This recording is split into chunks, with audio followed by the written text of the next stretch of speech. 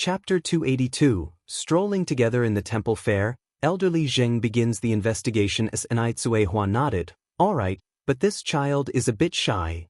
Before Enai Cuehua could finish her sentence, little Enai Yun in her arms reached out towards Granny Zheng, mumbling indistinctly, "Hold." The scene in front of her seemed to overlap with one from over 30 years ago, bringing a tingle to Granny Zheng's nose as she reached out to take little Enai Yun. Today, little Enai Yun was not only not shy, but he also constantly giggled at Granny Zheng, seeming very happy. Even Enai Cuehua on the side was astonished by this. Moreover, she couldn't understand why every time she saw this old lady, she'd feel so familiar and warm. Very strange.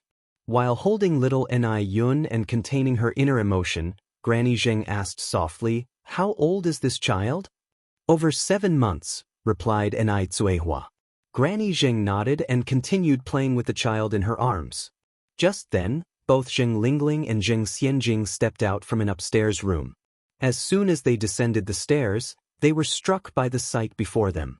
In Granny Zheng's arms was an adorable infant, 6 to 7 months old, while she had a warm smile spread across her face.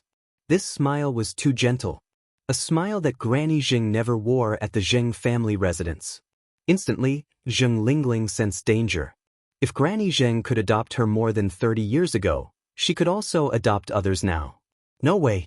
She could not let Granny Zheng adopt anyone else. If Granny Zheng adopts another person, it means there would be one more person competing with her for inheritance.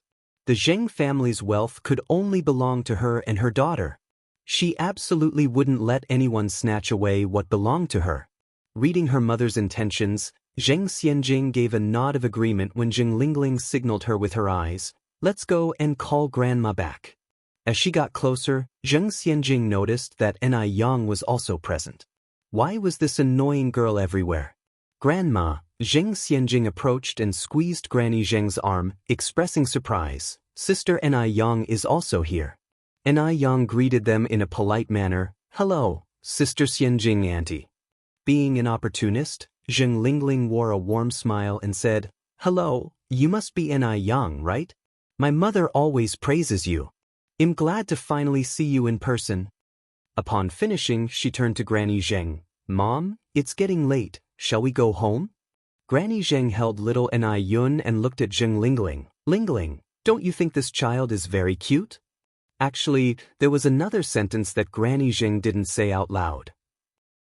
This child really looked like Tingting when she was young. Zheng Lingling nodded with a smile. "Yes, he's adorable. Looks a lot like Enai Yang." Seeing that Granny Zheng was unwilling to let go of little Enai Yun, Zheng Xianxia suggested, "Grandma, let's hurry up. Uncle Lu has been waiting outside for a long time." Uncle Lu was the Zheng family's driver. Hearing this, Granny Zheng finally let go of little Enai Yun and handed him back to Enai Cuehua. "Enai Yang's mom, Enai Yang, will be heading home now. Goodbye, little Enai Yun." After Granny Zheng and others left, Enai Cuehua asked Enai Yang about the old lady. "Enai Yang, how did you get to know Granny Zheng?" Enai Yang explained how she met Granny Zheng to Enai Cuehua. Hearing this, Enai Cuehua nodded. So Granny Zheng is an old acquaintance of Xiaomo's family. No wonder her temperament is different from ordinary grandmothers. Her daughter dresses like a well-to-do lady too. Enai Yang replied with a laugh, "Mom, one day you will be like Aunt Zheng too, becoming a lady." Enai Cuehua laughed softly, "I don't think that's my fate." Enai Yang held Enai Cuehua's hand and said, "Mom, we should never feel resigned to fate, nor should we belittle ourselves. No successful person has never failed. Likewise, no lady is born a lady." If Enai Yang had given in to fate, she wouldn't have become Conai in her previous life. She had been lying low for 10 years before she made a name for herself. No one knew what she had gone through behind her glamorous exterior. Therefore, Enai Yang had to correct Enai Cuehua's mistaken belief and let her know that nothing is impossible in this world. Enai Cuehua looked at Enai Yang and nodded earnestly. Following dinner, Enai Yang went to settle the bill. 5 dishes for 158 yuan. When the figure was announced, Enai Cuehua startled. 158 yuan. That's equivalent to an ordinary worker's salary for 5 months. Although she was taken aback, Hua didn't say much about it. Chapter 283, Strolling Together in the Temple Fair, elderly Zheng begins the investigation _6. After returning home, Mrs. Zheng took out a photo that she had treasured for over 30 years from the Bible. The child in the photo wore a small belly band, with a golden bracelet on his hand, looking adorably naive. It really does look like her. Mrs. Zheng's face was instantly flushed with tears. After a while, she called butler Lu Zhaokong. Lu Zhaokong was an old retainer of the Zheng family. He joined the family when he was 16 and now he was 56. His only son also worked as a driver for the Zheng family, so Mrs. Zheng trusted him. "Butler Lu, I need you to do something for me." Lu Zhaokong answered respectfully, "Whatever you say, madam." Mrs. Zheng said, "I need you to look into someone." She gave Lu Zhaokong detailed instructions and finally emphasized, "Get it done discreetly. It should only be known to you and me, so don't alert anyone." Lu Zhaokong nodded, "Madam, rest assured that I will handle the matter carefully. I guarantee that it will be done thoroughly and properly. I also wish you an early reunion with your daughter." Mrs. Zheng couldn't help crying again at his words and waved him off weakly. "Go ahead." Lu Zhaokong turned and left Mrs. Zheng's bedroom. On the third day of the new year, Lin Pingping and Wang Maifeng's family, carrying large and small bags, came to the Ni family to wish them a happy new year. The third day of the new year was a very significant day, usually reserved for visiting the most important relatives. But to Lin Pingping and Wang Maifeng's family, Ni Yang was like their lifesaver. There were no relatives more important than her. That's why they chose this day to visit Ni Yang's family to express their respect for her. "Sister Ni Yang, Auntie Hua, Auntie Ni, Happy New Year." Yang Guobao ran in cheerfully. "Oh, and little Yunyun, Happy New Year to you too." Little Ni Yun opened her arms, wanting Yang Guobao to hold her. Ni Yang, Ni Hua, and Ni Qingray came out to greet them. "Sister Hua, Sister Qingray." Lin Pingping embraced Ni Hua and Ni Qingray excitedly. After exchanging New Year greetings, they all entered the house. Yang Guobao played with little Ni Yun. Ni Yang went to cook, while Lin Pingping, Ni Qingray, and Wang Meifeng helped her. Ni Hua and Zhou Suhua were left in the living room for a chat. Although Zhou Suhua used to be a leader and used to put on airs when dealing with others, she was down-to-earth and friendly when interacting with Ni Hua. They had many common topics and there were no obstacles in their conversation. With the help of Lin Pingping, Wang Meifeng, and Ni Qing, Ni Yang cooked a large table full of dishes. They all had a great time and stayed until evening before going home. On the 6th day of the new year, Ni Yang visited Tai Dan and Guochang's home in the village. Ni Yang went to invite their mothers to help in the milk tea shop and the noodle restaurant. In the new year, Ni Yang increased their wages by 5 yuan, from 60 yuan to now 65 yuan. Anybody would be a fool to decline such a high salary. Upon hearing this, Guochang's mother, Zhao Xiaolan, and Tai Dan mother, Wang Yumei, were extremely grateful to Ni Yang. And just like that, it was already the 8th day of the new year. The arrival of the 8th day also marks the end of the New Year celebration, and work resumes ordinarily. Today is the first day of business for the milk tea shop and the noodle restaurant after the new year. In the morning, when Ni Yang arrived at her shop, she set off 2 strings of firecrackers to signify prosperity and wish for a successful year from start to end. The business on the first day of the new year was booming. Everyone had been feasting for 8 days straight, and they now just wanted to eat to their heart's content. There were cheerful laughter inside and outside the shop. Since coming to work in the morning, Zhou Hua has been staring blankly outside the door, as if eagerly looking forward to something. In fact, she had been looking forward to it since the first day of the Lunar New Year. Because that young lady promised to come over after the new year. She had waited 8 days a year, but that young lady had never shown up. Damn it! Was it really a result of her previous attitude that had disappointed the young lady? Zhou Hua felt mixed emotions, extremely distressed. If only time could be turned back, she would definitely kill her stupid past self. Just as Zhou Hua was on the verge of despair, a familiar figure suddenly appeared at the door. It was that young lady. Zhou Hua was overjoyed. though she had only seen her once, but that young lady was just so beautiful that Zhou Hua remembered her at a glance. Zhou Hua immediately greeted her, young lady, you're finally here.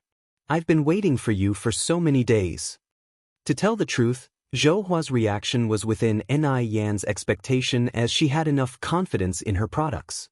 Otherwise, she wouldn't have chosen to rent a store in this big mall. Ni Yan looked apologetic. "I'm sorry to have kept you waiting. I left in a hurry last time and didn't tell you the exact time."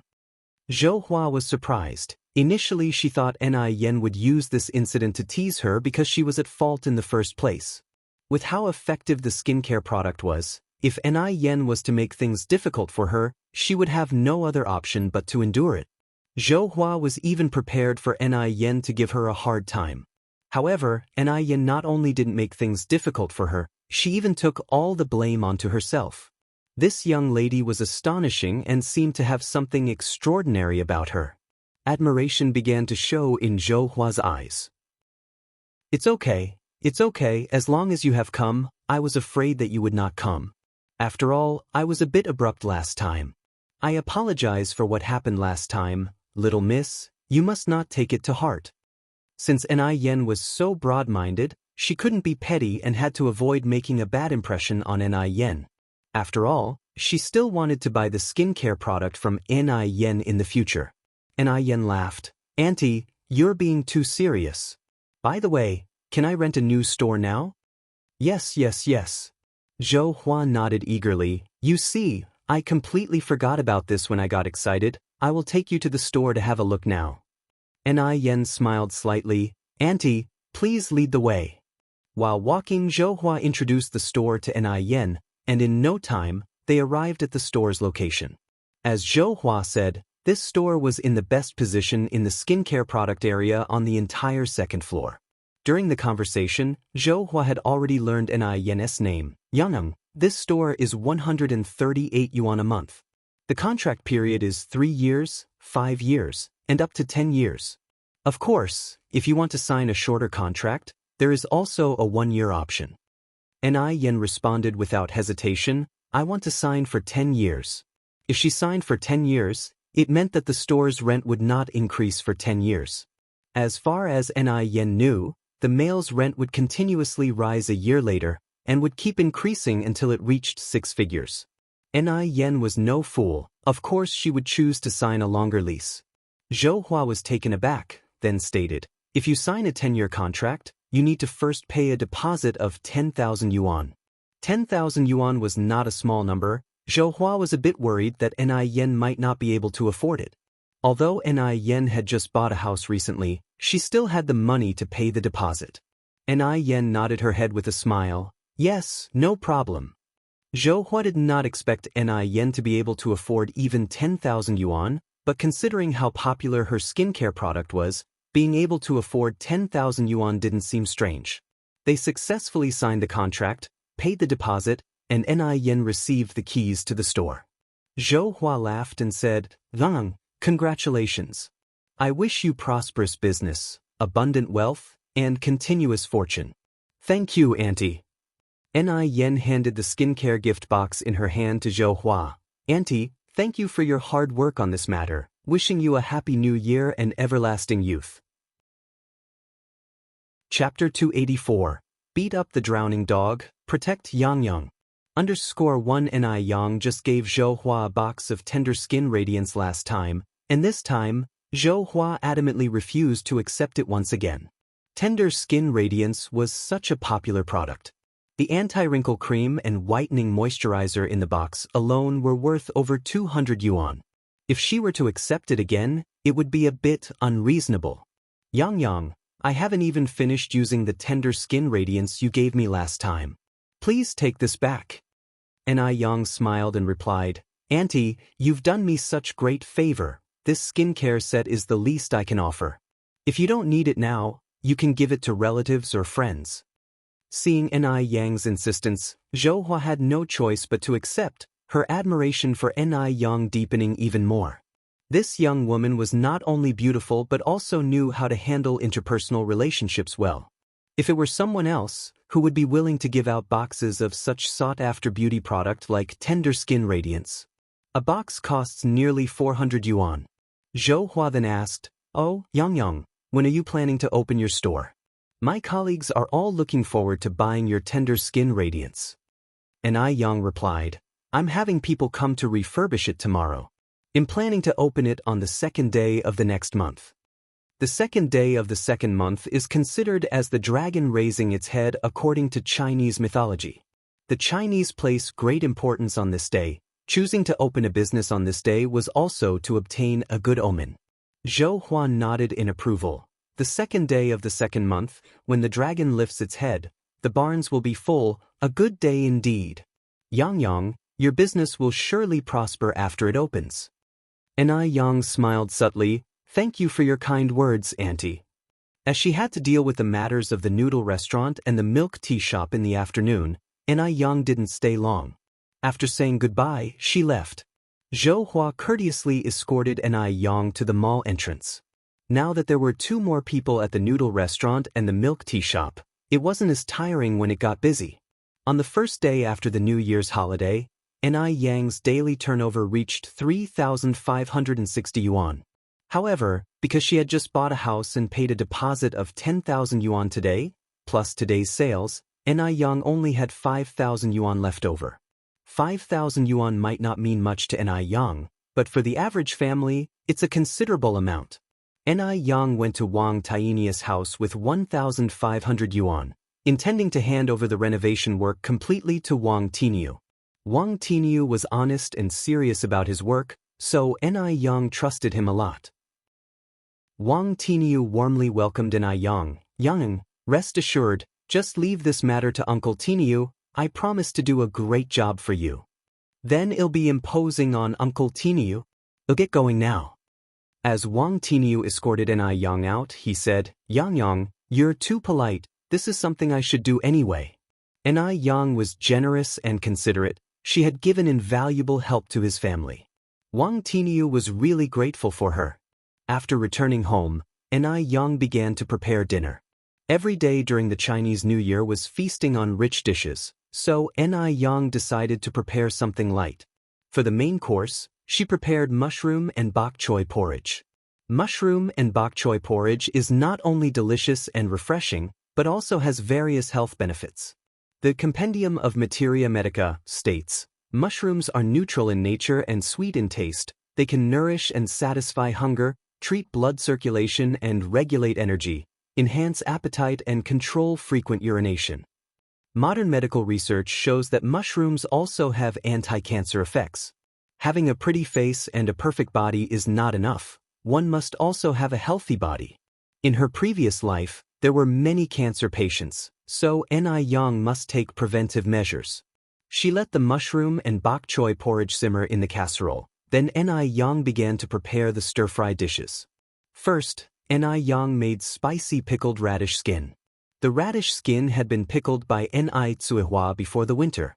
While Zuihua was not skilled at pickling sauerkraut, her pickled radish skin was crisp and delicious, good enough to go with several bowls of rice. Moreover, there is a popular saying, eat radish in winter and ginger in summer, and you won't need a doctor's prescription. This shows how useful radish can be. Next, Yang made asparagus and sautéed pork slices in sauce. According to traditional Chinese medicine, asparagus not only has the effect of treating spleen and stomach heat, thirst, urinary incontinency, and urinary tract pain, but also has the effect of treating hair loss and dry hair caused by blood dryness. With rising stress, hair loss becomes more severe, and asparagus can prevent hair loss. After cooking the asparagus, Yang immediately made stir-fried shrimp. Shrimp doesn't need much explanation, it's good for the breasts. It not only helps to enlarge the breasts, but also effectively prevents sagging. After preparing these dishes, Yang saw that there were some extra dumplings left over from the previous few days in the cabinet, so she fried a few dumplings as well. Chapter 285. Beat up the drowning dog, protect Yang. _2. Including the pan-fried dumplings, there were altogether 4 dishes. They were light and delicate, effectively eliminating the greasiness that had been accumulating in Ni Chingay and Ni Quihua's stomachs for the past few days, making them feel pleasantly relaxed. Auntie Ni, I have something to discuss with you. Putting down her chopsticks, Ni Yang looked up at Ni Ching. Ni Chingay smiled and said, "What is it, Yang Yang?" Ni Yang continued, "I've recently rented a shop in our city's Olay Mall, planning to open a physical store for crystal clear beauty." "That's great news," exclaims Ni Chingay. "Your crystal clear beauty products are so popular now, I'm sure the physical store will do very well too." Seeing Ni Yang's business growing bigger and bigger, Ni Chingay was genuinely happy for her. Ni Yang said, "Auntie, I want to hire you as the store manager." She had been considering this for a long time.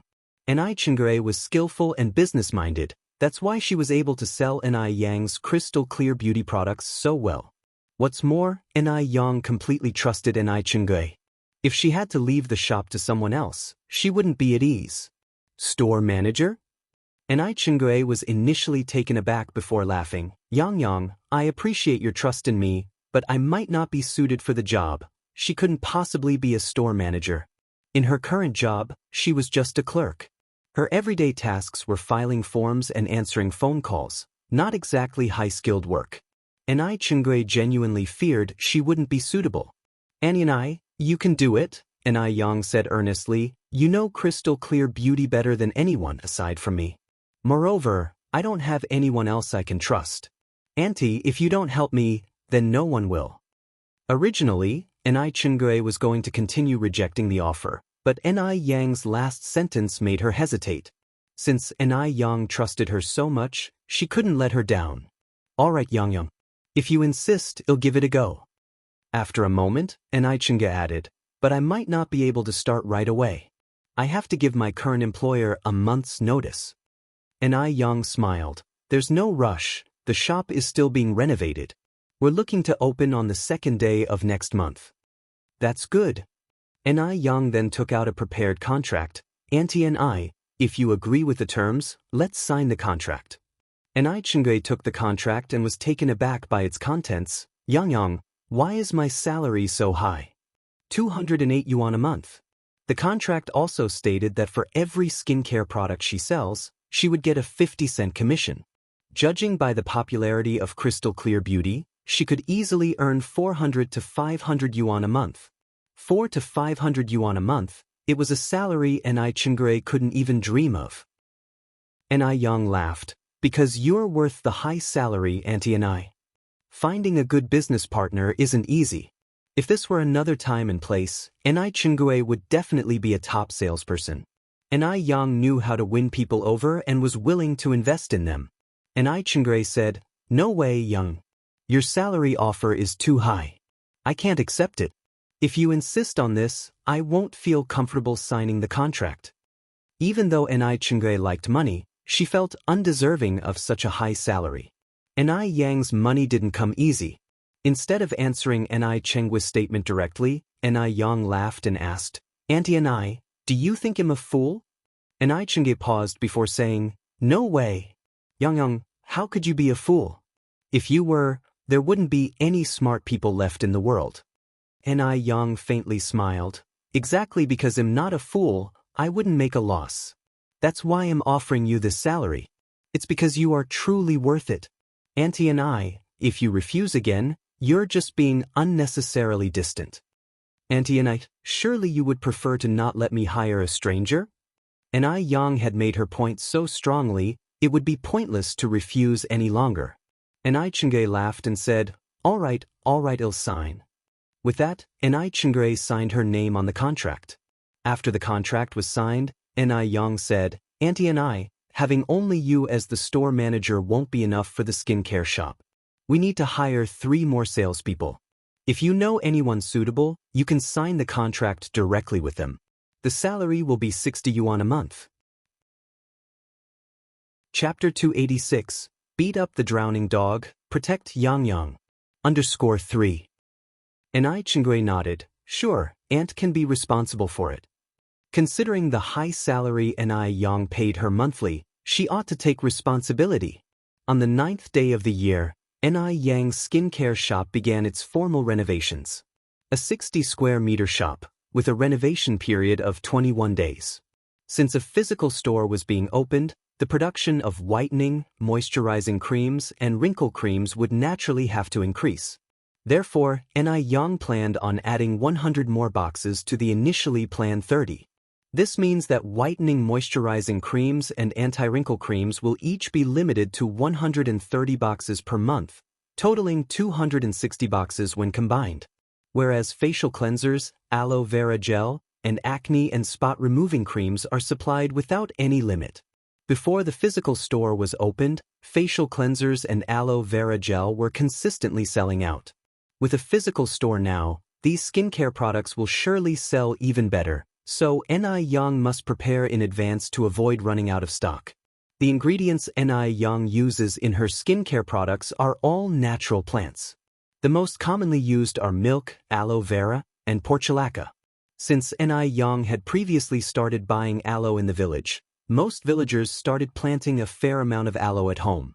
However, for portulaca, Ni Yang still had to go to the vegetable market. Instead of buying outside, it'd be better to buy everything in the village. This not only ensures that benefits don't go to outsiders, but it also boosts Jinghua village's economic development. While having dinner, Ni Yang was eating and thinking about this matter. Mom, tell everyone tomorrow that our family will not only buy aloe, but also roses and portulaca. Fresh roses are 60 cents per jean and portulaca is 30 cents per jean. Hearing this, Ni asked in confusion, Yang, what do you need roses for?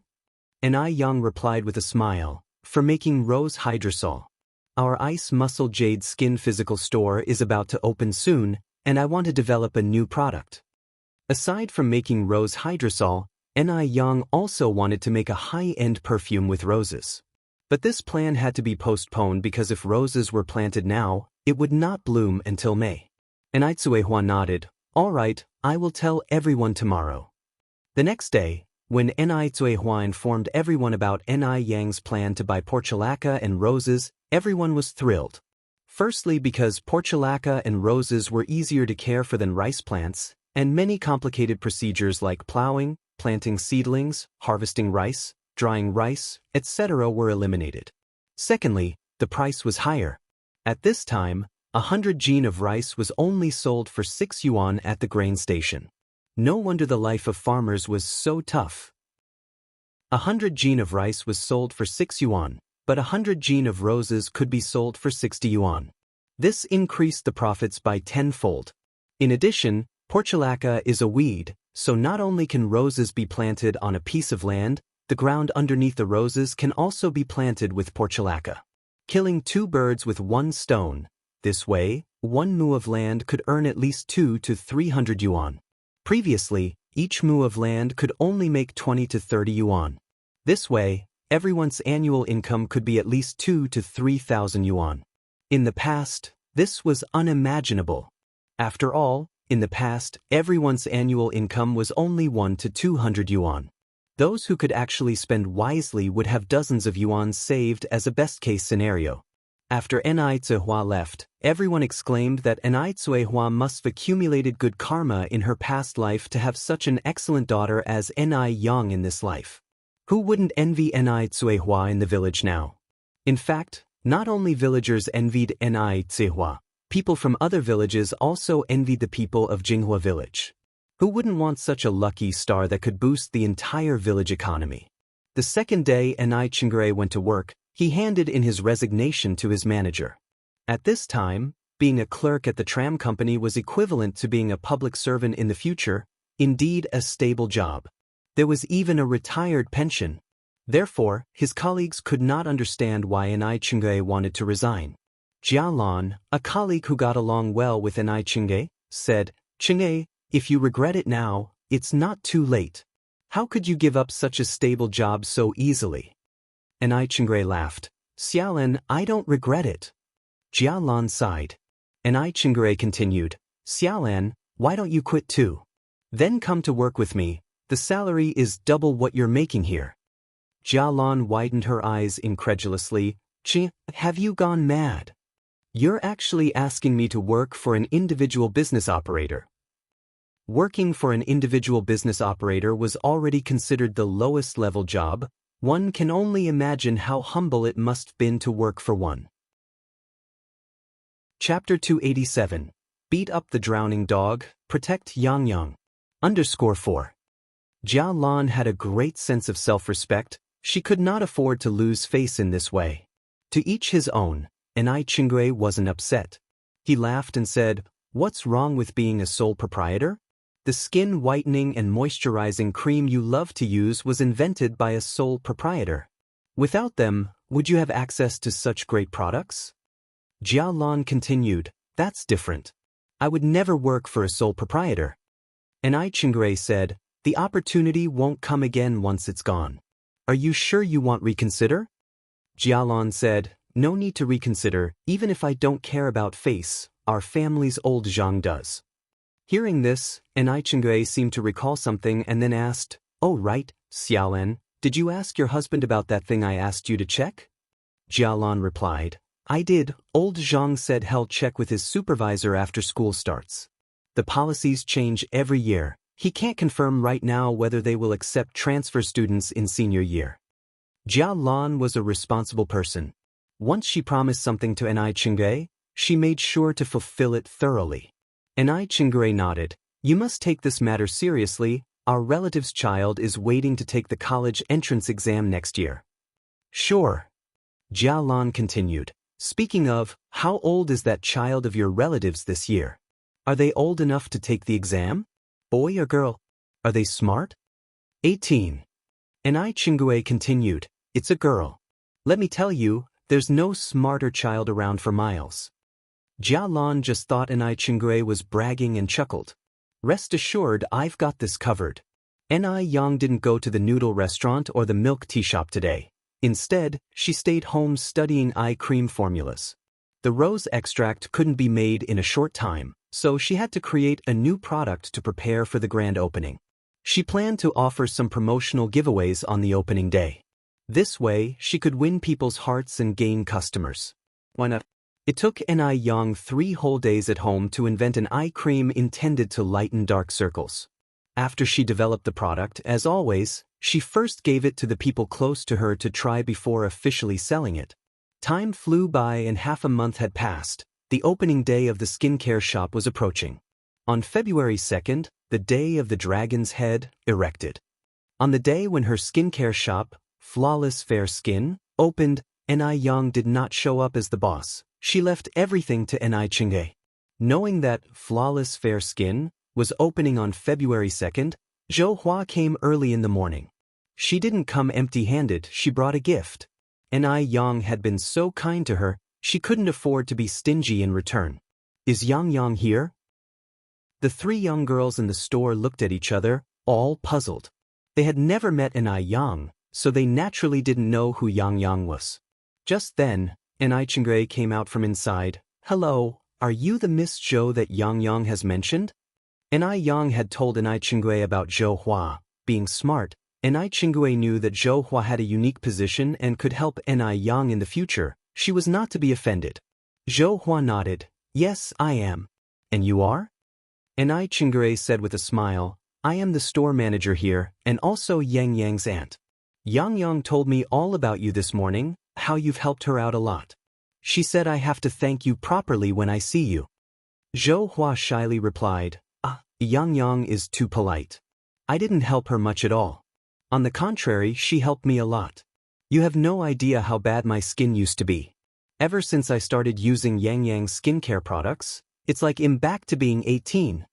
With that, Zhou Hua handed the gift box in her hands to Qinggui.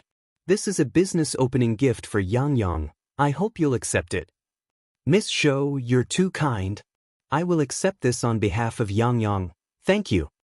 As it was a business opening gift, she had no reason to refuse. Zhou Hua's intention was to deliver the gift. Now that her mission was accomplished, she excused herself, intending to go back to work. She said goodbye to Qinggui and started to leave. Qinggui caught up with Zhou Hua and handed her a beautiful glass jar. "Miss Zhou, this is the eye cream that Yang newly developed.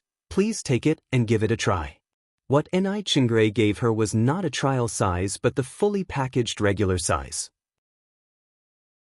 Chapter 288, Beat Up the Drowning Dog, Protect Yang Yang. _5.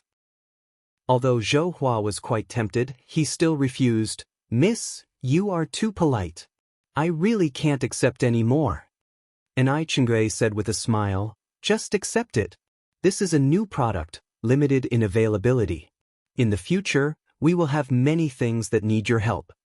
Hearing this, Zhou Hua had no choice but to reluctantly accept it. At 10 in the morning, the mall officially opened for business, and so did Ice Skin Jade Skin. Thanks to the previous promotional efforts by Lin Pingping and Wang Meifeng, and the excellent reputation of Ice Skin Jade Skin, half of the wrinkle cream and whitening moisturizer were sold on the opening day. The day's turnover reached almost 20,000 yuan. The turnover from just the whitening moisturizer and the wrinkle cream was more than 14,000 yuan. The rest came from the sales of facial cleanser and other skincare products. The second day was not as strong as the first day with a turnover of over 5,000 yuan. The third day was over 8,000 yuan. As more and more people found out about the physical store of Ice Skin Jade Skin, within a week, the 260 boxes of whitening moisturizer and wrinkle cream were sold out. The business at the physical store was getting better and better. However, Ni Yang did not increase the production of wrinkle cream and whitening cream. After all, things are precious when scarce. Although the whitening cream and wrinkle cream were sold out, other products like facial cleanser and aloe vera gel sold well, maintaining a daily turnover of around 3,000 yuan. As a large amount of skincare products were needed every day, and Ni Zihua alone couldn't handle it, so Ni Yang hired 2 young women from Jinghua village to help, paying them 2.5 yuan per day. In mid-February, Ni Yang completed the house design drawings and started to hire people to build the house.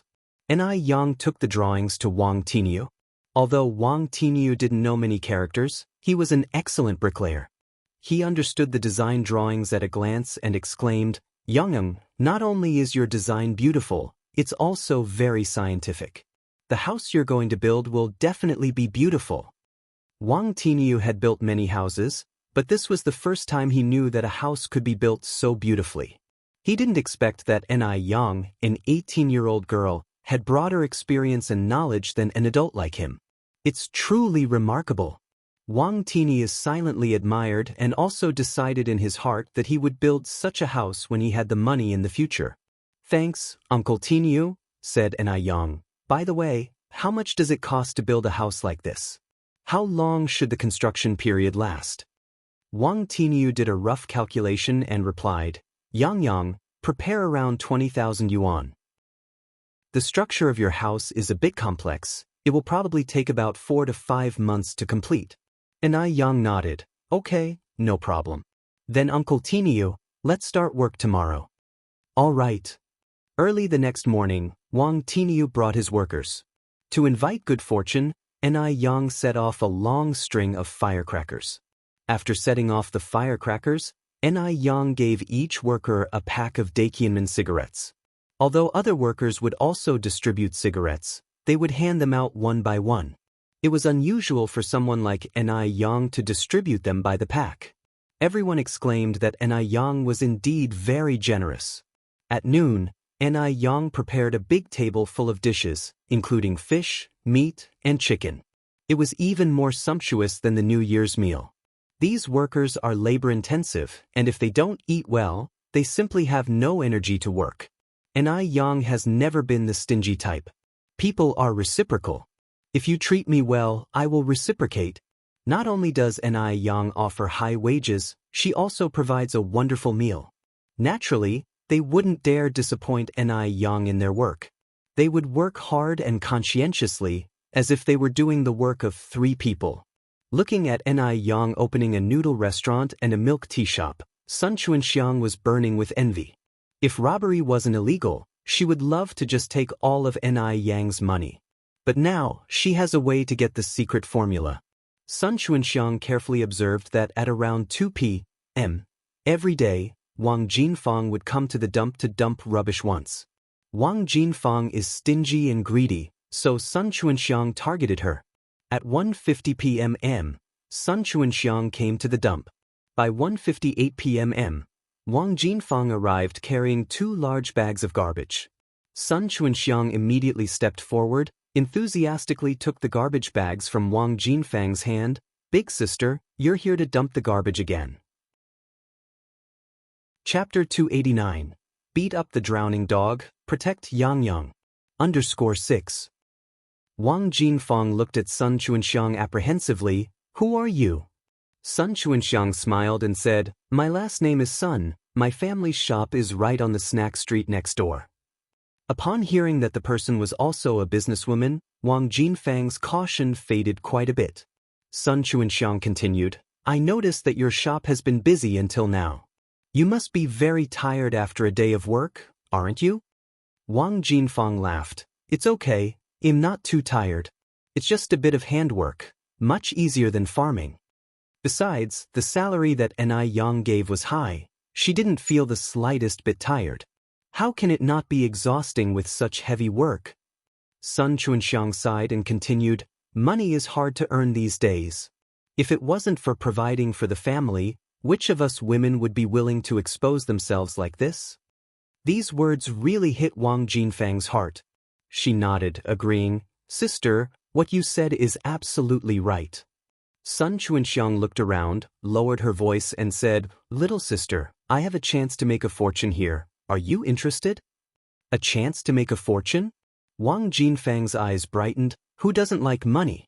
Seeing Wang Jinfang's reaction, Sun Chuanxiang immediately believed she had a 50% chance. She took a stack of bills from her pocket and continued, here is 1,000 yuan. If you can help me with something, this money is yours. 1,000 yuan was a huge amount to Wang Jinfang. After all, she only earned 65 yuan a month now. Wang Jinfang's eyes were about to be glued to that 1,000 yuan. Sister, what do you want me to help you with? As long as I can do it, I promise you. Sun Chuanxiang organized the money in her hand.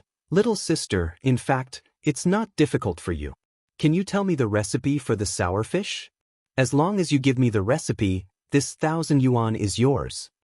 Wang Jinfang got the hint, so this Sun Chuanxiang was after the recipe.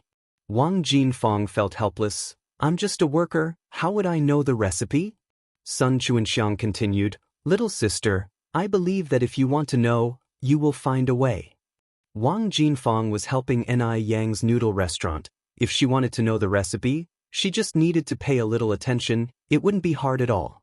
After a pause, Sun Chuanxiang said, little sister, if you think the money is too little, I can add another 500.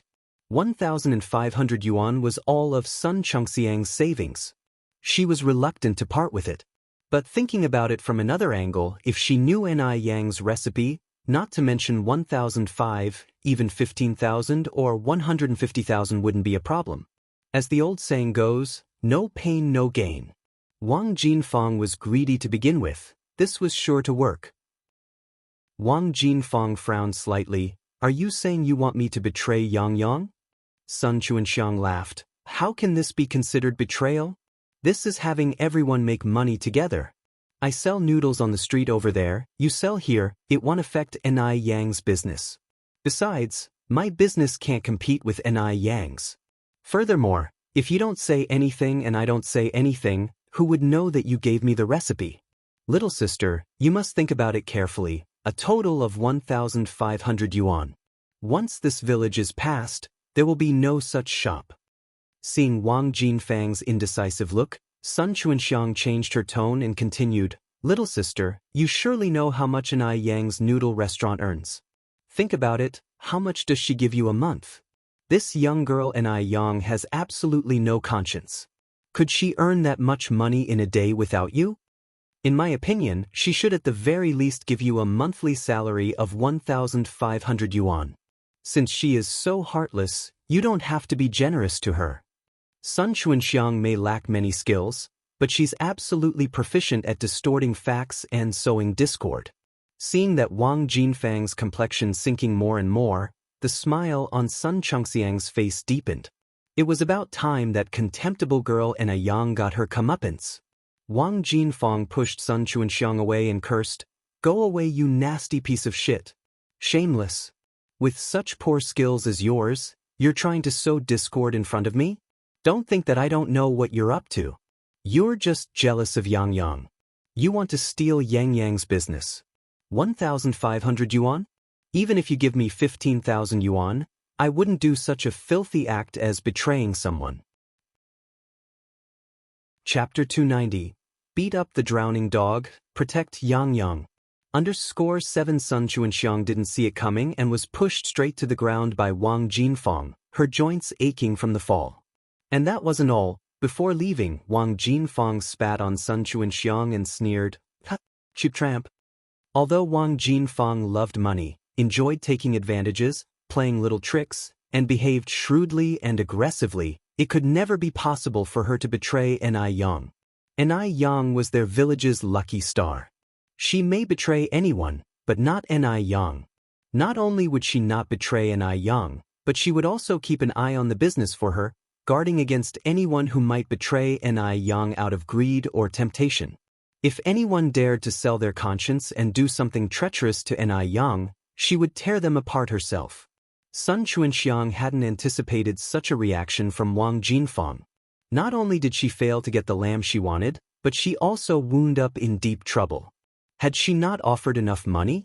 It was a full 1,500 yuan. For perspective, that was 50 times the monthly wage of an average worker and enough to pay for 4 years' wages. What exactly had Ni Yang done to make Wang Jinfang so loyal to her? Infuriated, Sun Chuanxiang was almost bursting. Undoing the buttons of her coat, she took it off, soaked with spit, and walked away cursing obscenities. Initially, Wang Jinfang didn't take it seriously, let her curse, it wasn't skin off her nose. But when Ni Yang's name was mentioned, she lost her cool.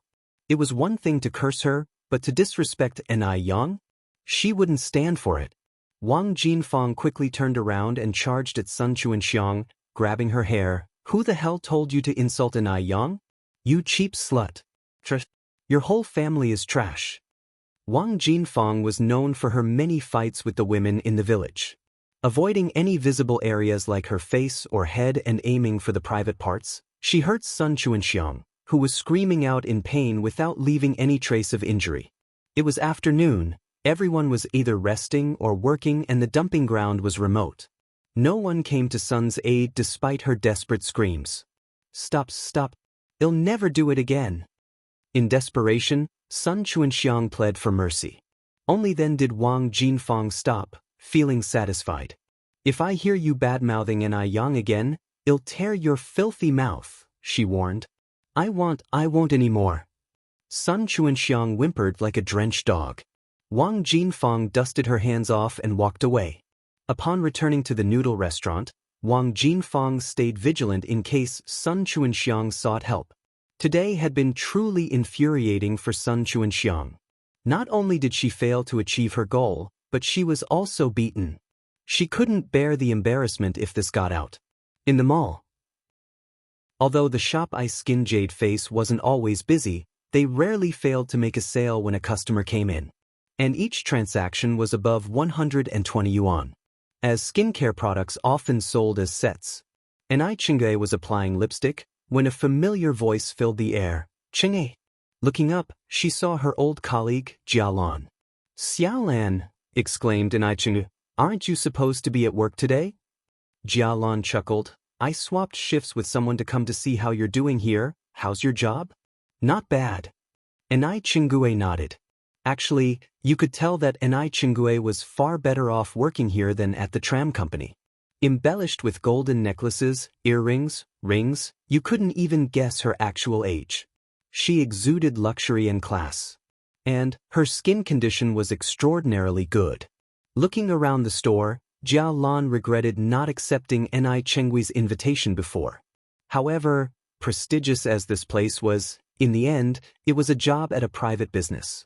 Saying she worked at the tram company still carried more prestige. With her mind racing, Jia Lan spoke up. "Chenggui, I'm here to talk about the transfer student issue. My husband said there will be an entrance exam for the city high school in June. If the grades are up to par, You could be admitted as a transfer student and sit the National University entrance exam next year.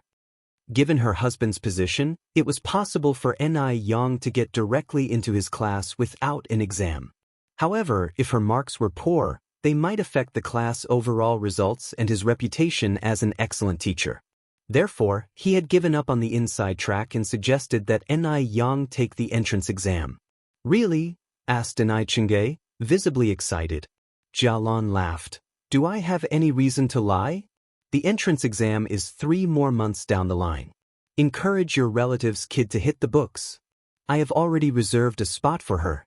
Her admission as a transfer student depends on her. Xiaolan, I can't thank you enough, said Ni Chingay, hugging Jialan in excitement. Even though Jialan had only helped her with a reservation, it alleviated a lot of unavoidable trouble. For an outsider, registering for the local school's transfer student entrance exam was not easy. It would necessitate calling on contacts. Jialan laughed and said, Come on, we've been colleagues for many years. Why the formality? Oh, I heard that Ice Skin Jade Face has a new product out. Is that right? Jialan was no charity worker. She wouldn't help Ni Yang sign up for nothing. Ni Chingay was no fool and she understood Jialan's implications immediately. She quickly handed over a box of eye cream to Jialan. Yes, this limited edition eye cream. It's the last one this month. They'll give you a 50% discount. Jialan glanced at the price tag. 108 yuan. This meant she just saved a whopping 54 yuan. Chapter 291. Popular Ice Skin Jade Skin, Sun Dalian's unknown past _1. The most important thing is, this eye cream is so popular. Other wealthy people can't buy it, but not only did she manage to buy it, she even got it 54 yuan cheaper. Jialan happily handed over the money. Thank you so much. Whenever Bing Jiu Fu releases a new product, you must let me know. Jialan is now a huge fan of Bing Jiu Fu. As soon as a new product comes out, no matter how expensive it may be, she will buy it. Ni Chingay laughed. Sure thing, just relax. As soon as a new product is available, he'll set it aside for you. Jialan put the eye cream in her bag and then said, Right, Chingay, I told our old Zhang about this. He said the examination for transfer students this year is particularly difficult, especially for English and mathematics. At this time, English had just been incorporated into the college entrance examination for a short period, therefore the English foundation of the people was generally not good, and the awareness of studying English was not very high. Many people with excellent academic performance had tripped over it before they knew it. This English thing has to start from a young age. Cramming won't work. That's why Jialan's husband was reluctant to accept Ni Yen, who was from the countryside. One of the reasons was that he doesn't think a little girl from the countryside will be able to do English examination papers. Therefore, he preferred to give up a student rather than risk lowering the college admission rate. Ni Chingray nodded. Okay, I'll tell Yang Yang as soon as I get home. That night, after Ni Chingray returned home, she told Ni Yen about this. Ni Yen exclaimed in surprise, Really, Auntie Ni? Can I really take the exam in June? Ni Yen had also consulted about transfer students in school before the new year. However, at that time before the new year, the relevant policy had not yet been issued, and it was particularly difficult for foreigners to register. Ni Yen had many documents she didn't have ready, so it was delayed for a while. She didn't expect Ni Chingray to bring her good news. Ni Chingray nodded. Really, my colleague has already registered for you. Auntie Ni Yen exclaimed happily. Thank you so much. Ni Chingray chuckled. Child, why are you being so formal with your aunt? After her words, Ni Chingray continued. Right, Yang, my colleague said this year's English and mathematics are both very difficult, so be careful. Ni Yen nodded. Okay, Auntie Ni. With Ni Yen's background from her previous life, English and mathematics weren't a big deal for her, but she did need to review some knowledge points. After all, a good memory isn't as good as a bad pen. The next day, Ni Yen went to Gooden's house. Gooden's older brother is called Li Fugue, nicknamed Goshen. He is the same age as Ni Yen, currently in his senior year of high school, and will be taking the college entrance examination in June. When Ni Yen went, Li Fugue was sitting on the doorstep reviewing his lessons. Because the light in the house wasn't very good, and he didn't want to waste electricity by turning on the light during the day, he decided to study outside the house. Gaoxing. Yang. Gaoxing looked up at Yen. Although Gaoxing's name sounds a bit unpleasant, he was actually quite handsome. He had thick eyebrows and big eyes, was tall as a northerner should be, a complete pretty boy. Come inside and have a seat. Gaoxing stood up and led Yen into the house. Once inside the house, Gaoxing was busy making tea for Yen, but Yen said with a smile, "Gaoxing, you don't have to be so busy, I came to borrow something from you." Gaoxing asked, Yang, what do you need to borrow? Can I borrow your senior year textbooks? Yen continued to ask. Sure. Gaoxing nodded, and then asked, Yang, are you thinking of taking the college entrance examination this year? Gaoxing was a smart lad, and he guessed Yen's intention right away. He didn't worry about Yen at all. For someone as talented as Yen, the college entrance examination was no big deal. After all, Yen was the pride of their whole village. Yen explained, "It's too late for this year, I want to take the city high school's transfer student exam, then take the college entrance exam next year." Gaoxing nodded, fetched a big stack of textbooks and revision materials from the house. Yang, is this okay with you? Yen flipped through the textbooks with her hand. It is, thank you Gaoxing. It's no bother, Gaoxing scratched his head shyly. These books have been sitting around at home anyway, you can use them as long as you want. It's normal for Gaoxing to feel shy in front of such a beauty like Yen. However, other than feeling shy, he didn't have any other thoughts. Gaoxing was a very rational person, a person who was particularly self-aware. Chapter 292, Popular Eye-Skin Jade Beauty, The Unknown Past of Sun Dalian Undersuit. Well, in leaving then Gaoxing. The stack of books was quite heavy, weighing at least 10 to 20 pounds. Gaoxing was about to offer to help Yang carry them home when he saw her easily lift the stack with one hand and stroll off as if the books weighed nothing at all. She was stronger than he expected. Gaoxing marveled in silence. After Yang returned home, she began reviewing her lessons even though she had been out of school for quite a while. To her surprise, she didn't have any difficulties doing so. Hua was aware that her daughter was studying and made sure to lower her voice to not disturb her. Not until the afternoon did Yang come out of her room, stretching lazily. Yang, you must be tired from reading for such a long time. Have some milk tea first, Hua said, bringing her a cup of milk tea. Hua was intelligent. In less than half a year, she had already mastered the art of making milk tea and even created new flavors. Thanks, Mom. Yang took the milk tea and gulped down more than half of it in one go. After finishing her milk tea, she went to the kitchen to prepare a snack for the workers building the house next door. After some thought, Yang decided to make lard pancakes. In a time when everyone lacked oil and fats in their diet, no one would appreciate any other kind of snack. An hour later, Yang had prepared a basket full of lard pancakes. The lard pancakes were golden on both sides. They were crunchy and oily, winning everyone's approval. After several days of hard work, the basic structure of the house had taken shape and the walls were already half a meter high. Wang Lin, who was munching on a lard pancake, came over with the blueprint. Yang, I still don't quite understand this part of your plan. What is this pipe for? Yang glanced at the blueprint and explained with a smile. This pipe is for drainage. This is the bathroom. Bathroom? The term was new to Wang Lin, leaving him a bit confused. Yang paused to let Wang Lin finish his pancake before explaining, the bathroom is where you take a bath and use the toilet. In rural areas, the toilet was just a toilet. For baths, people would simply fill a large wooden basin and wash up in their rooms. Wang Lin had never heard of bathing in the toilet before. Yang, won't it stink? He asked. At this time, rural toilets were basically large pits surrounded by a wooden frame and covered with a cloth curtain for privacy. In winter, it wasn't so bad, but in the summer, it was unbearable. Not only did it smell terribly, but it was also full of flies and maggots. Every time Yang had to use the facilities, it was a mental struggle for her. Wang Tiniu could not picture how one could possibly bathe there. And I Yang explained further, it won't stink. We will install a flushable toilet here. The waste will be flushed away immediately. There will also be a ventilation system and the bathtub will go over here.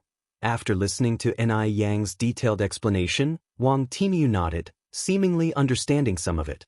Okay, got it. I just need to make sure the drains and pipes are positioned correctly, right? Ni Yang nodded in response. Yes, that's right. At the Zheng family residence, Zheng Lingling had noticed that Madame Zheng was acting strangely these past few days.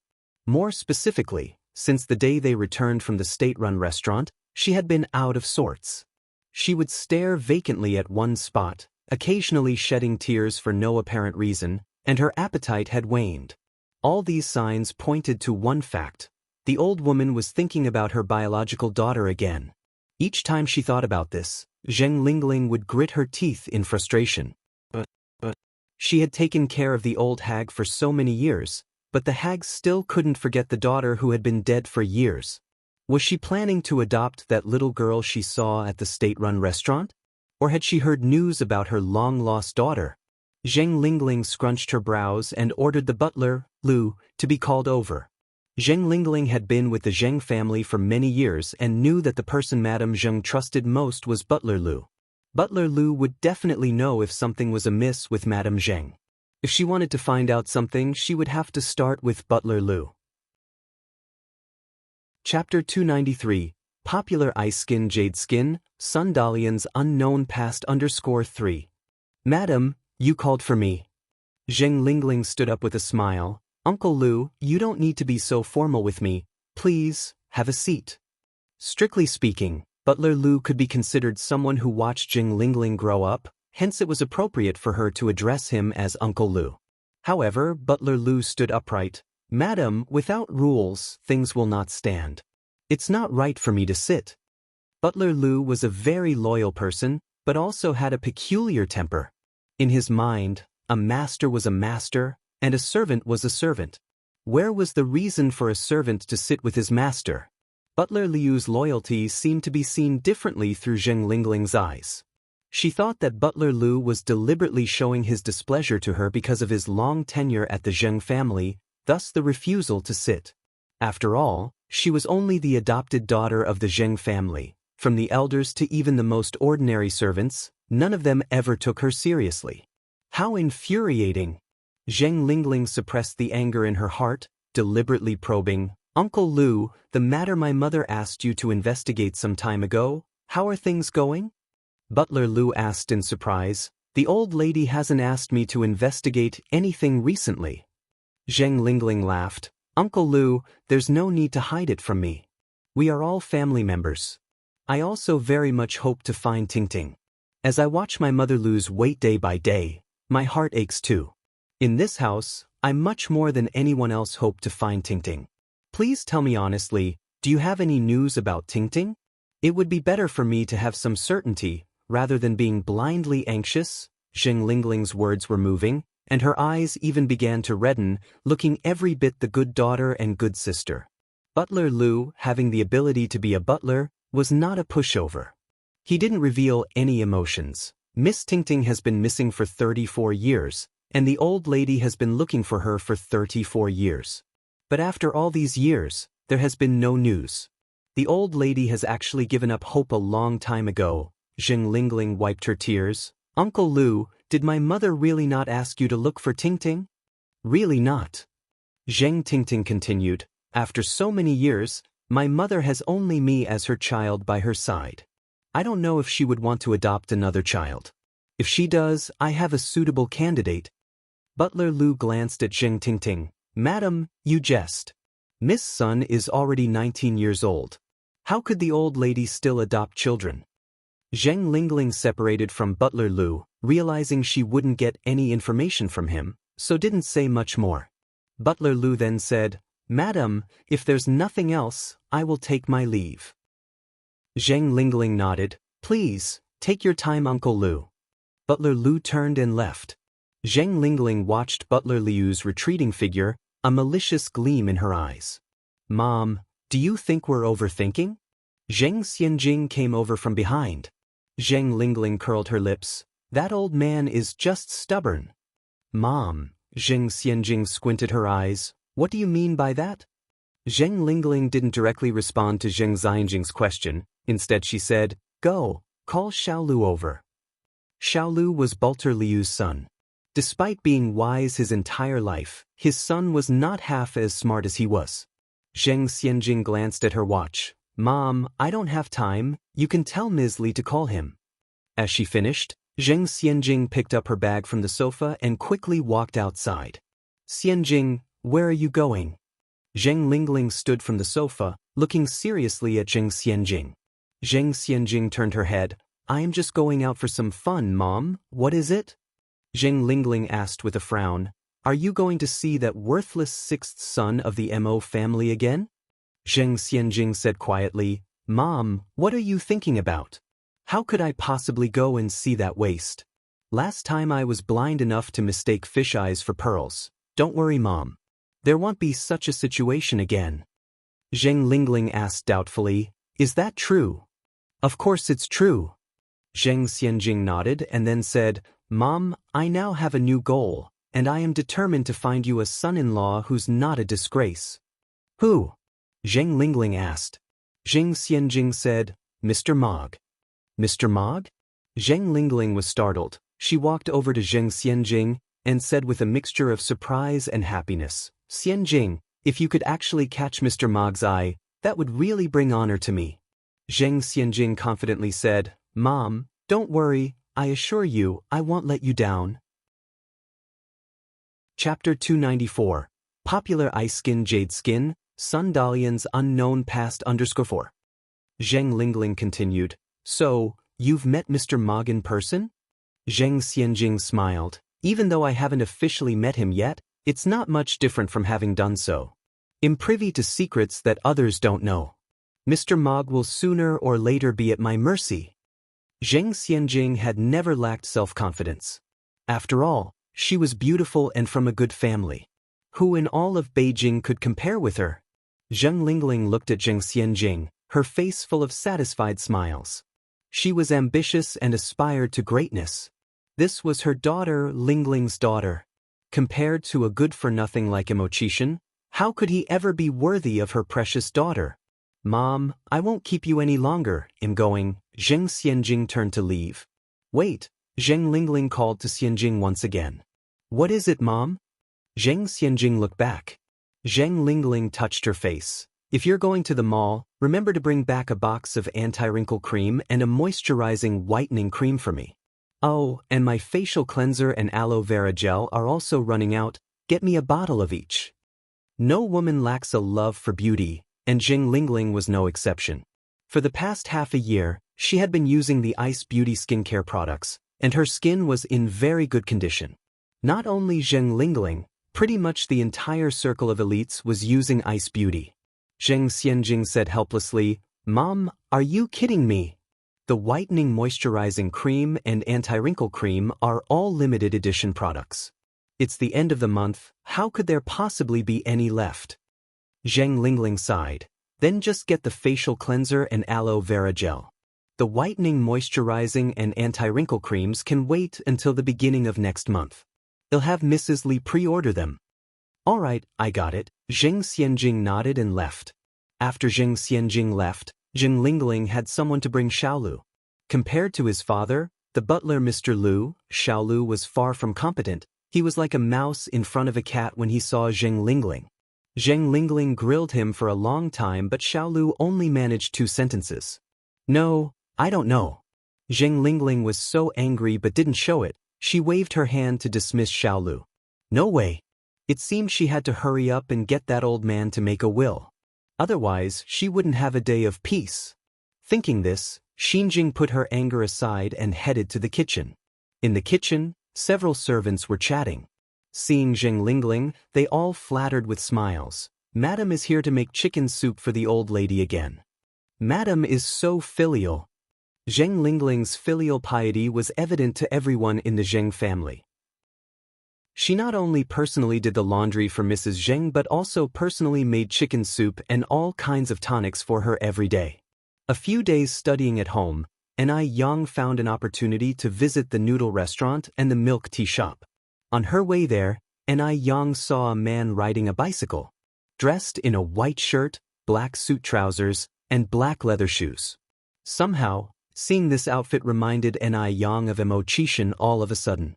Speaking of which, it's been quite a few days since she last saw Immortal. What was he busy with these days? With these thoughts, Yang quickly arrived at the noodle restaurant. Both the noodle restaurant and the milk tea shop were booming. It was mealtime and there were endless customers. As soon as Yang arrived, she began to help out. In a daze, she thought she heard someone outside calling Yang. Yang put down what she was doing and went outside to check. Outside, besides people queuing for noodles, there were only passerbys. Who was calling her? Yang wiped her hands on her apron and turned to head back inside the noodle restaurant. During the lunch break, Yang went to the mall. Because she had given Xianxia a heads up in advance, he didn't reveal to the others in the shop that she was the owner of Ice Beauty. He only said that she was his niece. The shop wasn't always full of people, but the daily turnover was even higher than the noodle restaurant. Because the skincare products were expensive, each person who came in would spend about 100 yuan. Thus, only 30 to 40 customers per day would be enough to bring in a considerable turnover. These milk teas are for you to drink. Yang handed the bag of milk teas she was carrying to Xianxia accepted with a smile. Yang, you're too kind. Besides Xianxia, there were 3 other young girls in the shop. They were called Wu Jing, Zhou Xingxing, and Tao Wan respectively. Chapter 295. Popular Ice Skin Jade Skin, Sun Dalian's Unknown Past _ 5. Xianxia was very selective. These 3 girls were all remarkably good-looking. The skincare industry is not like other industries. If the salesperson was not attractive, the sales of the skincare products would drop. So, all the salespeople in the beauty industry were exceptional looking. Additionally, Yang had quietly observed that the service attitude of these 2 girls was quite good. Compared to other sales guides in the mall, they were much better. However, this might have something to do with Yang's management plan. Because it was clearly stated in the contract that they would receive a cent commission for every bottle of skincare products sold. Who doesn't like money? Xianxia distributed the milk tea to the 3 girls. This is the milk tea that Yang bought for you. The 3 girls thanked her in unison. Thank you, Tang. I know this milk tea place. This is their upgraded version. It has grass jelly and tapioca pearls. It cost 50 cents a cup. Normally, there's a long queue to buy it. It tastes so good. I will buy it after work. While they were drinking the milk tea, Yang looked around in the shop. Yang was attractive. Even if she was behind a glass door, she still attracted many customers. Yang was very professional in recommending skincare products, and in no time, she had made 800 yuan in sales. The 3 girls were stunned. This is amazing. Although the skincare shop was profitable, Yang was still not satisfied because she couldn't always sell the same skincare products. If she remained stagnant, she would be eliminated by the market. Even though she had decided to develop rose water, before rose water, Yang wanted to research a new product. What should she research? She already had facial cleansers, aloe vera gel, and various creams. She could research face masks. Currently, there were no face masks in the market. In Yang's memory, face masks were introduced to China by the Divine Water brand in 1993, and it was loved by all. The Divine Water brand was from our country. How could our country monopolize all the good things? As far as Yang knew, the material for the first-generation mask was non-woven fabric. There was no production of non-woven fabric in Beijing. The only place that could produce non-woven fabric for beauty products was Guangguan. Guangguan was hailed as a beauty paradise in later generations. It was the first stop for many foreign skincare brands when they entered China. As long as there were designs, one could find manufacturers in Guangguan that could produce non-woven fabric face masks. As Yang was thinking and wandering around in the shop, she already had a detailed plan. After staying in the shop for a while, she said goodbye to Xianxia. The moment Yang left, the three girls gathered around Xianxia, exclaiming, "Sister Xianxia, your niece is so beautiful. She looks even better than the movie stars on TV." There wasn't a trace of flattery in the eyes of the three girls. They genuinely thought Yang was beautiful. Hearing others compliment that Yang was beautiful, Xianxia was also very happy. She said with a smile, "Of course, could my niece be anything but beautiful?" Wu Jing's eyes wandered for a moment. Then she said, "Sister Xianxia, does Yang have a boyfriend yet?" "No." Xianxia shook her head. Wu Jing continued, "Sister Xianxia, my aunt's son is 21 this year. Although he is not as good-looking as Yang, he is a public servant. Could you help Yang by mentioning him?" Being a public servant was a big deal in this era. Who knows how many girls would fight to marry one? No. Xianxia shook her head repeatedly. Yang is going to college. When would she have time for a relationship? With that said, Wu Jing had to give up this idea. It wouldn't matter if Yang didn't go to university, but if she did, being as beautiful as she was, she could marry any kind of man she wanted in the future.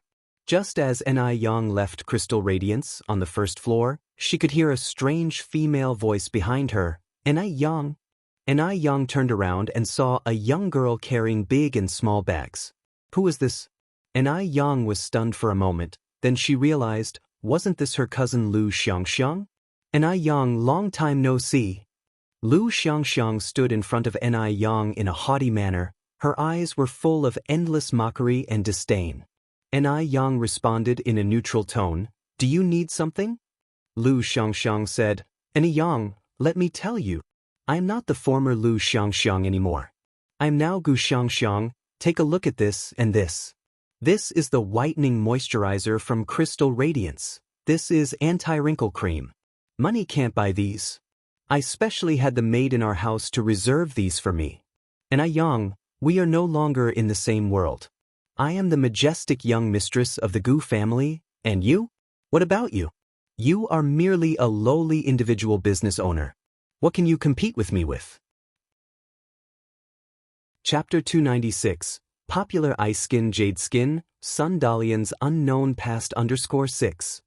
When she got to her last words, Lu Xianxiang felt incredible exhilaration. She could finally trample all over this country bumpkin who came from the rural areas. Lu Xianxiang, having been a common worker's daughter for over a decade, had finally turned her life around and became a lady of wealth, and of course, she wanted to show it off. "Your mom remarried?" Yang raised her eyebrows slightly. For someone like Lu Wan who was money-obsessed, it wasn't surprising that she chose to remarry. It seemed like Lu Wan had latched onto some kind of rich big shot this time. The Gu family. Yang frowned slightly. There were not many people with the last name Gu in Beijing's circle of wealthiest families. Moreover, Lu Wan was not young and had a daughter. It was unlikely that she would have many suitors. "My mom married into the Gu family." Lu Xianxiang did not feel that there was anything low about her mother's actions. In fact, she was rather proud of it. "Do you know the Gu family? One stomp of my father's foot, and Beijing would tremble. Yang, if you kneel down now and bow your head 3 times, you'll forget about the times you've wronged me in the past. Otherwise, I will have my father chase you out of Beijing." "Your stepdad is Gu Yaozu?" Yang continued. It seemed like her father was quite famous. Even a country bumpkin like Yang knew about him. Feeling even more triumphant at this moment, Lu Xianxiang thrust out her chest and said, "That's right, Gu Yaozu is my dad. So what, are you scared now? If you are, you should kneel down before me at once." Yang laughed lightly. "Are you sure Gu Yaozu is your father?" "Of course." Lu Xianxiang lifted her head arrogantly. Yang then said, "That's strange. Isn't Gu Yaozu old enough to be your great-grandfather? He's not 90, he's at least 80, right? Lu Xianxiang, you flaunting the benefits your mother gets for selling her youth and her body, it's really quite disgusting." Yang's tone was light, however every word stabbed deep into the heart, like a sharp sword slicing open Lu Xianxiang's outer layer of pretense, exposing her most corrupt side to the air. Lu Xianxiang was thrown into a panic immediately. How would Yang, a mere individual business owner, know about the age of Gu Yaozu, a social elite? Having said that, Enai Yang turned around to leave. Lu Xiangxiang screamed in frustration, Enai Yang, stop right there. Aren't you afraid that my father will come after you? So what if Gu Yaozu is old? A skinny camel is still bigger than a horse. Besides, Gu Yaozu is already 80 years old this year. He won't live for many more years, and he doesn't have any biological children. She was his only daughter. When Gu Yaozu dies, she would inherit all the wealth of the Gu family. By then she would still be superior to others, while Enai Yang would merely be a noodle seller.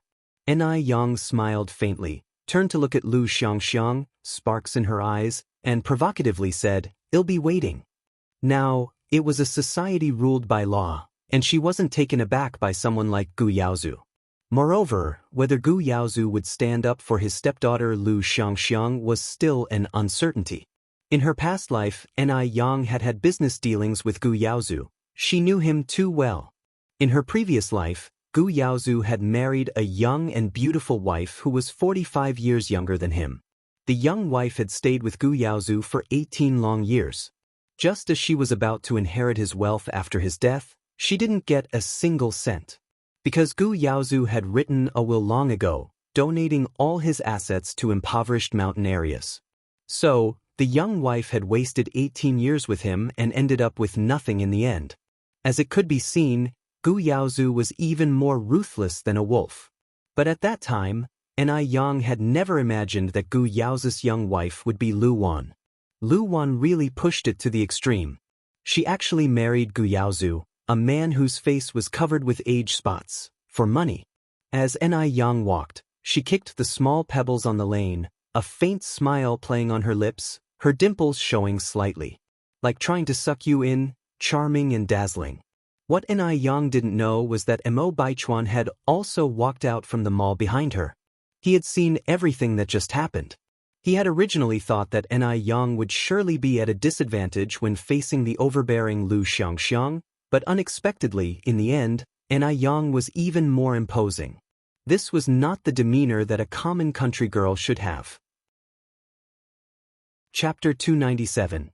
Popular Ice Skin Jade Skin, Sun Dalian's unknown past under 7. His gaze was unconsciously drawn to Enai Yang. This feeling was very strange. He didn't know what kind of person Enai Yang was. She seemed a bit different from what he had imagined. Mo Baichuan squinted. Only when he could no longer see Enai Yang's figure did he finally leave. The mantis stalks the cicada, unaware of the oriole behind. At this moment, Li Xianxian emerged from behind Mo Baichuan, her face filled with a gloomy expression, her eyes filled with malice, as if she were poisoned. Mo Baichuan's attention was ultimately drawn away by Enai Yang. She absolutely couldn't let anyone steal her stuff. Mo Baichuan could only belong to her. It seems she could no longer simply sit idly by. Li Xianxian clenched her fists. If you looked closely, you could see her entire body was trembling. Enai Yang went straight to the detective agency. Miss Enai, you're here, Xiaozhou greeted Enai Yang with a smile. Please, have a seat. Enai Yang leaned over to sit down on the bench. Mr. Xiaozhou, the matter I asked you to check last time, is there any progress? It's been clarified, Xiaozhou continued. Sun Dalian gave birth to a child when she was 16 with a local scoundrel. The following year, before the child had even turned 1, she ran off with her mother and there was no news of her thereafter. According to the villagers, Sun Dalian seems to have died in a car accident. After the investigation, this was the only shocking thing about Sun Dalian's past, so Xiaozhou of course brought up the most important part. Is the information reliable? Enai Yang's eyes lit up. So this was why Li Xianxian had changed her name and was so afraid of her past being known. It was because of this. An unwed mother, yet she still wanted to marry into the Mo family. TSK, her ambition was truly not small. Of course it's reliable. Xiaozhou handed Enai Yang the file bag in his hands. Here are the details of the male's family residence and some other information. Enai Yang opened the bag and read through the documents at a glance. After reading, Enai Yang lifted her gaze to ask, is that child still alive? He's still alive. Xiaozhou replied. The child is now 5 years old and is being raised by the father, but their life is very tough, barely surviving by deceit. And Yang nodded. All right, I understand. Thank you, Mr. Xiaozhou. You're welcome, Xiaozhou smiled. It's all part of our job. After leaving the detective agency, Yang went to the vegetable market to buy groceries. Having such significant news, she of course needed to celebrate properly. When Yang returned after shopping, she immediately sensed that something was amiss. Someone was following her. Moreover, there was more than one. Yang slightly raised her eyebrow, maintained her pace, and turned into a dead-end alley ahead. Just then, a dark figure rushed towards Yang's back, while another person tried to bag her head with a sack. Yang's ear twitched, and in a flash, she lifted her right leg. A perfect backspin kick followed. With a thud, the man with the sack was kicked to the ground. The other man, seeing this, was scared and immediately turned to flee. My God, that's so terrifying. Was this really the action of an 18-year-old girl? The fleeing man wet himself in fear as he ran, filling the air with a disgusting urine odor. Yang frowned slightly, deciding not to chase after him, and kicked the man on the ground. What's your name? Who sent you? Please spare my life, sister. I'll tell you everything. Chapter 298, A Very Important Person. One, the man was scared out of his wits. He never imagined that a young girl could knock him down with a single kick. My name is Sun Shiwu, an old woman sent me. She's veiled, so I don't know her identity, but we agreed to meet in a small alley on the northwest side after I finish my task this late afternoon. Scared out of his wits, Sun Shiwu confessed all his past involvements. Sun Shiwu? Yang raised her eyebrows slightly, a hint of cunning flashed in her eyes. It was a good thing she had previously done a background check on Li Xianxian, otherwise she would have missed this critical figure. Yang's face changed instantly. She quickly squatted down to help Sun Shiwu up. Turns out you're Uncle Shiwu. What a case of not recognizing one's own kin. I am Yang, don't you remember me? Sun Shiwu looked at Yang in confusion and fear, worried that if she were displeased she might kick him again. He did not remember Yang. He was very sure that he had never seen Yang before. Because Yang was too beautiful, and if he had met this attractive girl, he would definitely remember. However, he had absolutely no impression of Yang. Seeing Sun Shiwu's reaction, Yang continued, Uncle Shiwu, I used to play with Dalian all the time. Do you remember me? I was the Yang who always had a runny nose. Which village doesn't have a few little girls who love having runny noses? To convince Sun Shiwu, Yang was willing to damage her own image. After hearing this, Sun Shiwu seemed to recall something. There were a few little girls in the village who loved to follow Sun Dalian around. 2 of them always had runny noses. Could Yang be one of those 2? Women sure do change a lot when they grow up. He never expected that snot-nosed girl to become so pretty. Sun Shiwu was secretly astonished. Yang continued, Uncle Shiwu, do you remember now? Sun Shiwu nodded his head. I seem to have some impression. Yang laughed. Uncle Shiwu, it's good that you remembered. When did you come to Beijing? How are Aunt Ashu and Dalian now? Upon mention of Li Shu and Sun Dalian, a strong resentment appeared on Sun Shiwu's face. His face distorted instantly, as if he wished he could kill the mother and daughter right away. Those shameless bitches are already dead. Nobody should mention those bitches in front of me ever again. As soon as he finished speaking, Sun Shiwu realized his mistake and immediately apologized to Yang. I'm sorry, Yang, I wasn't yelling at you, I was yelling at those 2 bitches. Yang's kick just now had left a deep impression in Sun Shiwu's heart. Even though Yang was always smiling and kindly calling him Uncle Shiwu, Sun Shiwu was still very scared. The fear was uncontrollable. It's fine, it's fine. Yang continued, Uncle Shiwu, what exactly is going on? Aunt Ashu and Dalian are really that flirtatious bitch? Sun Shiwu spat on the ground. She ran off with that little harpy. No man could endure the betrayal of his own woman. In the countryside, having your wife and child run away was humiliating, and therefore, Sun Shiwu was forced to make his way to Beijing by begging. It's obvious how much Sun Shiwu hated the mother and daughter pair, Li Shu and Li Xianxian. And Yang hid a smile and began comforting him. Uncle Shiwu, don't be angry. Perhaps there has been some misunderstanding? Aunt Shu and Dalian are such good people, they couldn't possibly do such a thing. Yang's words were like pouring oil on a fire, completely igniting Sun Shiwu's anger. How could it be a misunderstanding when two people are gone? Those shameless bitches. They've completely lost face for our Sun family. When I find them, I will skin them alive. Yang continued, Uncle Shiwu, you must be hungry, right? How about we find a place to eat and chat? Sun Shiwu hadn't had a proper meal for many days, otherwise he wouldn't have resorted to such desperate measures. But hearing that Yang wanted to treat him to a meal, Sun Shiwu was still wary. He had treated Yang so badly, would she still be kind enough to invite him for a meal? Could it be a trap? Even though Sun Shiwu wasn't sharp, he also wasn't a fool.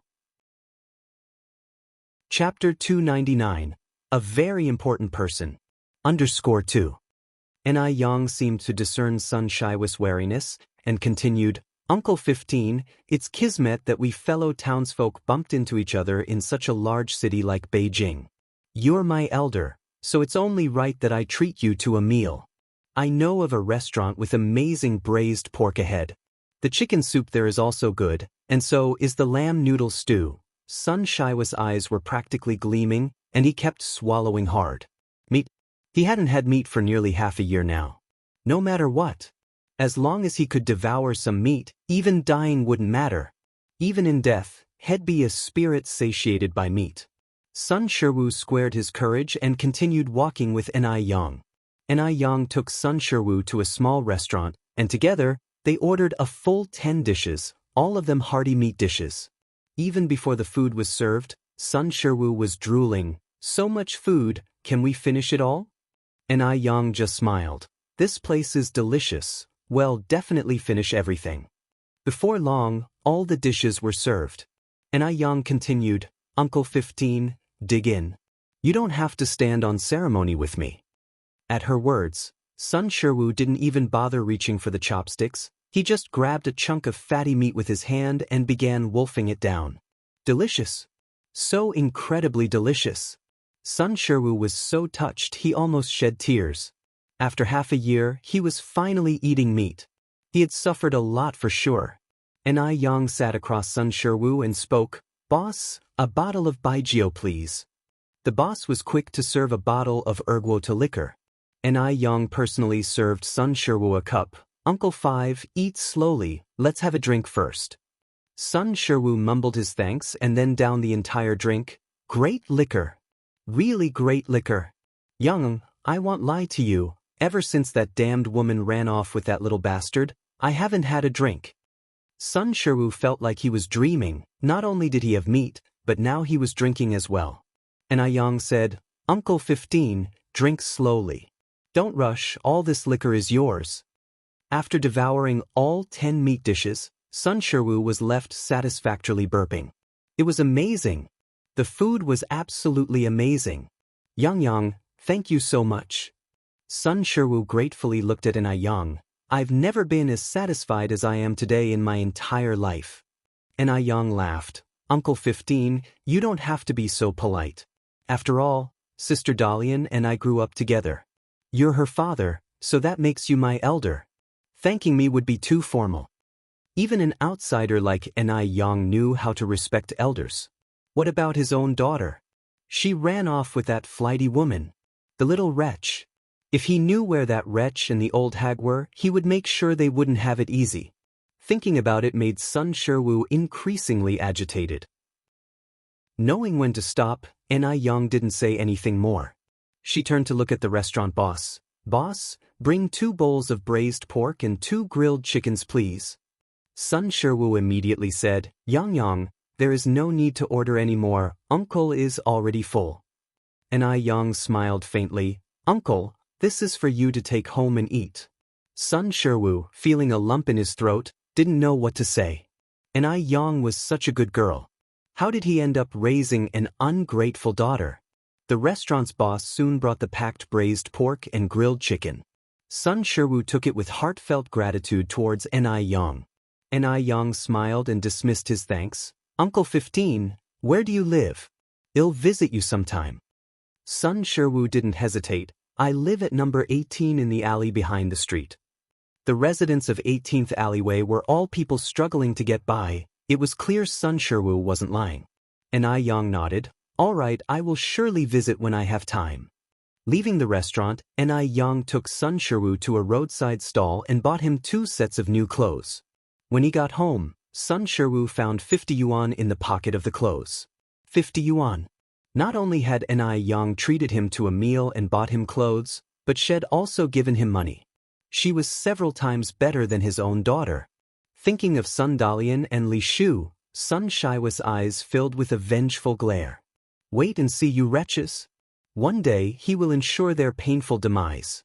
As night slowly deepened, Sun Xianxia anxiously waited in the courtyard. She had no idea if those 2 had succeeded yet. They should have been successful, right? After all, Ni Yang was just a young girl, and the 2 she had sent were robust men. Chapter 300. A very important person. _3. With that in mind, Sun Xianxia felt considerably relieved. She turned around and headed back to her room. After putting on a mask and a hat, she walked out. She had already coordinated with those 2 individuals. Once the job was done, they would meet in the dead-end alley in front of number 18 on the back street. When Sun Xianxia arrived at the dead-end alley, no one was there. Just then, everything went black before her eyes as she was hooded with a sack. Then came a flurry of punches and kicks raining down on her. Sun Xianxia rolled on the ground in pain. Unfortunately, this dead-end alley had been meticulously chosen by her. It was rarely traversed by anyone. Ni Yang wielded a wooden stick yet displayed no signs of holding back. Sun Xianxia had tried to take her life. Why should Ni Yang show her any mercy? She certainly wasn't a saint. Help! Help! Someone help me! Sun Xianxia, unable to see anything, cried out in desperation. Above every head, there watches a god. Sun Xianxia, this is your retribution. Ni Yang's red lips barely moved. From them came a resonant masculine voice. It echoed faintly in the alley, resembling the voice of a bodhisattva from a TV show. People were somewhat superstitious those days. Upon hearing these words, Sun Xianxia got so frightened she wet herself. Spare my life, bodhisattva. Spare my life. I will burn incense for you once I go back. I swear I'll never do bad things again. Let me mend my ways. Please give me another chance. Sun Xianxia managed to struggle up and started kowtowing on the ground. Each kowtow resulted in the sack being smeared with more blood. I'll let you off today. Ni Yang tossed the wooden stick on Sun Xianxia's body and walked away. Her footfalls were light, so light that they were practically silent. How could anyone walk without making a sound? This only served to reinforce Sun Xianxia's belief that the individual was a bodhisattva. Too terrified to move, Sun Xianxia knelt on the ground. It was terrifying. Truly terrifying. She vowed never to do anything wrong again. Sun Xianxia, tears of pain streaming down her face, dragged her battered body and limped away. As she emerged from the alley, Sun Xianxia saw a person she did not expect. Ni Yang. It was March, and she was wearing a beige cheongsam with a dark blue coat draped over. Her hair was half tied up with a blue hairpin matching the coat. She exuded a radiant aura of beauty, like a figure stepping right out of a painting in the dusk. Having just done something wrong, Sun Xianxia did not dare to spare Ni Yang a glance. With a benevolent smile, Ni Yang approached and took the initiative to say hello, Aunt Sunday. Pale-faced with fright, Sun Xianxia collapsed to the ground, sobbing, I'm sorry, Ni Yang. I was wrong. I shouldn't have been led astray and engaged those 2 to hurt you. Can you forgive me? Ni Yang gently helped her up. Aunt Sun, what happened? Somebody wanted to hurt me? I don't understand what you're talking about. Right? Ni Yang still didn't know about it. Hastily, Sun Xianxia covered her mouth. Nothing. Nothing. I didn't say anything. And with that, she scampered off, a picture of embarrassment. Watching her retreating figure, Ni Yang's lips curled slightly into a faint smile. Innocent and harmless, nobody could connect her to the violent girl swinging a wooden stick 10 minutes prior. Due to the enormous shock she had experienced, Sun Chuanxiang fell seriously ill that night. Ni Yang, on the other hand, made a hearty meal. Delicious dishes such as steamed mandarin fish, tender ginger stir-fry, anti-aging yam lamb, and many others. Of course, not forgetting the breast-enhancing sweet rice balls. Breast enhancement was a long-term project, and it couldn't be relaxed at all times. The three of them cleaned up the entire spread without leaving a crumb. While some found joy, some found sorrow. Ni Yang had a satisfying meal and a comfortable hot bath, but Jing Xianjing didn't fare as well. She was thinly dressed, standing in the freezing wind outside the racecourse, shivering from the cold. She was waiting for someone. She was waiting for Mr. Mogg. There were rumors that Mr. Mogg would definitely leave the racecourse tonight. Jing Xianjing wanted to have a coincidental meeting with Mr. Mogg, while she also wanted to confirm if Mo Baichuan was indeed Mr. Mogg. Just then, a tall and upright figure gradually walked out of the racecourse. Chapter 301. A very important person. _4. He was dressed in a black trench coat, a subtly glowing cigarette dangling from the corner of his mouth. His chiseled features concealed in the darkness of the night were somewhat elusive, but his entire being radiated a sense of mystery and elegance. It was Mr. Mogg. It was him. Emotions surged in Jing Xianjing. Quickly, she brushed her wind-blown hair hastily. But in the next second, her smile froze on her lips. Wasn't that Mo Qishan? Could it be possible that Mo Qishan was actually Mr. Mogg? If Mo Qishan was indeed Mr. Mogg, then how could she explain what happened last time? Before Jing Xianjing could react further, two more figures slowly emerged from the darkness. That was Mo Baichuan. Relief washed over Jing Xianjing. She had known all along that a useless man like Mo Qishan couldn't possibly be Mr. Mogg. The real Mr. Mogg must be Mo Baichuan. Ignoring Li Xianxian, Jing Xianjing walked directly up to Mo Baichuan. Brother Baichuan. Xianjing, why are you still here this late? Mo Baichuan frowned slightly. Jing Xianjing was 6 years younger than Mo Baichuan. Plus, the Mo and Jing families had always been close. Hence, she and Baichuan had practically grown up together and shared a sentimental bond. Mo Baichuan had always treated Jing Xianjing like a younger sister. Jing Xianjing continued, our car broke down, and the driver has gone to get it repaired. Could you give me a ride home, Brother Baichuan? As she finished her sentence, she gently pulled Baichuan's sleeve, looking like a helpless kitten. With her decent looks, this gesture only heightened her appeal. Li Xianxian, standing next to Mo Baichuan, was left grinding her teeth in irritation. She was a woman. Couldn't she see what Jing Xianjing was trying to do? How shameless! She, the legitimate girlfriend, was standing right next to Mo Baichuan, yet this little wench Jing Xianjing had the audacity to flirt with him. Had Jing Xianjing stopped considering her, the official girlfriend, at all? Let's go. They'll take you home. Mo Baichuan cast a glance at Jing Xianjing. Thank you, Brother Baichuan. Jing Xianjing sidestepped Li Xianxian, reaching out to hold onto Baichuan's arm directly. Jing Xianjing had no fear of Li Xianxian. Li Xianxian was just an unwanted orphan, not worth Jing Xianjing's consideration at all. When it was time to board the car, Li Xianxian made the first move, opening the front passenger seat and hopping in, leaving the back seat to Jing Xianjing. Once her seatbelt was fastened, Li Xianxian turned to Mo Baichuan, demonstrating her understanding. Baichuan, a guest is a guest. Why don't we drop Xianjing off at home first? Mo Baichuan nodded in agreement. What a considerate guest. Jing Xianjing looked at the back of Li Xianxian's head, narrowing her eyes slightly. It turned out she had underestimated Li Xianxian. This woman was much more cunning than she had imagined. The jeep sped along the highway when a black sedan whisked past them. The car window was half open, and for a moment, Jing Xianjing thought she spotted a familiar profile. Was it Mo Qishan? By the time Jing Xianjing looked up, the black car had already disappeared. She must have seen wrong. The car that had just sped past was a luxury imported car. Even the Zheng family didn't have the means to acquire such a vehicle. Could a small fry like Xianxia afford one? With that thought in mind, Zheng Xianjing's eyes filled with contempt once more. In fact, Zheng Xianjing was right. The man in the car was indeed Xianxia. The driver was Wu Daming. Sixth brother, you won't be leaving again after this trip, will you? Xianxia flicked his cigarette lazily. Who knows? Has your family's house been built yet? Wu Daming shook his head. It's under construction. Expected to be completed by June. By the way, sixth sister-in-law's house is also under construction. Have you decided on a gift yet? Wu Daming was trying to remind Xianxia that Yang had not bought a house but was building one instead.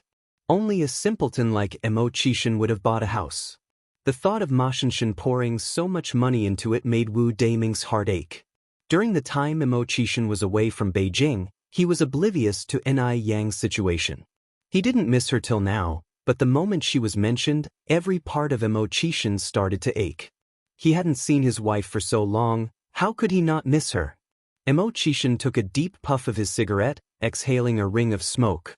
Look out for imported refrigerators and washing machines. His wife's beautiful hands certainly wouldn't be subjected to the rough job of washing clothes. A refrigerator was also indispensable. With summer approaching, having a refrigerator would not only be convenient but would also allow access to cold drinks. Chapter 302. A very important person. _5.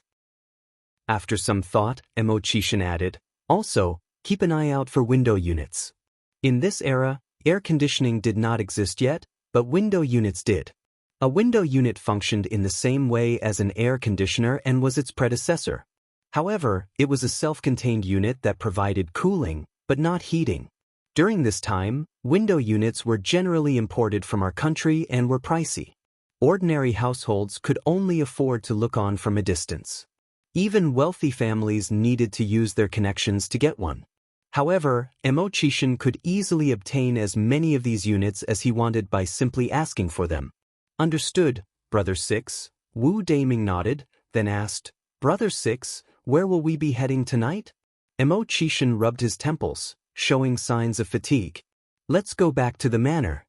Wu Daming had originally planned to discuss the house matter further with Xianxia.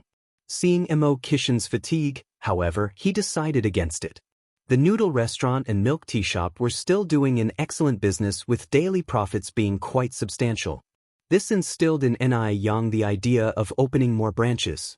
If you want to multiply money, opening more branches is essential. Sticking to the status quo means never earning more. Although Yang did not have a lot of extra cash, she did have enough to buy a shop. Yang walked down the street and cast her gaze on Sun Chengxiang's sour fish stall. While Sun Chengxiang's pickled fish noodles were not tasty, their reputation for deliciousness had already spread in the vicinity. With Yang's shop often experiencing long queues, Sun Xianxiang managed to earn some money every day. But, if a shop was opened directly across from Sun Chengxiang's stall, would people still go to her noodle stall? Yang had no intention of letting Sun Xianxiang off easily. Yang gave a slight smile and turned to walk towards the opposite shops. There is a row of shops here. Some were in business, and some vacant shops were for lease. Yang took a fancy to two adjacent shops. One of the shops was 65 square meters, and the other was 20 square meters. The larger one would be used to sell sour fish, while the smaller one would sell milk tea. Just as Yang was surveying the surroundings, an elderly man with white hair approached her and asked softly, Young lady, are you thinking of buying these two shops? Yang nodded, Yes, old man. Upon hearing this, the old man immediately became agitated and shook his head, repeatedly saying, You can't buy them, absolutely not. These two shops mustn't be bought. Yang asked curiously, Why not? The old man whispered, Young lady, let me tell you, these two shops are notorious. Before you, there have been 3 buyers. They sold fruits, clothes and even rice, but they all ended up closing. These shops have bad feng shui. Yang smiled slightly, Thank you for your warning, old man. But my luck is very strong. Don't worry, I will be fine. Even though she had gone through reincarnation, Yang still didn't believe in feng shui. Even if someone gave you a place with excellent feng shui, if you don't know how to do business, you would still end up closing in the end. Everything is up to oneself. In this world, there are only useless people, there are no useless things. Upon hearing her words, the old man could only shake his head and sigh. Not taking advice from seniors, you'll suffer in front of your eyes. And Yang didn't mind the old man's words. She paid over 40,000 yuan and got the property certificate. The other shop owners around looked at Yang coming out after paying, as if they were looking at a fool. Why does that young girl look so familiar? I think she does look familiar. Is she the boss who sells the pickled vegetable noodles? It looks like it's her. It's a pity though. She has such a good business and yet she bought 2 cursed shops. When her business dies, she won't even know why. Young people these days sure have guts. And Yang didn't care about their regretful words and continued walking calmly. Suddenly, a familiar voice rang out from behind. Yang. Was it my imagination? And Yang's steps faltered. She turned around and looked back. Emochishan was standing under the sunlight, smiling gently at Yang. Under the sunlight, his eyes were as deep as the sea, shining like they had their own light. It wasn't an illusion. Yang gave a slight smile, her dimples barely showing on her cheeks. She walked quickly towards Emochishan. Brother Emo, it really is you. I thought I heard wrong. Chapter 303, A Very Important Person. _6. After almost 2 months apart, his wife seemed to have become more beautiful. The sight of her 2 shallow dimples made Emochishan feel slightly dazed. Brother Emo? Yang waved her hand in front of his face. Emochishan snapped back to reality, instinctively revealing his whereabouts. I had to leave town on the 2nd day of the month, and just returned yesterday. The trip was so rushed, I didn't have a chance to inform you. Yang nodded. I was wondering why I hadn't seen you for such a long time. The two walked and talked, and in no time they arrived at the noodle restaurant. It was break time, so there were no clients lining up outside the noodle restaurant. Yang asked, Brother Emo, have you eaten? Shall I cook noodles for you? Sure. Emochishan nodded. Thank you, Zion. Even with a full stomach, he still felt hungry for his wife's freshly cooked noodles. In just a little while, Yang brought out the noodles. Emochishan stood up to take the noodles, and in no time, he finished a large bowl of noodles. Seeing him eat so quickly, Yang stood up and said, Brother Emo, I'll cook another bowl for you. He must have been ravenous, otherwise he wouldn't have eaten so quickly. In truth, Emochishan was overly stuffed. Only God knew that he had just eaten a steak. He'd rather endure short-term pain, hence why he ate so quickly. Hearing this, Emochishan immediately stood up and grabbed Yang's hand. Yang, I'm full. Their hands touching sent a jolt through them. Emochishan quickly pulled back. Yang, I'm really full. Seeing Yang's relaxed demeanor, he too relaxed significantly. Yang, when have I ever been reserved with you? By the way, my mother is hosting a tea party at home tomorrow. Would you like to join us? Xiaodai misses you a lot. Xiaodai truly missed her. Titu missed her. Emochishan had never felt so weak. His beloved was right in front of him, yet he dared not confess his feelings. He was already 28 years old. Yang was only 18. He feared scaring Yang. What scared him even more was the thought that he might not be deserving of Yang. If he ended up frightening Yang, they wouldn't even be able to maintain their friendship. At least right now, even if nothing else, they could still be friends. Yang happily said, sure. She should be able to see Li Xianxia, who was essentially the approved granddaughter-in-law, at the Mo family's tea party. Anytime Li Xianxia was unhappy, she was happy. With that thought, Yang unconsciously curled her lips into a smile. Yang. Emochishan couldn't help blurting out. At this moment, thousands of voices in his heart were clamoring. Confess. Confess. If you can't even say I like you, are you even a man? Yang lifted her eyes to look at Emochishan, her exquisite peach blossom eyes crystal clear. Seeing those crystal clear eyes, the confession Emochishan intended died on his lips. He said instead, Yang, I'll pick you up tomorrow morning, okay? Ni Yang said, I'll wait for you at home. Xianxia maintained his calm demeanor after he spoke, however, he was already feeling utterly defeated inside. He really was useless. In order to show his best self in front of Ni Yang, Xianxia didn't return home in the afternoon but stayed behind to help at the noodle restaurant instead. Watching that busy figure inside the restaurant, Marcus and Morris sitting in the car thought they were going blind. It was one thing to have seen Xianxia pouring wine and handing out cigarettes to a bunch of workers at the noodle restaurant last time, but this time, why was he even doing menial work? Regardless of pursuing his wife, he shouldn't have to demean himself like this, right? After all, with his status clear to anyone who cared to look, he only needed to shed his disguise and countless wealthy young ladies would rush to swoon over him. When Ni Yang returned home in the evening, she spoke to Wang Tinyu about her intention to buy a shop. The renovation wasn't in a hurry and could wait until Wang Tinyu finished building the house. Wang Tinyu was known for his responsible work attitude, and Ni Yang didn't wish to look for other construction teams. Upon hearing this, Wang Tinyu said, Yang, thank you for trusting me so much. I have a cousin who's also a bricklayer. I can ask him if he could help you out? Wang Tianyu's cousin lived under harsh circumstances. He even borrowed 100 yuan from Wang Tinyu last December for the New Year celebrations. So, Wang Tinyu wanted to give this opportunity to his cousin and help him out. Ni Yang nodded her head. Sure, then please, Uncle Tinyu, communicate this to him for me. You're aware of the labor cost. If he has time, he can start at any time. Okay. I'll visit him tonight. Thank you so much, Yang. Wang Tinyu exclaimed excitedly. Ni Yang replied with a smile, Uncle Tinyu, you've helped me so much, I should be the one thanking you. The next morning, Xianxia arrived timely on that bicycle to pick up Ni Yang. Ni Yang was still wearing the beige cheongsam from yesterday, with a dark blue coat over it. Dark blue was a picky color, but when worn by Ni Yang, it only highlighted her skin, fair and snowy, with lips as bright as oil rouge. Whether it was the brilliant red or the low-key beige, both colors were perfectly embodied by her, as if all the colors were created just for her. Brother Imo, let's go.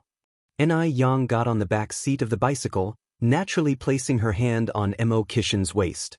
Seeing the hand on his waist, Xianxia's lips slightly curved. His otherwise empty heart was filled in an instant, and he inadvertently sped up his pedaling. In no time at all, they arrived at the Mo family villa. Since it was a tea party, many well-known young ladies and wealthy wives who had a good relationship with the Mo family were gathered in the villa's hall. As soon as Ni Yang stepped in, she was warmly greeted by Lady Mo and Mo Hudi. Yang is here. Sister Ni Yang. With that, Xianxia, the biological son and nephew, was disregarded and left aside. Hearing the commotion, Xianxia, who was engaged in a conversation, lifted her head and looked over, only to catch sight of Ni Yang. Ni Yang? Why was it her again? Xianxia squinted her eyes and turned to look at Mo Baichuan only to find his gaze unconsciously drifting towards Ni Yang. This wouldn't do, she had to stop things from progressing like this. She needed to find a way to make the Mo family dislike Ni Yang. Otherwise, Mo Baichuan would eventually be snatched away by Ni Yang one day. Because at Grandmother Mo's birthday banquet last time, Ni Yang had worn a striking cheongsam, everyone was impressed by her traditional, yet fashionable, dress. Subsequently, the high society started favoring the vintage style, and among the young ladies currently standing in the hall, the majority were wearing cheongsams. Originally, Xianxia was the one being praised and imitated by everyone since she was always at the forefront of fashion trends. Now that suddenly someone else was in that position, Xianxia felt a jumble of emotions in her heart and felt uncomfortable. Despite her feeling uncomfortable, Xianxia still warmly went up to Ni Yang and said softly, Sister Yang. Chapter 304. Defeating Xianxia, gaining little fangirls under Squan. Xianxia was still at the forefront of fashion today. She wore a black two-piece doll collar knitted blouse underneath, paired with a figure-hugging mini leather skirt, nude tights, and topped with a pure white fur mini coats. It was a dazzling and beautiful outfit, but standing next to the understated elegance of a cheongsam, it seemed somewhat vulgar. Especially since Yang was naturally a clothes horse with a good figure and exquisite facial features. Even with minimal makeup, her beauty was captivating. In fact, Li Xianxian was quite attractive herself, or else she wouldn't have caught Mrs. Mo's eye.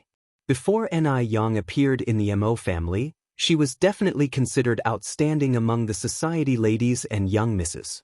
But everything changed since Yang made her appearance. Even the popular elements within their circle had changed.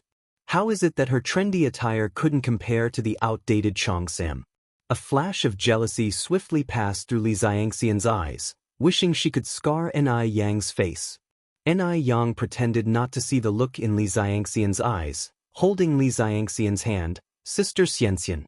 Li Xianxian was already acting very cordially, but Yang was even more enthusiastic. To outsiders, the two of them seemed like close sisters. If it's acting, who couldn't? A smile danced in Yang's eyes. Li Xianxian pulled Yang to sit down on the sofa. Yang, we've known each other for so long, but I still don't know where you're from? Yang gave a small smile. I'm from Dam Village in Haicheng City. Dam Village? A calculating glint surfaced in Li Xianxian's eyes. How honest of her. She's still young and naive. I will make sure she won't know what hit her. Dam Village. Li Xianxian acted as if she had discovered something astonishing. So you really are from Dam Village, Yang? Yang nodded, confusion flickering in her eyes, playing along with Li Xianxian. Soon, she'd make Li Xianxian dig her own grave. Sister Xianxian, do you know who I was before? Li Xianxian smiled. It's not that I know you, but one of my classmates saw you and felt like she knew you. However, she said your name was Mu Yang back then, so I wasn't sure. There was a hint of contemplating in Li Xianxian's voice as she trailed off. Mu Yang? Upon hearing this, both Mrs. Mo and Lin Pingping looked over in their direction. Yang didn't deny it, her smile remained. Yes, my last name used to be Mu. Everyone has a past, and Yang wasn't someone who would cover up. Moreover, she hadn't done anything shameful. Li Xianxian hesitated. I also heard from my classmate that your parents seem to have divorced? Yang, couples quarrel all the time. No matter what, you can't just abandon the family. Go back and convince your mother, make her think clearly. You're still young, and so is your sister, you can't go on without a father. In this era, getting a divorce isn't a good look. Divorced women are regarded with disdain. The Grandemo family, how could they tolerate a granddaughter-in-law with such a stain? Li Xianxian wanted Yang to embarrass herself. She wanted everyone in the Mo family to dislike her. Moreover, Li Xianxian was painting Zihua as a sinner, a woman who abandoned her husband and family. Isn't that why Zihua and Yang abandoned their family in Haicheng to come to Beijing? Upon hearing this, the expressions in the other's eyes changed. Like father like son, like mother like daughter. Can a bad woman raise a good daughter? Of course not. The tea party was meant for mingling and chatting. Who would have thought there would be so much drama? Yang gave a slight smile, then turned to Li Xianxian. My dad abused my mom and even had an affair. He even had an illegitimate child. Should we keep such a man and celebrate the new year with him? Li Xianxian was stunned. She didn't expect Yang to counterattack like this. Shouldn't Yang be feeling ashamed and discomfited? Is divorcing something to be proud of? But that's okay. The more agitated Yang becomes, the more she'll embarrass herself. Li Xianxian sighed, then continued, Yang, I think you're being too radical. As a child, you should try to look at things from your father's perspective and understand why he sought other women. Long live understanding. Chapter 305. Defeats Li Xianxian, gains younger female fans _2. Understanding. Yang's expression remained unchanged. How do you think I should understand, Sister Xianxian? Li Xianxian hesitated and continued. I heard it was because my aunt couldn't have a son, so my uncle sought someone else. We can't entirely blame my uncle. After all, a male child is the lifeline of a family. My uncle did wrong out of desperation for a son. No matter what, he is your father. As children, we should acknowledge our parents. No matter what, even if they committed murder. Actually, Yang, I really envy you. Your parents are still together, unlike me. I don't even know what my parents look like. By the end of her sentence, Li Xianxian's eyes had reddened. She made it seem like Yang was oblivious to her good fortune. At the same time, her words successfully painted Yang as an unfilial daughter who did not recognize her biological father. Mo Baichuan on the side took a sip of tea, the corner of his mouth twitching into a slight smile. He was interested in seeing how Yang would resolve this crisis. Li Xianxian was well educated, while Yang was merely a country girl. No matter how skillful Yang was in arguing, she couldn't beat Li Xianxian. Sister Xianxian, you're really noble, tolerating even something like this. Yang's expression was mild, and her lips held a faint smile, seemingly unperturbed by Li Xianxian's words. Li Xianxian continued, actually, this is not a big deal. Besides, we girls should obey our fathers when we're home and our husbands when we're married. At that time, China had only recently been freed. Many people still held this outdated submit to the father at home and husband when married mentality. Gender equality was a thing of the future. Which married woman does not wish to have a son? Without a son, a woman lacked status in her husband's family.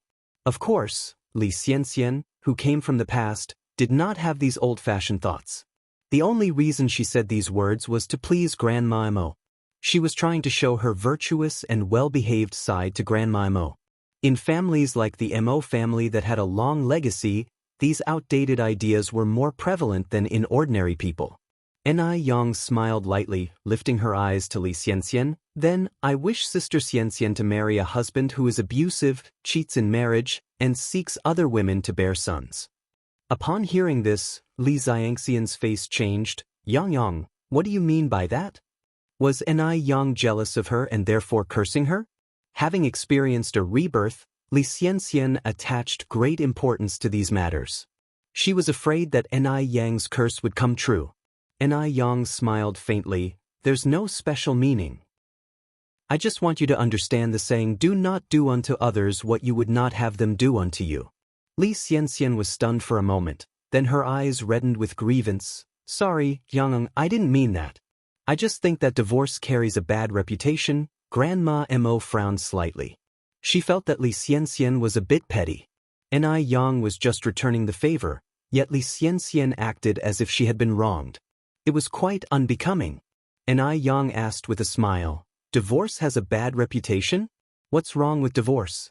Where there's oppression there are protests. Are we women naturally destined to be bullied? Those who don't fight back after being bullied aren't people, they're like doormats. Sister Xianxian, it's a new era now. We women must not stand still. We must respect ourselves, be independent and resilient, and not let anyone look down on us. On hearing this, the others also nodded in agreement. Why should women always be the ones being bullied? If they can't have a son, it's the woman's fault. If they are divorced, it's the woman who gets the blame? It's too unfair for women in this world. Especially Lin Pingping, who had experienced divorce. She knew the bitterness of it. Li Xianxian was just trying to show her virtuous and well-behaved side to Grandma Mo and Mo Baichuan. She didn't expect to cause public outrage. Her face took on an awkward color right then. Looking at Lin Pingping's face, Li Xianxian's heart skipped a beat. She had forgotten about Lin Pingping. Lin Pingping was Grandma Mo's only niece. By saying divorce carries a bad reputation, wasn't she indirectly offending Grandma Mo? Li Xianxian hurriedly tried to rectify the situation, her eyes becoming even redder. Yang, you misunderstood me. I simply meant a family should have descendants, and uncle only wanted a son. As his children, we cannot deny our own father. Chapter 306, Dominating Li Xianxian, Gaining Little Fangirls _3. Li Xianxian was a very timely person. She knew she had just spoken inappropriately, so she had now redirected the issue to Yang. Filial piety is a virtue, but Yang disowned her biological father. Could she be a good girl? In this era, where males are valued over females, all she had to do was insist that Hua was unable to bear a son. So, If you can't bear a son yourself, won't you allow your husband to seek another woman to bear one? Li Xianxian never gossiped about others, but she was adept at speaking ambiguously, changing the subject and letting others fill in the blanks. She was a clever woman, so most of the time, things would go the way she envisioned, but today, the person standing before her was Ni Yang. Could Ni Yang make things go smoothly for Li Xianxian? Ni Yang replied with a faint smile. Sister Xianxian, your enlightenment isn't high enough. The chairman has said that men and women are equal now. Why do you see only boys as the successors in your eyes? Aren't girls human too? According to your logic, if a woman can't have a son, the man should go and find other women. Wouldn't that mean that 80% of women have to endure their husband's infidelity? Moreover, Sister Xianxian, you're a college student. You should know that giving birth to boys or girls isn't something a girl can determine, right? The last sentence could be said to be every woman's sentiment, because the gender of a child fundamentally doesn't depend on the woman. Similarly, this erroneous thought has harmed many people. Women are like fields, while men are the seeds. The field only provides nutrients and moisture, and ultimately what crop grows depends on the seed. At these words, others around started to agree. Yes, Yang Yang is right. Yang Yang has spoken very well. Li Xianxian, being a woman yourself, how can you look down on women so much? Ni Yang's eyes were filled with laughter, and shallow dimples appeared at the corners of her mouth. Sister Xianxian, in palatable terms, your thinking is praiseworthy while in reality, it's being ignorant. Hearing the accusing voices around her, the color gradually drained from Li Xianxian's face. She hadn't expected things to turn out this way. Ni Yang was merely an unsophisticated village lass. Where did she get all this profound reason? Li Xianxian also came from the country. She knew too well the conditions there. Due to lack of transportation and inadequate education, there the men were prioritized, and ignorance prevailed. Even Li Xianxian, before reincarnation, was just an ignorant country girl. How could Ni Yang know such profound principles? She's behaving completely uncharacteristic of a village girl, rather like an educated intellectual. Could Ni Yang have been this impressive when she was 18? Li Xianxian clenched her lips, beads of cold sweat trailed down her spine. What should she do? What should she do now? Lin Pingping, supporting Madame Mo's arm, had a pleased smile on her face. She knew that Ni Yang wasn't someone to be trifled with. Calm and composed, articulate and clear, this child could tackle big situations. Madame Mo looked at Ni Yang, with satisfaction in her eyes. Turning her eyes to Li Xianxian, the layer of liking in Madame Mo's eyes had been replaced by disappointment. Mo Kishin's eyes were practically sparkling. How amazing was his wife! He liked his wife more and more. Yang Yang, have some water. Mo Chishin passed a cup of tea to Ni Yang. Thank you, brother. Ni Yang took the cup. This unexpected twist in front of him had completely overturned Mo Baichuan's opinion of Ni Yang. Could it be that Ni Yang wasn't purposely placed by someone near him to get closer to him? He wouldn't believe it. A little farmer girl who only graduated from junior high school, having such high enlightenment? Even knowing about gender equality? In order to get close to him, these people really had racked their brains. Mo Baichuan's eyes glinted dangerously as he drank his tea. Looking at Li Xianxian's distressed and sweaty appearance, Ni Yang felt incredibly relaxed. She took a sip of tea and then grabbed Li Xianxian's hand. Sister Xianxian, the words I just said were only directed at the topic itself, not at you. Please don't be angry. Don't be angry? What was Ni Yang implying? A slap and then a sweet date? But at this moment, Li Xianxian could only balk, swallowing her protest. Listening to you is better than studying for 10 years. Yang Yang, you're absolutely right. How could I possibly be angry? Ni Yang gave a small smile. I knew Sister Xianxian is magnanimous and wouldn't be mad at me. Chapter 307. Defeating Li Xianxian, Gaining Little Fangirl's Underservor. Li Xianxian managed to keep a smile on her face, though she was so angry that her fingertips were shaking. Oh! Ni Yang exclaimed in surprise. Sister Xianxian, why is your hand shaking? She did it on purpose. Ni Yang absolutely did it on purpose. As Li Xianxian looked up, she met Ni Yang's peach blossom eyes overflowing with laughter, the corners of her mouth lifted in a faint dimple. It was blinding. Ni Yang feigned concern. Sister Xianxian, are you not wearing enough clothes? Killing Li Xianxian would be easy. But Ni Yang didn't want her to die so easily. Because boiling a frog in warm water was more fun. At that moment, old Lady Mo spoke up. I think Xianxian is feeling unwell. Baichuan, you should take Xianxian to rest first. Old Lady Mo was no fool. Could she not see through Li Xianxian's thoughts? Li Xianxian should take this opportunity to reflect on herself. Hearing this, Li Xianxian's face turned from slightly pale to ashen. Old Lady Mo's words seemed caring on the surface, but they were, in reality, driving her away from the Mo family. Li Xianxian never imagined that things would turn out this way.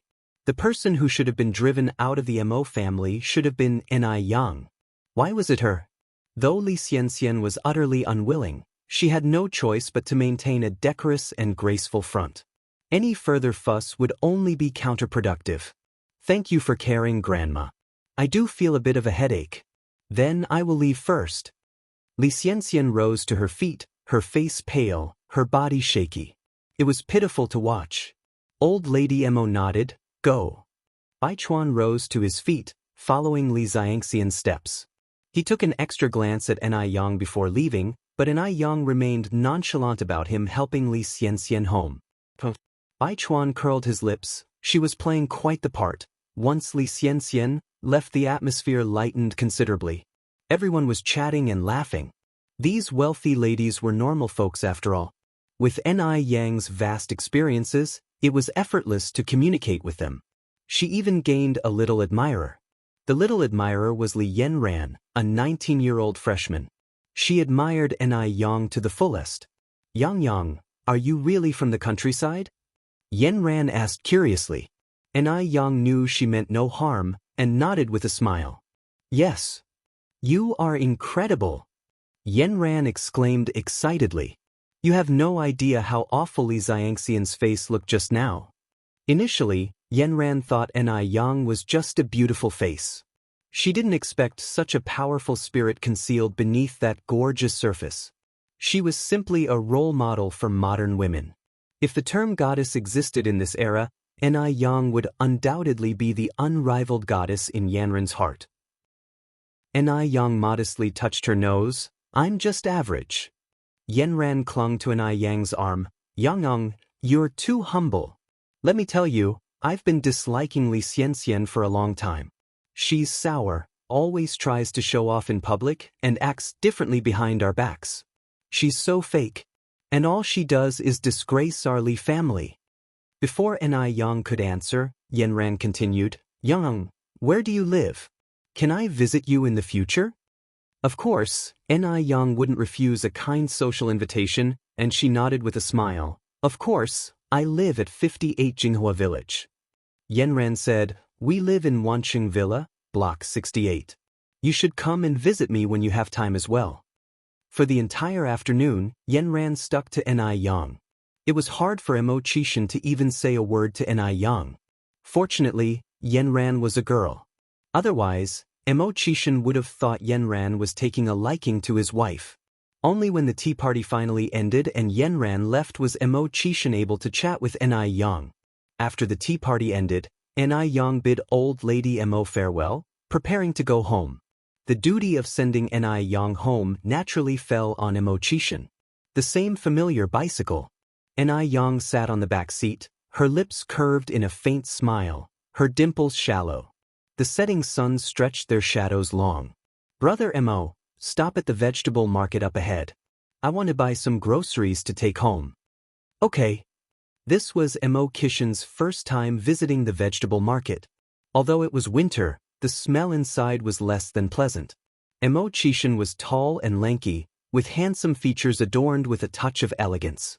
Standing in the bustling vegetable market, he attracted a lot of attention. Countless young women stole glances at him, their eyes gleaming with curiosity. Chapter 308. Defeating Li Xianxian, Gaining Little Fangirls under 5.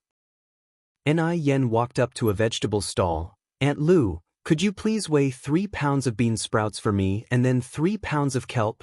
The stall owner, upon looking up and seeing Imo-chishan standing next to Ni Yen, his eyes sparkled. Yang, is this your boyfriend? He's quite a looker. Boyfriend. Somehow, upon hearing these words, Imo-chishan's face flushed red, bubbling a pleasant feeling within him. Ni Yen gave a slight smile. Aunt Lu, you've misunderstood, he's not my boyfriend, just a good friend. The stall owner laughed. Yang, stop beating around the bush, look at how red this young man's face has become. Still saying he's not your boyfriend? Hearing this, Ni Yen decided not to explain any further. The more she explained, the more unclear it became. But why was Imo-chishan's face so red? As a grown man, his skin seemed too thin. Ni Yen then went with Imo-chishan to buy some beef, lamb, and pork.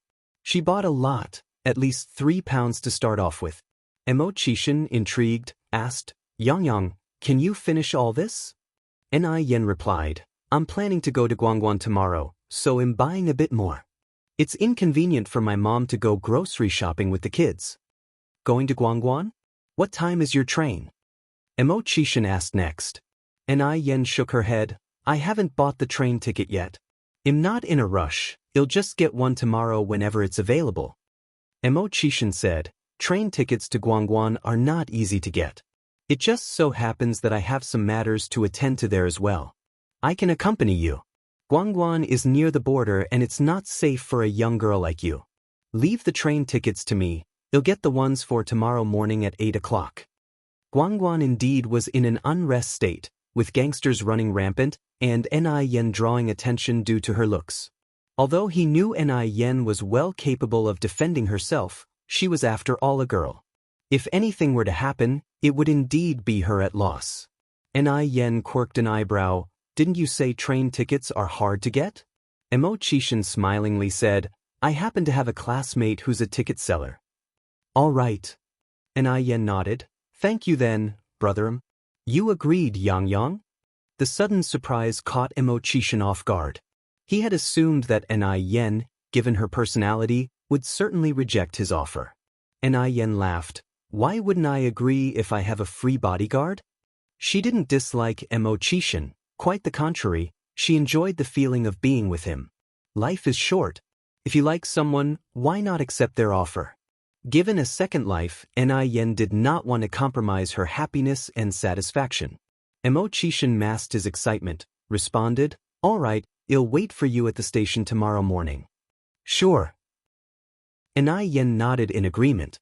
After dropping Ni Yen off, Imo-chishan arrived at a building. Just as he arrived at the entrance, Morris and Marcus hurriedly greeted him. Sir, the plane tickets are booked. When do we depart? Walking while removing his windbreaker, Imo-chishan said, No longer going to F country, go book me 2 train tickets to Guangguan for tomorrow morning at 8. The assistant following behind immediately reached out to take the windbreaker from him. No more F country? Going to Guangguan? Taking the train? Did the boss get a fever? Morris and Marcus looked at each other, both seeing the doubt and confusion in the other's eyes. After a moment of thought, Imo-chishan added, Oh right, the tickets need to be for a soft sleeper berth, preferably side by side.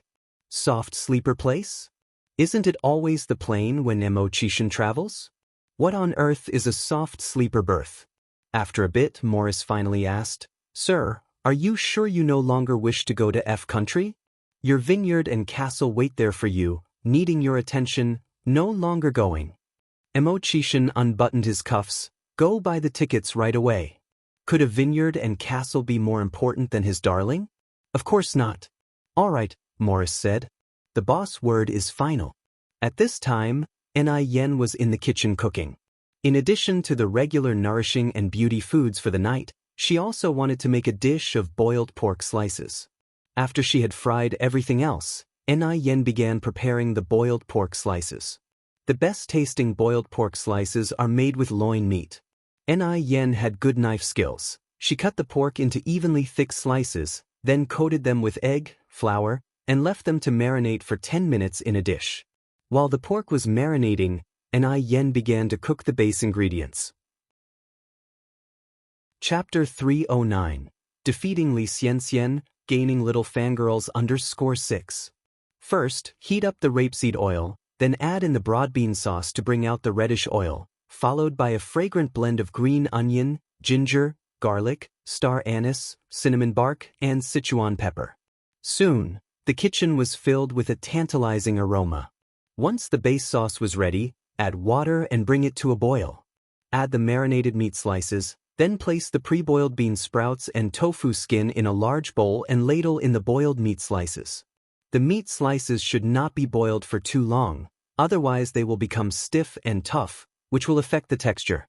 Then, sprinkle roasted sesame seeds, green onions, cilantro, and Sichuan pepper on top of the meat slices. Finally, pour the heated rapeseed oil over it. With a sizzling sound, a large bowl of appetizing boiled meat slices was ready. Yang could control the heat perfectly, so the texture of the boiled meat slices was superb. It had a spicy, fresh scent and was incredibly tender. It was so good that one could hardly stop eating. With a piece of boiled meat slices, one could eat several mouthfuls of rice. Delicious, it's so delicious. Chingue excitedly said, Yang, what is this dish called? Yang replied with a smile, this is called boiled meat slices. Boiled meat slices? Where does this dish come from? Chingue asked. Yang replied, this is a dish from Sichuan and Chongqing. I saw it in a food recipe. Chingue nodded, Yang, you are amazing. After dinner, Yang told Tihua that she was going to be out of town the next day. Tsuehua expressed her concerns, Yang, is it safe for a girl like you to travel that far? Chingue said, Yang, if you like, I can go with you. The shop will be fine with Jean, she has 2 others to help her. I heard that Guangguan can be quite chaotic. Guangguan is near our country, where it has always been rather turbulent, with a mix of different types of people and plenty of hooligans. Yang smiled and said, don't worry. We are living in a society governed by law now, and besides, I am not alone. Brother Mo is coming with me. Upon hearing that Mo Chishan would be accompanying her, Zihua and Chingue were immediately relieved. When will you be back then? Zihua asked. Yang answered, it takes 2 days to travel from Beijing to Guangguan by train, and you'll need some time to run errands. All in all, it'll take about a week to return. Knowing that Yang had important things to do, Zihua did not say more, and simply nodded, all right, Yang, you can go without worries. Your auntie and I will take care of the home. Don't stay up late tonight, rest early. You'll need to get up early tomorrow. The next morning, Yang woke up at a little past 5. By 7:30, when she arrived at the train station, she saw that Mo Chishan was already waiting for her on the platform with his suitcase. Brother Mo. Mo Chishan raised his eyes and saw the girl running towards him. Yang, no need to run, we still have plenty of time. Mo Chishan extended his hand to steady Yang's arm. Shall we go into the station? Yes. Mo Chishan nodded and reached out to take her suitcase. The 2 of them walked side by side to the sleeper car. A sleeper car compartment had 4 beds. When Mo Chishan and Yang entered, the 2 upper bunks were still unoccupied. Yang stowed her suitcase under the bed, then took out some money from her bag. Brother Mo erased the money for the train ticket. Mo Chishan was about to refuse. After all, what's wrong with buying a train ticket for his future wife? All his money would be hers in the future anyway. But then Yang continued, Brother Mo, if you don't accept it, I won't travel with you next time. Inherently, Yang was never one to depend on men. Though it was true that she had feelings for Mo Chishan, never did she have the thought of relying on him. Upon hearing her words, Mo Chishan had no choice but to accept. Even though it was time for the train to depart, the 2 people who were supposed to occupy the upper bunks had not arrived. But Yang didn't think much of it, maybe those 2 berths simply were not sold. After all, sleeper tickets were quite expensive. It was quite warm inside the car, and Yang removed her jacket, revealing a loose-fitting white knitted sweater underneath. Despite the oversized fit, it couldn't hide her curvaceous figure, particularly when she bent over to adjust the blankets. Emo Chishan uncomfortably averted his gaze, his ears turning slightly red, and silently pulled the blanket over himself. Brother Emo, do you want to eat something? Enai Yang offered him a bag of sunflower seeds. Emo Chishan cleared his throat with a light cough. No. Enai Yang then handed over a cup of milk tea. Then have a cup of milk tea, your throat sounds a bit uncomfortable. The tips of Emo Chishan's ears went red again for an instant. He reached out to take the milk tea. Thank you. Enai Yang chuckled lightly. Brother Emo, when did you start being so polite to me? Emo Chishan stopped talking, put the straw in, and began to drink the milk tea. The cool milk tea soothed his throat, seemingly easing the heat in his heart. With Emo Chishan's company, the train journey was not boring at all.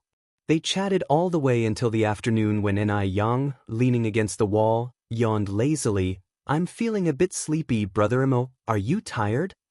Her eyes were sparkling with a soft glint of water, making Emo Chishan's heart skip a beat. I'm all right, Emo Chishan's voice was low. You go ahead and sleep. Enai Yang crawled under the blanket. I'll take a nap then. Before long, even breaths could be heard from under the blanket.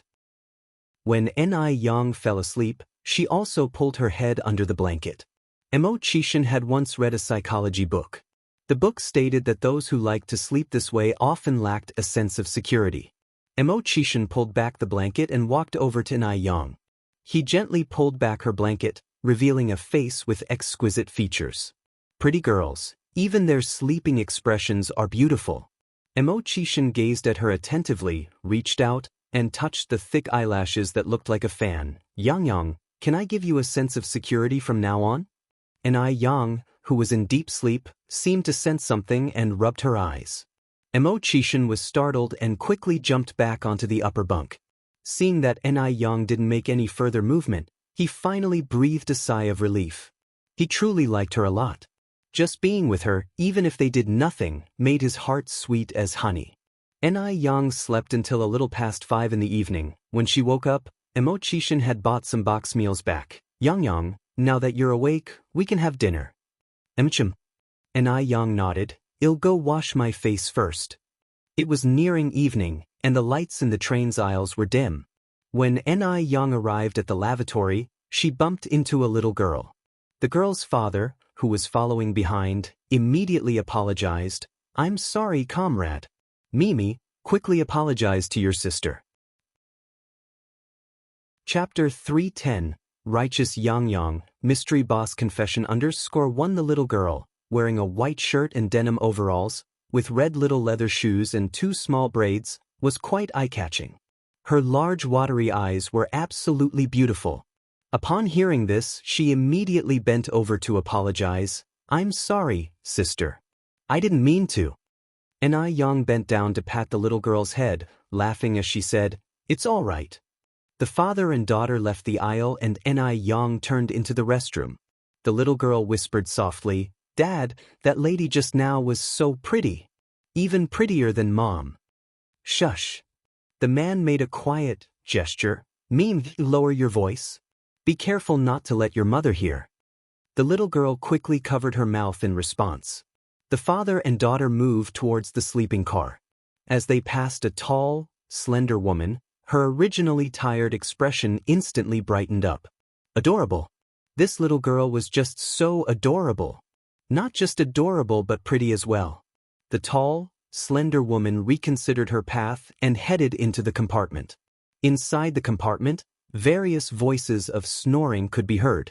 The tall, thin woman slapped the sleeping man beside her. Wake up already, there's business to be had. At her words, the man immediately woke up. Where? How old? The tall, thin woman lowered her voice. She seems to be around 4 or 5 years old. We should keep a close eye. There were 3 types of boxed meals on the train. One was 3 cents per serving. Another was 8 cents. The last one was 2 yuan. The one that Emo Chishan bought was 2 yuan, containing fried eggs, braised pork, and braised fish cubes. Even though the meal was rich, perhaps because it was cooked in a large pot, the taste was not very good. Emo Chishan could not eat more than a few bites, but Enai Yang on the opposite side was eating very seriously. Every single bite, not a grain of rice was left. Yang had walked out of hard times. She knew the difficulty of obtaining food, so she held a sublime respect for the food. No matter when, she would not waste it. This feeling might only be understood by those who have experienced hunger. Seeing her like this, Xianxia felt a twinge of guilt. He picked up his chopsticks again, finishing the rest of his boxed meal. After undergoing nearly 40 hours on the train, they finally arrived in Guangguan on the noontime of the third day. Guangguan is a coastal city near Hong Kong and our country. Compared to the often bustling mainland, Guangguan had many skyscrapers, fashionable young people, and some even using pagers. At the same time, the temperature in Guangguan was much higher than in Beijing. The current temperature in Beijing was 10 to 12 degrees Celsius, needing a cotton-padded jacket and a coat. But on the streets of Guangguan, people were in short sleeves and jeans, wearing sunglasses as if it were still summer. At this time, the jeans trend had just come over from abroad, so every young person on the street was wearing jeans. Yang knew that the temperature in Guangguan was much higher than in Beijing, so when she got off the train she was particularly wearing just a thin knit sweater. But, unexpectedly, it still felt scorching. Yang, Xianxia looked at Yang. Shall we look for a clothing store first? Yang nodded, sure. The two entered a clothing store they found. Yang didn't bother to choose, she randomly grabbed a set of clothes and headed to the changing room. However, when she came out of the changing room, Xianxia was dazzled. At this moment, Xianxia suddenly remembered a phrase. When a person is good-looking, they'll look good in anything, even a rag. A simple light pink top and a pair of black baggy pants brought out a unique charm on her. The shopkeeper immediately went to meet her. "Miss, you look absolutely stunning in this outfit."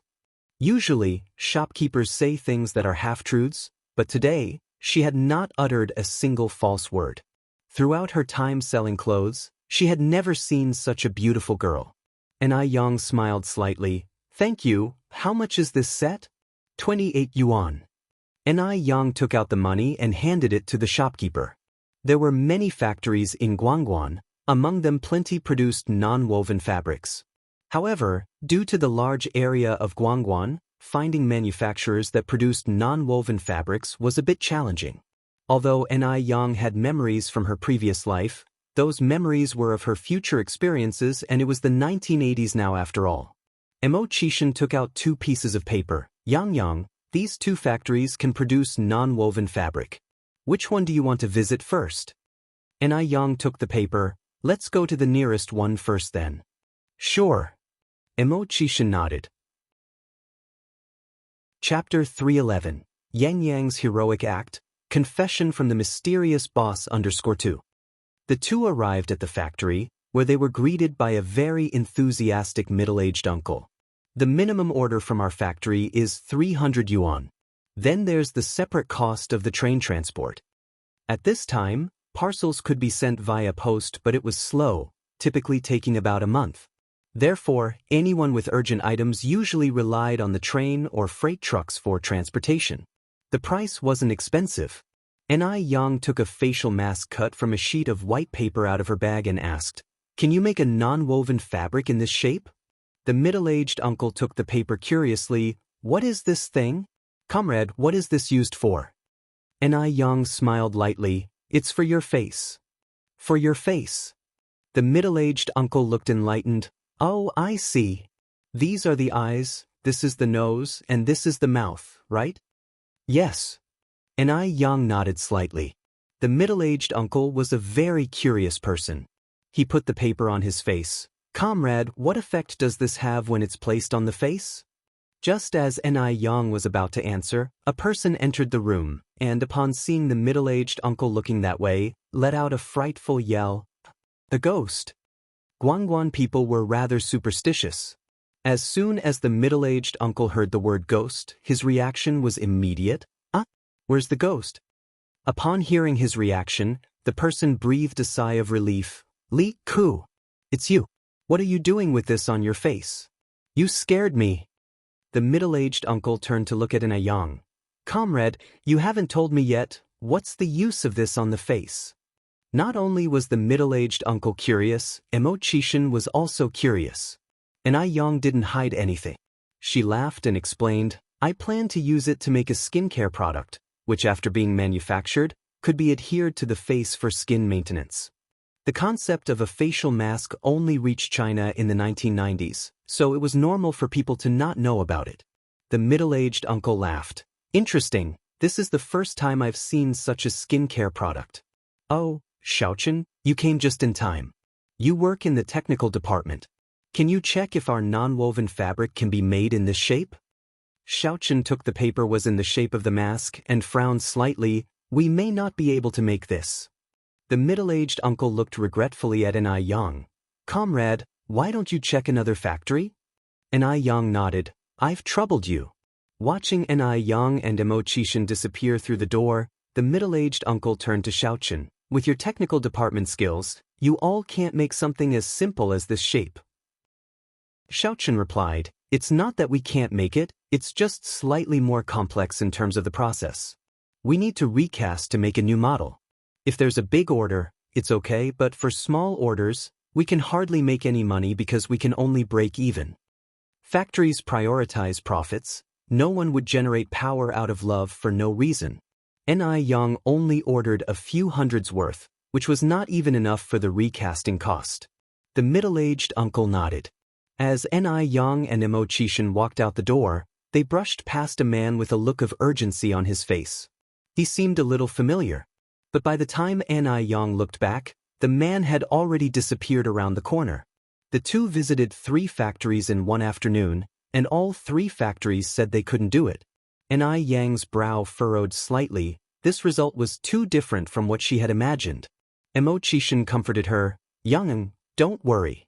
Guangguan has many factories, and it's the birthplace of skincare products.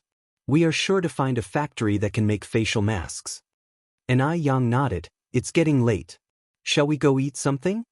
Sure, Immersive said. I know there's a street with lots of food nearby. Shall we eat there? Okay. The food street was located in the center of Guangguan. Plastic cloth covered the large sheds overhead, illuminated by hanging lights. Many street food stalls had long lines. Noodles, 50 cents a bowl. Dumplings, 30 cents for a large bowl. Seafood fried noodles, teppanyaki squid, pot stickers. The cries of the vendors and the alluring scent of food filled their ears and noses. Yang looked at this dish, then at that one, unsure of what to eat. Immersive suggested, Guangguan is a coastal city, and seafood is their specialty product. Why don't we eat seafood? Chapter 312. Righteous Yang, Mystery Boss Confession Understood. In fact, Immersive wanted to take Yang to a fancy restaurant, but he was afraid that she would feel distanced because of it. He wanted to get closer to Yang. As it turned out, compared to fancy restaurants, Yang preferred this place. Great, I want teppanyaki squid. Teppanyaki squid is a common street snack in later times. Yang didn't expect that it was already available here in Guangguan during the 1980s. The two of them sat at a seafood stall, and besides teppanyaki squid, they ordered other seafood dishes. It was essential to accompany seafood with beer. At this time, Yanjing beer was the most popular. Actually, beer was already available as early as 1914. By the 1980s, it was everywhere, not just in thriving cities like Guangguan, but also in rural areas. Yang turned to look at Immersive. Brother Imo, do you want some beer? Immersive raised his eyebrows in surprise. You drink? He had assumed that a beautiful girl like Yang would abstain from alcohol. Yang smiled. What, do I look like someone who doesn't drink? Not only did she drink, but she could also hold her liquor very well. No one achieves success easily. In her previous life, Yang, as NIS director, honed her drinking skills through banquets and social events, once setting a record of downing 2 pounds of liquor at once. However, that was in her past life.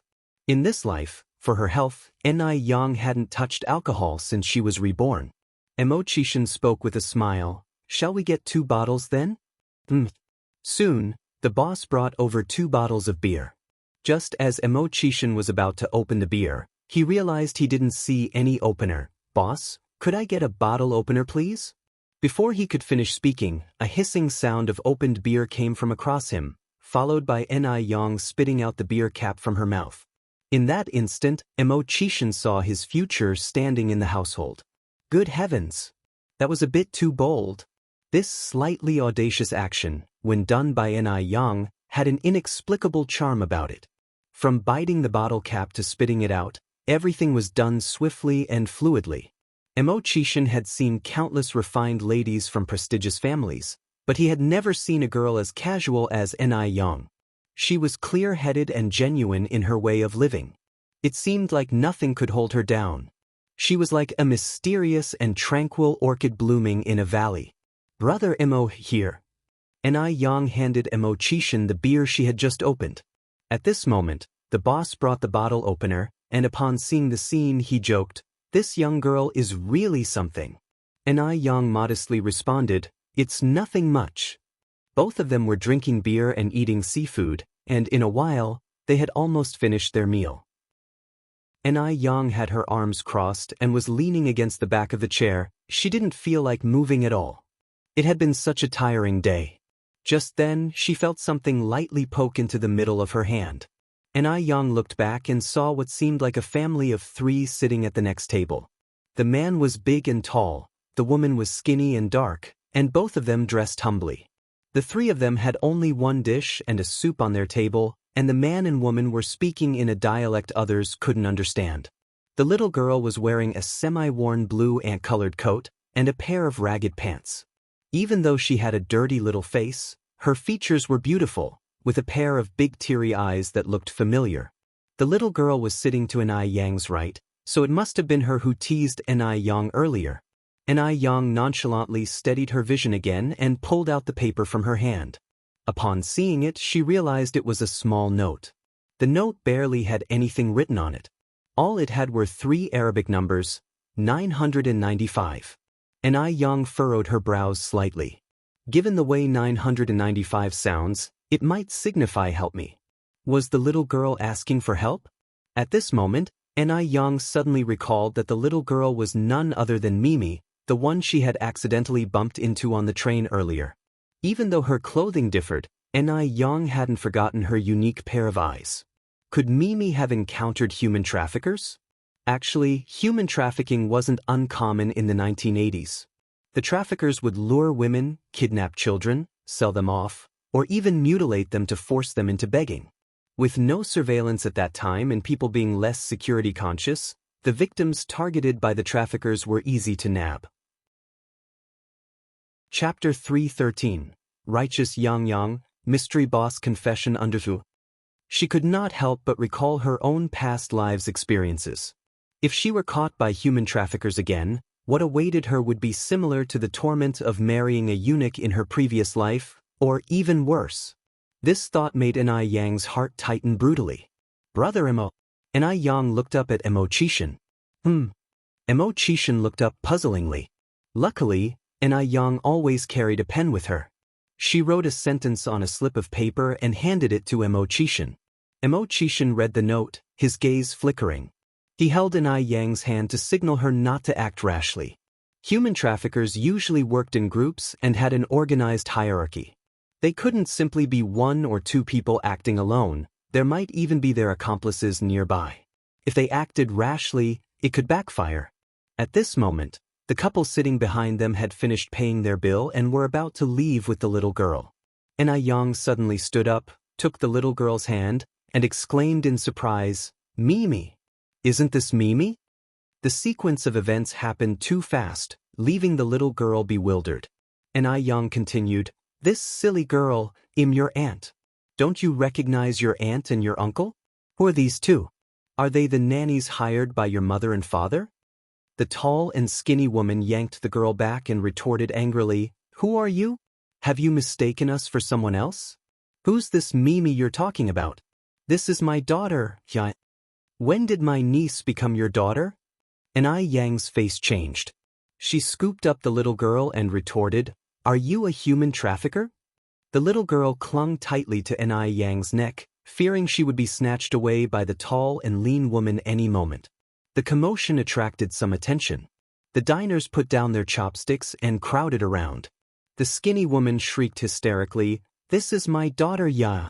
From a young age, she has been mute and even has some IQ issues. You claim to be her aunt, so let her call you aunt and well see. Thief playing a cop. I say you're the real human trafficker. Somebody help, she's trying to kidnap my daughter." Every human trafficker retains a poker face and excels in bluffing. As long as they can convince the crowd, things will work out for them. After all, the child isn't able to speak, and the person abducting her from them is Ni Yang.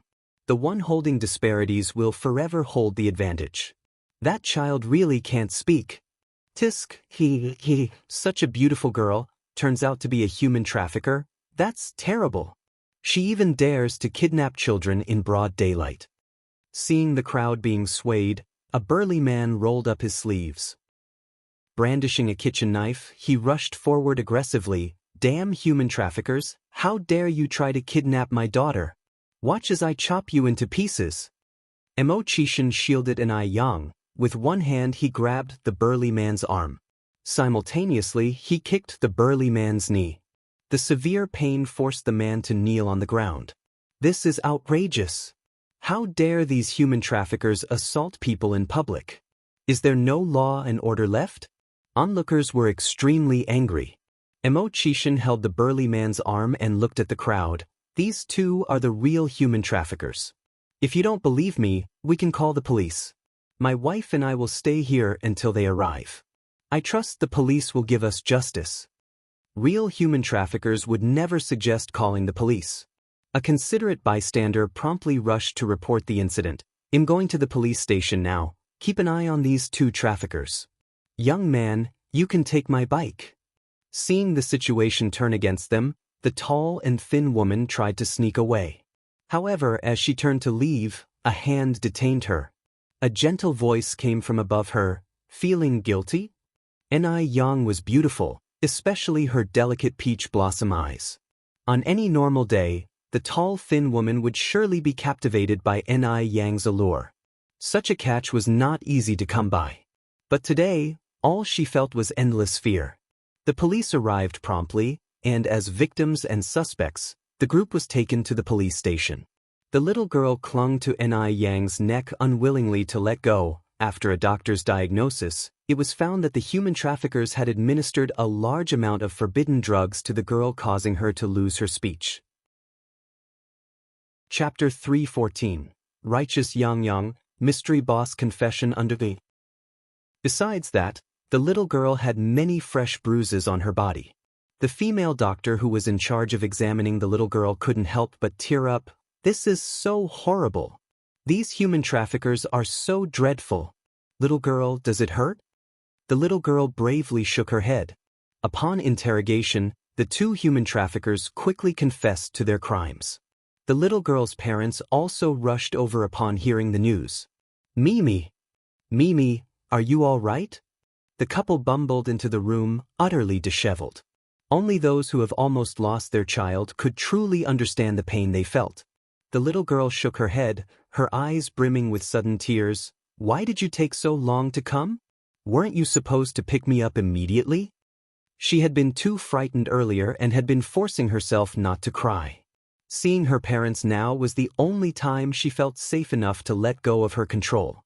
The young woman took the little girl into her arms. "I'm sorry, Mimi. Mommy and Daddy are so sorry." The police officer at the scene said, "As parents, you have to be more careful next time, especially in crowded places like railway stations. You should always keep your child within arm's reach. Now you must sincerely thank these two people. If it wasn't for their courageous actions, you probably wouldn't be able to see your child now." "Thank you both." The couple exchanged a glance and immediately knelt down in front of Ni Yang and Immortal with their child. "Thank you." Ni Yang and Immortal quickly helped the couple up. "You don't need to do this." It was Mimi who was quick on her feet and clever enough to give us a note for help. If it wasn't for that, we wouldn't have realized something was wrong. Just then, the young man suddenly said, "Aren't you the young man we met on the train?" Ni Yang nodded. "Yes, it's me. Thank you so much for your help." The young man continued, "My name is Han Lin. this is my wife Lin Xiaoxue, and this is our daughter Han Mimi. The five of them left the police station, chatting among themselves. Lin Xiaoxue said, young man, judging from your accents, I'm guessing you're not from Guangguan, right? And Yang nodded, we came from Beijing. Lin Xiaoxue continued, you came all the way from Beijing. Are you planning to stay and develop here, or are you just visiting? And Yang said, we came here for some business. Lin Xiaoxue, being a warm-hearted person, and considering that Yang and Immersion had saved her daughter's life, immediately said, business. Have you successfully handled your affairs? If you don't mind, you can tell us about it, maybe we can help a little. Han Shulin echoed, that's right. You're newcomers to Guangguan, and we've been living here for decades. We know many people and can certainly handle matters more conveniently than you. No matter what it is, locals can always manage it more conveniently than outsiders. And Yang, therefore, didn't hide anything and briefly explained the situation to the couple. After listening to it, Han Shulin smiled and said, rest assured, this little matter, I've got it covered. And Yang looked at Han Shulin in surprise. Lin Xiaoxue explained, my husband is the manager of the non-woven fabric factory on Liufu Road. As a non-woven fabric factory manager, this matter would indeed be trivial for him. This was indeed a case of good actions are rewarded. So, the next day, Yang and Immersion met again with the middle-aged man surnamed Li. This time when they met, the middle-aged man was even more enthusiastic than before. Come in and have a seat. If you had told me earlier that you knew Manager Han, none of this would have happened. Yang smiled lightly and sat down with Immersion. Yang knew very well that the reason no factory was willing to take on the job before was because the quantity of face masks she ordered was small. The cost of the non-woven fabric was low, and only a small amount was needed for each face mask. A few hundred yuan would be enough to make several thousand masks. With a small quantity, the profit was small. The profit was small, but the time spent on the initial setup was significant, which was why no factory was willing to accept the order. But Yang was confident that neither the factory nor Han Shulin would regret taking this order. Because once the face mask gained popularity, the sales would not be as simple as just a few thousand. After a successful contract signing, Yang and Immersion bought tickets for the 7 p.m. train that evening. Chapter 315, Righteous Yang, Mystery Boss Confession Under 6. With half a day left, Yang wanted to stroll around the streets and pick up some local specialties to take back home. Water chestnut cake and pineapple cake were specialties of Guangguan. There were also many fruits not available in Beijing, such as durian, dragon fruit, and wax apples. Yang bought a bit of each, as well as a giant durian. Durian was known to have a really strong smell, but the taste was genuinely good. Seeing Yang buying so much, Immersion also bought a lot of things. That night, Han Shulin and Lin Xiaoxue, holding their daughter Mimi, came to the train station to see them off. Yang and Immersion waved goodbye to the family of three. Brother Han, sister-in-law Han, you must come to Beijing to play when you get the chance. Sure. We will certainly disturb you when we do. Goodbye, Sister Yang. Goodbye, Mimi. By the time they returned to Beijing, it was a little after 8 at night. The temperature in Beijing was more than 20 degrees lower than Guangguan. As soon as they got off the train, Yang wrapped herself tightly in her down jacket. Though they were walking side by side on the street, not talking, the atmosphere was not awkward at all. The night always seemed to make people more impulsive. Immersion found his heart fluttering like a scared deer as he looked at Yang's profile. They seemed to have grown closer during this Guangguan trip, but also not at all. He felt he couldn't wait any longer. If he continued to wait, what if someone else beat him to it? Engrossed in his thoughts, Immersion didn't notice the stone on the road and stumbled, almost falling over. Be careful, brother. Yang quickly reached out to steady him. Thank you, Yang. The dim light of night hid Immersion's blush. They slowly walked and quickly arrived at the noodle restaurant. Yang opened the door and wheeled her bicycle out. Yang. Immersion softly called out, his voice resonating clearly in the quiet night. Yang looked up, her bright eyes sparkling in the dark. Mo Kishin's palms started to sweat. The usually articulate Mo Kishin suddenly found himself at a loss for words. What is it? Yang raised her eyebrows slightly. Mo Kishin found that he wasn't just at a loss for words, he was also stuttering. Brother Mo, don't be nervous. I want bite, what are you afraid of? Yang chuckled, her dimples showing, as she slowly approached Mo Kishin. Mo Kishin stepped backward, tension mounting, until he was pressed against a sturdy wall. This situation was a common scene in the arrogant CEO's TV dramas. Yang didn't expect it to happen to her that day. And it was her who had cornered Mo Kishin. Wasn't Mo Kishin's reaction too cute?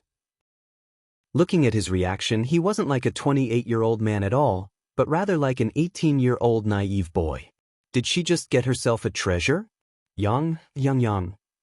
Mo Kishin suddenly found it hard to meet Yang's gaze. He was so nervous, what should he do? What if he couldn't breathe? At this moment, Mo Kishin's usual calm, self-composed demeanor seemed to have completely vanished. Yang looked at him with a smile. Brother Mo, if you have something to say, just say it. Hesitating is not a man's style. Right? He was a man. Mo Kishin gritted his teeth, closed his eyes, and stood his ground. It was time to be brave and take a leap. Yang, he said, his voice lowering, like you. At that moment, even Yang could hear her own heartbeat. She couldn't resist teasing him. Brother Mo, I didn't hear what you said. Mo Kishin was so nervous he didn't dare say it a second time. Yang frowned slightly. Brother Mo, did you just say you hate me? No. Mo Kishin turned white with anxiety. Yang, you heard wrong. How could I hate you? Then what did you say just now? He had already said it once, so why couldn't he say it again? Worst comes to worst, he could take another hit. Mo Kishin took a deep breath and loudly said, Yang, I like you. I want you to be my girlfriend. After saying this, Mo Kishin watched Yang intently. He had never been so nervous in his life. His heart felt like it was about to jump out of his chest. If cold stones could be warmed, what about human hearts? Moreover, Yang's heart wasn't made of stone. She was very sure that she also liked Mo Kishin. Perhaps she had fallen for him at first sight when they met by the river. Perhaps she was moved by Mo Kishin's continuous companionship over time. Plus, Mo Kishin was so handsome. If they did become a couple, she definitely wouldn't lose out. Brother Mo, Yang looked up at Mo Kishin. I think, I kind of like you too.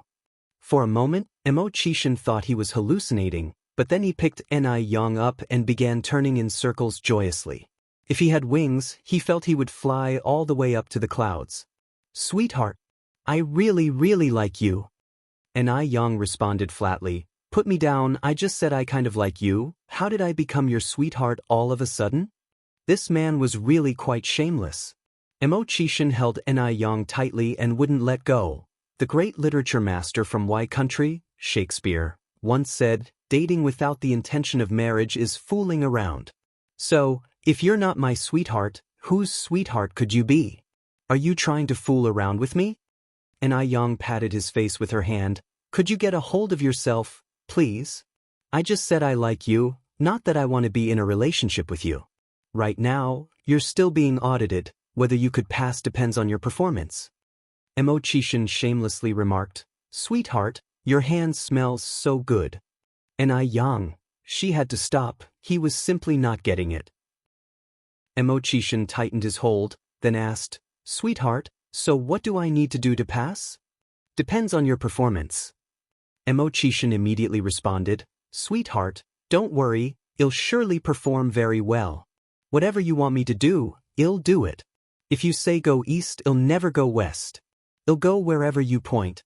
Nothing will stop me, not even climbing a mountain of knives or plunging into a sea of flames. Then put me down first. Mo Kishin hesitated a bit, but then finally let go.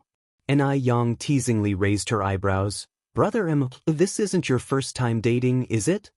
Mo Kishin nodded. It's the first and also the last. Sweetheart, from now on, all my first times will be yours. The first time he fell in love at first sight. The first time he liked someone.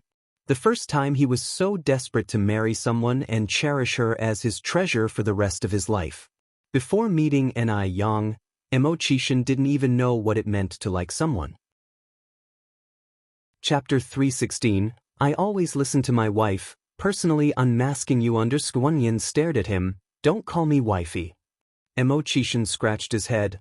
Then what should I call you? Lady? Darling? Beloved? These don't seem to sound as nice as wifey, right? Ni Yen interrupted his imagination. Call me whatever you used to. Okay, wifey. Imo-chishin quickly nodded. I will listen to wifey. Ni Yen. Imo-chishin then said, Wifey, when can I officially become your other half? Ni Yen replied indifferently, Once you've changed how you address me, I'll consider it.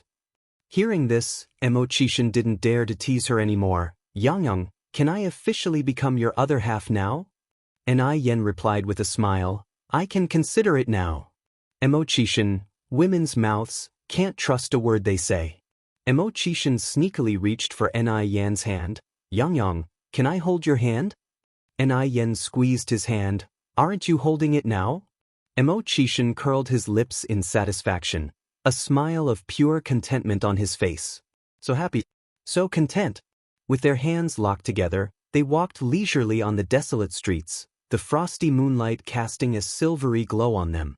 Both of them, without any romantic experience, strolled hand in hand from one end of the street to the other. They made a trip up and down the normally 1-hour-long street as though it only took moments. Time seems to fly when one is with the person they love. Once they reached the noodle restaurant again, Ni Yen stopped. Brother Imo, it's late. You should head home now. Imo-chishin reluctantly halted. He still hadn't had enough of holding his wifey's hand. He wished he could stay glued to his wifey all the time. Ni Yen smiled. Please hurry back. Remember what you promised me earlier. Reminded of his earlier promise, Imo-chishin reluctantly let go of Ni Yen's hand. Yang, should I walk you home? Ni Yen said, It's nearly 11 now. If you walk me home, you'll be really late. Besides, I rode here myself. Go on home, it'll be fine. Ni Yen is not a person of pretensions. In the middle of the night, she didn't want to trouble Imo-chishin. Imo-chishin pushed the bike. Let me take you home. I don't have anything planned for tomorrow morning, and it's not safe for a girl to be out alone at this hour. Seeing Imo-chishin insist, Ni Yen gave in. She leaned in and sat on the back seat. Brother Imo, let's go. Imo-chishin held the bike, not moving. Ni Yen asked doubtfully, Brother Imo, aren't we going? Imo-chishin responded, Yang, come sit in front. The Phoenix brand bike from the 80s has a large rack in the front that can accommodate a person. But because sitting at the front requires a somewhat intimate position, typically only couples adopt this seating. Before they were in a relationship, Imo-chishin was too shy to let Ni Yen sit in front, but things were different now. Ni Yen was also sitting on a bike rack for the first time. She was surrounded by a masculine aura, with warm breath whispering around her neck. This felt wonderful, leading to a faint blush creeping up her ears. Although the girl in front is already his wifey, Imo-chishin was still nervous. Thankfully, it was winter, and they were both bundled up. Otherwise, Ni Yen would definitely have noticed his discomfort. Imo-chishin tightly gripped the bike's handle, his sturdy arms enveloping Ni Yen. His steady heartbeat echoed from behind, providing a sense of absolute security. Ni Yen's hair fluttered onto Imo-chishin's face in the breeze. It was soft and silky like prime satin. A faint, fragrant scent wrapped around his nose. The hazy night enveloped them as Imo-chishin leaned forward slightly, all but surrounding her. To enjoy their time together more, Imo-chishin deliberately slowed down. However, they soon arrived at Jinghua village. Imo-chishin was slightly annoyed. Why did the time pass so quickly tonight? Ni Yen jumped from the bike. Brother Imo, you should go home now. I'll help you push the bike into the courtyard. Ni Yen laughed. Take the bike and ride home. From the city to Jinghua village is more than 10 kilometers. She can't possibly let Imo-chishin walk home. Imo-chishin responded, If I ride home, how will you get to the city tomorrow morning? I can take the tram. Chapter 317. I always listen to my wife, personally unmasking you under su. Emo-Kishin's thoughts took a turn. I'll pick you up tomorrow at my place. Yang nodded and picked up her gift from the car. That works. Take care on the road, brother Emo. All right, Emo-Kishin replied. He watched Yang walk into the yard and close the door. Only then did he turn the car around and drive back. At this moment he could no longer hide the elation in his heart. He quickly stepped on the pedal, his feet moving like they were under motor power, almost making the car fly. He felt so happy, so excited. At that moment, Emo-Kishin felt an insurmountable energy. Even if there were mountains ahead, he could move them. So happy. Emo-Kishin even let go of the handlebars, opened his arms wide, and made a flying motion. He was as excited as a child. It was a good thing that he was on an empty street. Otherwise, with such a noise, he would have been scolded by others. Only with the cover of late night, Emo-Kishin dared to act so wildly. Emo-Kishin shouted several times, unable to satisfy his excitement. He even had body movements. He was like a crazy drunkard with no formality to speak of. Not far away, a luxury car was parked. There were two people seated in the front row. These two were none other than Morris and Marcus. Morris looked at his watch, puzzled, and asked, "Marcus, did you get the time wrong? Is Mr. Mogg really coming back today?" Marcus replied, "Mr. Mogg called yesterday afternoon and told me he'd be back tonight. How could I hear it wrong?" Just then Morris, who was in the driver's seat, suddenly sat upright, pointed at something to Marcus, and said with some horror, "Is that Mr. Mogg over there?" Marcus looked forward, nonplussed. What a joke! You must be kidding. That man raving on the street in the middle of the night must have just come from a mental hospital. Their Mr. Mogg always maintained a cool demeanor, even when dealing with contracts with numerous digits. He never showed any change in expression. How could he possibly behave like this? Morris scratched his head. What you said makes some sense. Although from a distance the man looked like Mr. Mogg, his behavior was more like a madman. Mr. Mogg is usually gentle and noble. How could he go crazy like this? However, as the so-called madman got closer and closer, Morris' expression became more and more horrifying. Morris grabbed Marcus' sleeve again. That's Mr. Mogg. What could have happened to Mr. Mogg on his trip to make him behave like this? Now even Marcus was dumbfounded. Could he take back what he just said? Realizing that this madman was indeed Emo-Kishin, they both got out of the car. At the same time, Emo-Kishin noticed a familiar license plate. He instantly put away his silly smile and maintained a cold and restrained demeanor again, going back to his original appearance. Marcus, stop pretending we saw everything. Mr. Mogg, greeted Morris and Marcus respectfully. Emo-Kishin vomited 3 words, a mysterious shadow covering him in the moonlight, back to the manor. Yes. Marcus immediately took his bike. Emo-Kishin leaned back into the car, Marcus pedaling after the luxury car. As he pedaled, Marcus noticed that something was off. Under the moonlight, Marcus realized this wasn't his boss' car at all. On this side, Yang had just opened the door to the yard when the lights inside came on. The dim light lit up the small path in the yard. Yang felt warmth in her heart as she saw Xianxia, who had put on a coat, come out from inside. Yang. Mom. Yang, come inside quickly. Xianxia took the suitcase from Yang's hands. Are you hungry? Mom kept some food for you. Mom, how did you know that I would come back tonight? There was no phone at home, and to take a phone call, they had to go to the village. To avoid the hassle for Xianxia, Yang didn't call home at all. Xianxia replied, when you left, you said you would come back in about a week, so I thought you should be back by now. When a child goes on a long journey, a mother worries. Ever since the day Yang left, Xianxia had been counting the days at home, hoping for her return. Every time they ate, she set aside a portion specially for Yang, so that she wouldn't be hungry when she came back. Chapter 318, I always listen to my wife, personally unmasking you _3. Being together every day, Yang and her mother Xianxia didn't think much about it. However, on the day Yang suddenly left, Zihua felt out of sorts everywhere.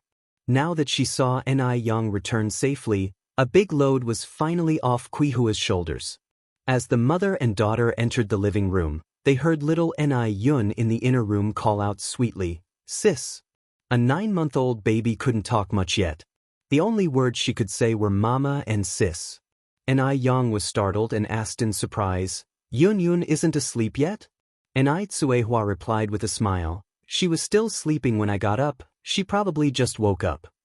"They'll go check on Yun." Yang swiftly made her way into the room. Tsuehua went into the kitchen to serve Yang dinner. In the room, little Yun, wearing her autumn clothes, had already crawled over the blanket. Seeing Yang come in, she laughed happily. "Sis." "Little Yun, did you miss sis?" Yang picked up little Yun. Little Yun couldn't talk yet, she just shouted excitedly, "Sis, sis." Yang gave little Yun's small face a big kiss. The temperature was low at night, Yang was afraid that little Yun would get cold, so she quickly put her back under the blanket. "Yun can't crawl outside the blanket, otherwise sis will spank." Little Yun held Yang's hand, babbling away, who knows what she was saying. Yang looked at little Yun's side profile, the corner of her mouth revealing a slight smile. In her previous life, she came to the realization too late and let this little sister fall into the jaws of a wolf. This time, she'll protect her no matter what. And the 3 other sisters who got thrown away, she wondered if they were still amongst the living. For some time, Yang was lost in thought. At that moment, Tsuehua came in with a bowl saying, "Yang, stop playing with Yun and eat." Yang nodded, standing up to take the bowl from Qihua's hands. The bowl was only half filled with rice, but the meat and vegetables were piled high. There were braised pork, crispy on the outside and tender on the inside roasted chicken leg, and stir-fried mushrooms. Tsuehua said, "Yang, Uncle Tinu brought this rooster this morning while he was working. I said I didn't want it, but he insisted on leaving it. Quickly taste the chicken your mom roasted and see if it's good. I roasted it the way you usually do." Yang hurriedly picked up the chicken leg and tasted it. The meat was firm, crispy on the outside and tender on the inside. Oil flowed in her mouth with every bite. "Delicious. Mom, the chicken you roasted is way better than the one I can do." Tsuehua laughed. "You know how to make your mom happy. How can the chicken I roasted be better than yours?" "Mom, it's really very good." Tsuehua said, "If it's good, eat more. There's still some in the pot. They'll get more for you when you're done." Yang was eating and said with food in her mouth, "It'll be full after this bowl, I'll eat the rest tomorrow morning." Tsuehua said, "You're full already? Look how thin you are, you could be blown away by the wind. You need to eat more." People in the 80s generally idolized being fat. For one, being fat displayed a wealthy household, and 2, the older generation saw fat as a representation of good fortune. There's a compliment for people that goes like this: "Look at that girl, she's so fortunate." The deeper the fortune, the fatter one is. Fat girls were very popular. By the time dinner was done, it was already past midnight. After a quick hot shower, Yang went straight to bed. She slept well throughout the night. The next morning, after Yang got ready and opened the courtyard door, she saw Chishan waiting for her on his bike. "Brother Mo, why are you here so early?" "I just got here too." Chishan touched his nose. "Shall we go now?" In fact, Chishan was so excited the night before that he couldn't sleep. As soon as dawn broke, he came here, he just didn't knock on the door. Yang said, "You must not have eaten breakfast this early, right? I made pan-fried dumplings this morning. I'll get you some." After saying this, Yang turned around to head to the kitchen. Soon, she came back with a food box in hand. The pan-fried dumplings were filled with sour radish and pork. It was appetizing and refreshing, with the taste of pork bursting in every bite. They were delicious. Chishan ate more than 10 dumplings in one go. "Yang, your dumplings are so good. I've never had such good dumplings." Yang raised an eyebrow slightly. "My mom made these." Chishan, "Then our mom is really skilled." Chapter 319. I always listen to my wife, personally unmasking you _4. Yang stuffed the last dumpling into his mouth. Enough chit-chat. After finishing the dumplings, Yang returned the lunchbox, got into the car, and went to the city with Qishan. Qishan, with one hand on the steering wheel and the other secretly slipped around Yang's waist, rested his chin on her shoulder, and gently sniffed the fragrance of her hair. The usually noisy bird chirps now seemed pleasant to his ears. Yang did not reject such affection and laughed. Brother Emo, can you ride the car properly? Can you do it with one hand? Men hate being questioned if they could or not. Qishan immediately let go of his other hand. Even if I don't hold it with both hands, I can still control the direction well. Yang, look how awesome am I? Yang nodded in agreement. Awesome, you are way too awesome. Qishan looked at Yang's side profile, as white as jade, and had a sudden urge to kiss her. But while he had the intent, he lacked the courage. Qishan suppressed the urge in his heart. The car was neither too fast nor too slow and soon arrived on the bustling street. A jeep raced past them. The man driving the jeep had an icy expression on his face. Baichuan pursed his lips, his eyes filled with stormy rage. The next corner. Screech. The sharp sound of a sudden brake rang out, and Baichuan pounded the steering wheel fiercely with his fists. A few seconds later, his face began to soften gradually. No, he couldn't. If he got angry, wouldn't he fall into Yang's trap? He must stay calm and expose the mask on Yang's face himself. Several minutes later, Baichuan restarted the engine and drove away. When Yang and Baichuan arrived at the noodle restaurant and milk tea shop, the other 6 people had already gathered. It had been a few days and everyone was missing Yang dearly. Of course, Yang didn't come empty-handed. Yang distributed a bit of water chestnut cake and pineapple cake she brought back from Guangguan to everyone. At this time, pastries were a desirable thing. Ordinary families would only buy some during the new year. Yang, you're too kind. You thought of bringing gifts for us all the way back from Guangguan. Yang, was Guangguan fun? How different is it from here? Yang explained with a smile. Actually, there isn't much difference. Just that the temperature is a bit higher than here. They are already wearing short sleeves in Guangguan. People of this era who generally lacked education and were not familiar with latitude and temperature difference found Yang's words astonishing. Really? Really? Yang nodded and explained the temperature difference to them. She spoke confidently, her conversation peppered with professional terms and concepts, and even some professional explanations were not as accurate as hers. Watching her on the side, Qishan's gaze gradually grew fascinated. How incredibly competent is his wife? It didn't take long for 6 o'clock to come around, and the noodle restaurant and milk tea shop opened for business right on time. Qishan helped Yang around the shop. The way the two interacted was the same as usual, but also a bit different. Anyone with a discerning eye could sense the subtle changes between the two. The 6 people in the shop obviously had an inkling. During lunch break, Yang sat at the dining table, sipped her milk tea and asked, Brother Mo, can you contact your good friend Wu Daming now? Yes, Qishan nodded. Yang, do you need something from him? Isn't he dealing with imported machinery? I want to ask him if he can get sterile equipment. Yang wanted to expand her skincare products, and for that, she needed to set up a sterile production room for machine integration where each skincare product would be produced. The current small-scale operation is definitely not enough. Qishan responded, Okay, I'll ask him for you later. Thank you, brother. Why are you being formal with me? By the way, I have to take a long trip tomorrow and it might take a while before I can return. If there is sterile equipment available, I'll have Wu Daming deliver it directly. Yang nodded. Actually, I'm not in a hurry. It will take a while for the house to be built. Qishan suddenly voiced his grievances. Yang, don't you want to ask where I'm going and when I'll be back? Yang patted him on the head like patting a big dog. So, where are you going? When will you be back? Chapter 320. I always listen to my wife, personally unmasking you _5. I need to go to F country, The specific return time is not yet fixed, but I promise to return as soon as possible so as not to worry you.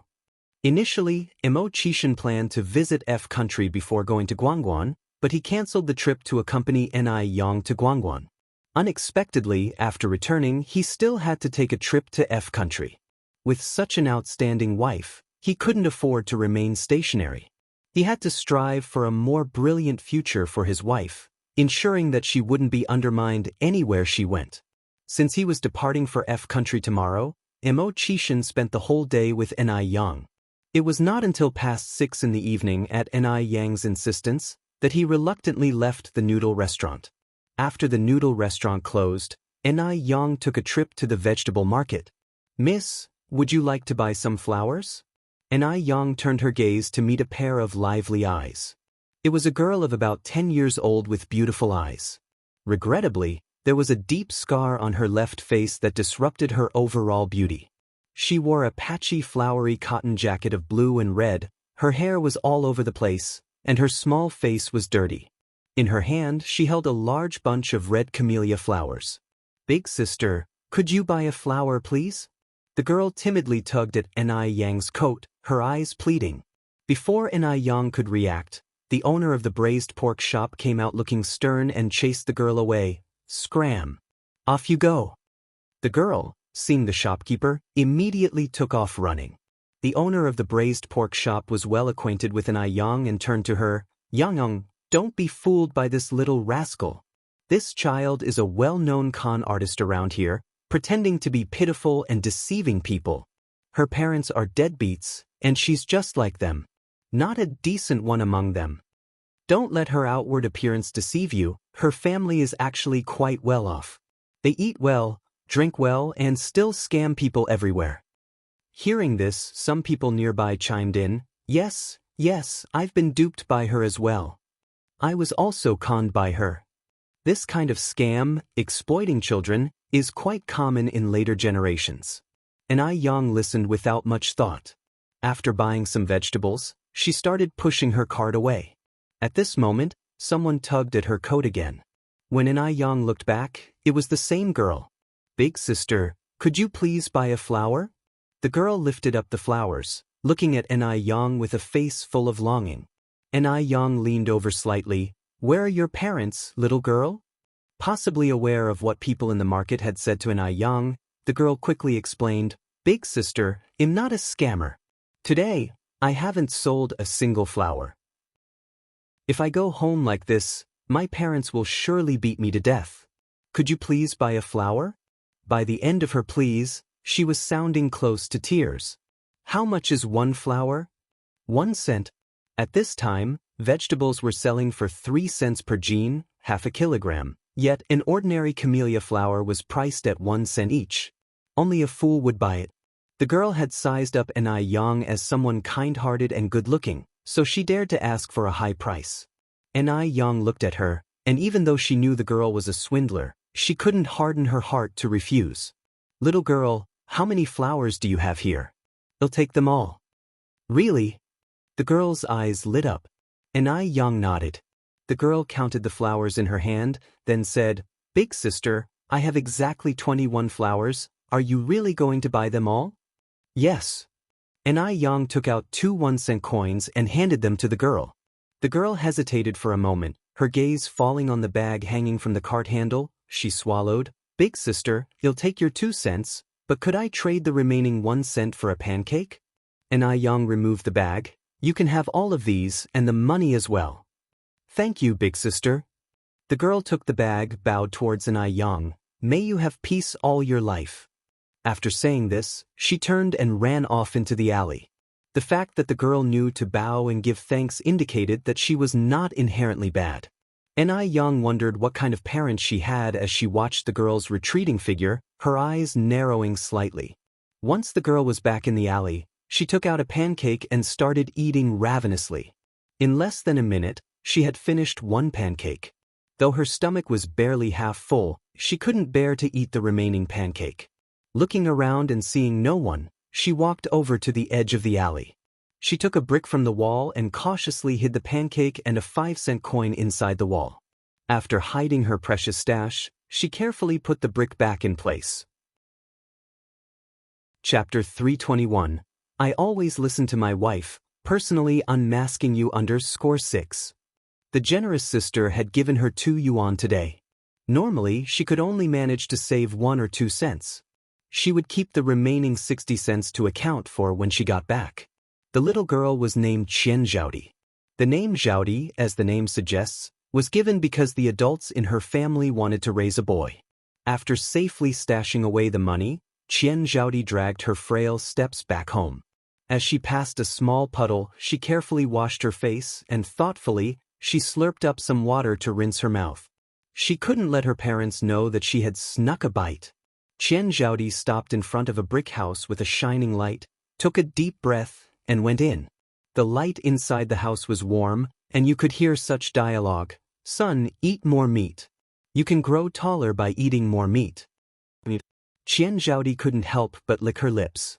She couldn't even remember the last time she had meat. But the little boy in the house protested, I don't want to eat meat. I want to eat chicken legs. I want to eat braised chicken legs. The gentle female voice soothed, Son, Mom didn't buy any chicken today. It'll make you braised chicken tomorrow, okay? Just have one bite today, be a good boy. No, no. Qian Zhaodi walked into the room. The room fell silent. The little boy at the head of the table glanced at Qian Zhaodi in a threatening manner. This little boy was Qian Zhaodi's younger brother, Qian Wangkai.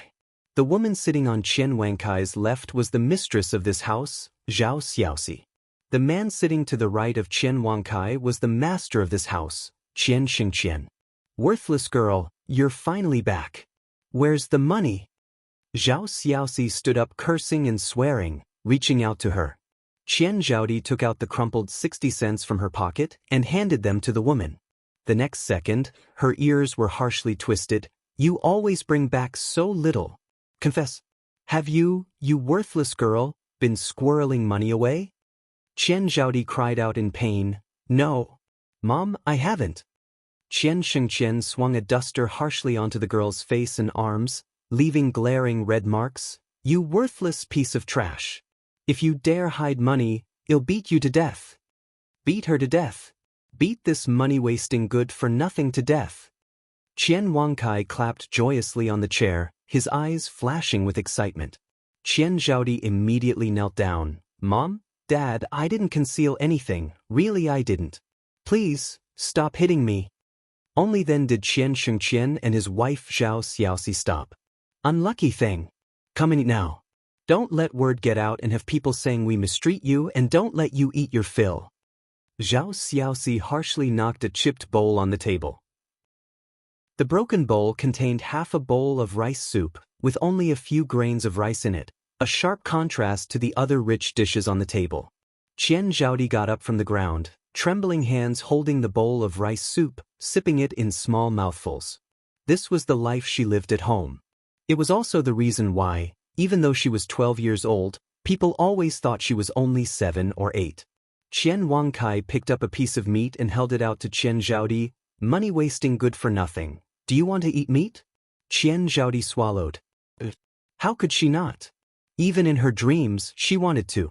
The next second, Qian Wangkai threw the meat onto the floor. If you want to eat meat, pick it up from the floor with your mouth. Remember not to use your hands. Qian Zhaodi's eyes tightened, but before she could react, her ear was once again violently twisted. You worthless wench.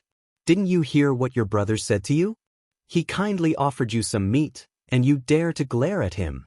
Eat that piece of meat right now, or I'll beat you to death. Although the meat had fallen on the floor, it was still a piece of meat after all. Thank you, little brother, I'll eat it now. Qian Zhaodi placed her bowl on the table, leaned down, and bit into the fatty meat with her mouth. The fat on the meat was cut quite thick, providing a satisfying mouthful. Yet, Qian Zhaodi's eyes were welling up with tears. Being brought up in a family that values males more than females, she could only struggle to survive. But she would not accept her fate. Once she had saved enough money, she would leave this place. What Qian Zhaodi didn't know was that without an introduction letter, she wouldn't even be able to buy a train ticket. Without an introduction letter, even if she did manage to escape, she would likely end up as a vagabond. Ha! Mom, Dad, doesn't she look like a dog? The dog at the Tion's house also eats this way. Just like it. My precious son is so smart. Qian Wangkai scooped up another piece of meat and threw it on the floor, exclaiming in excitement, money-losing goods, you bark like a dog. Bark now. Are you deaf? Woof. With a piece of meat in her mouth, Qian Zhaodi swallowed all her grievances and unwillingness. The laughter in the room grew louder. From a distance, it sounded like a warm and happy family. After Ni Yang returned home, she started to make dinner. She had stayed in Guangguan City for 6 days, so she planned to make a hearty meal that night. Soon, a sumptuous meal of 4 dishes and a soup was served. The braised pork belly wasn't greasy at all. Braised pork belly is a good source of quality protein and fatty acids, providing heme and cysteamine to improve iron absorption, useful for correcting iron deficiency anemia. It also nourishes the bodice-ine and moistens dryness. Therefore, fatty meat is a good thing for women. The shrimp stir-fried with peas was refreshing. The combination of shrimp and peas can help enhance the bust line. Having been out for 6 days, 4 of which were spent on a train eating simple meals, Ni Yang had almost forgotten her bust enhancement plans. Now that she was back home, she had to pick it up again. The spicy and delicious boiled fish. Water-boiled fish not only tastes good but also helps to curb cravings. Ni Yang's water-boiled fish was so delicious that at the end of the meal, Ni Chingge and Ni Zuihua even used the remaining soup to make a rice soup. Shepherd's purse tofu soup. Shepherd's purse contains a lot of oxalic acid, tartaric acid, malic acid, protein, fat, etc., which can treat red and swollen pain, conjunctivitis, night blindness, glaucoma, etc. Furthermore, the combination of mustard and tofu has the effect of beautifying the eyes and refreshing the body. Eating more shepherd's purse will make your eyes speak. As soon as Ni Yang brought the dishes to the table, Ni Chingge walked in holding his bag. Yang, glad you're back. Since you left, your mother has been waiting for you every day. Ni Yang said with a smile, Ni auntie, we can eat now. Several little white rabbits hopped in behind Ni Chingge. Ni Yang squinted her eyes. These rabbits seem pretty chubby. They have been raised for more than half a year, how could they not be fat? Ni Zuihua walked in holding a child. Ni Yang stroked her chin. Mom, Ni auntie, would you prefer roasted rabbit or braised rabbit? What? They're planning to eat rabbit? Hearing this, it seemed that the rabbits understood. They got scared and ran out of the room. Chapter 322. The Little Fangirl Visits, Plans to Advance _1 Initially, Ni Yang had found these 8 small rabbits on the mountain. Now the little rabbits have all become fat rabbits. Moreover, these rabbits are very smart, knowing to take a stroll during the day and return at night. However, they are quite destructive and have nibbled all the green plants and fresh grass around the house to the point where nothing grows anymore. At this moment, the 4 of them sat at the dining table, eating and discussing how to cook the rabbit meat. Why don't we cook spicy rabbit meat? I had it once in Inner Mongolia. The spicy rabbit meat didn't have the slightest gamey taste. Ni Chingge picked up a piece of braised pork belly. Spicy rabbit meat is also good. Ni Yang nodded. Wow, this pork tastes so delicious. After Ni Chingge took a bite of the pork belly, his face was full of astonishment. The meat was tender and melted in the mouth, with layers of fat and lean pork. When you bite into it, you get a burst of juices. It was layered, rich but not greasy, truly heaven on earth, rarely seen in the mortal world. Ni Yang laughed and said, "This is braised pork belly." Braised pork belly? Ni Chingge in surprise, is it one of the 4 treasures of Dongpa? Ni Yang nodded. Ni Chingge further said, Yang, you are so amazing. You even know how to cook braised pork belly. Had only seen this dish in books before, he didn't expect to taste it today. He felt so lucky. Having a piece of braised pork belly, then a piece of spicy and fragrant boiled fish, followed by a bowl of cleansing and grease-cutting shepherd's purse tofu soup, he felt his life had peaked. Li Xianxian's dormitory. Ever since she was subtly expelled from the Mo family by old Lady Mo, she had been bedridden with a serious illness. During her illness, she had a clear understanding of a lot of things. First, she had lost face in front of old Lady Mo and must regain it quickly. It seemed that some plans needed to be expedited. Second, Ni Yang was a stumbling block in her life, and this stumbling block must be removed. Otherwise, her future life will continue to be overshadowed by Ni Yang. Li Xianxian had a good memory and clearly remembered many things from her past life. She took out a notebook and started to write. This time, she had to make everyone look at her with new eyes. The light in the room wasn't very good. Li Xianxian took a piece of clothing and draped it over herself, then got up to open the curtains, letting the warm light in from outside. Just then, the door was pushed open and a short-haired girl walked in. This was Li Xianxian's roommate, Zhang Ying. Zhang Ying was a very kind girl. She had been taking care of Li Xianxian throughout her illness. Xianxian, I brought dumplings from the cafeteria, do you want to eat them? Zhang Ying offered the lunchbox to Li Xianxian. Li Xianxian didn't look up and said, thank you, just put it there, I'll eat it later. Okay. Zhang Ying put the lunchbox aside and leaned over curiously, Xianxian, what are you writing? Li Xianxian quickly closed the notebook. Sorry Ying, I'm writing a piece that I plan to submit to the newspaper agency in a few days, so I can't show it to you right now. Zhang Ying exclaimed, writing? Does that mean we'll have a famous writer in our dorm soon?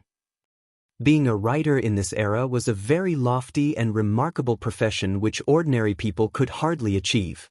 Li Xianxian modestly smiled, I wouldn't say a famous writer, I'm just writing casually. Zhang Ying excitedly grabbed Li Xianxian's arm. Xianxian, you are so amazing. Li Xianxian continued, don't rush to praise me yet, I'm just trying. It's not certain whether the newspaper agency will publish it. Zhang Ying said, with your talent, Xianxian, the newspaper agency will definitely not reject it. Li Xianxian laughed, I'll take that as a good sign. Zhang Ying added, Xianxian, you're not fully recovered yet, you should eat first. Only when you're full, can you write better. Li Xianxian nodded. That night, Li Xianxian stayed up all night writing, without any sleep.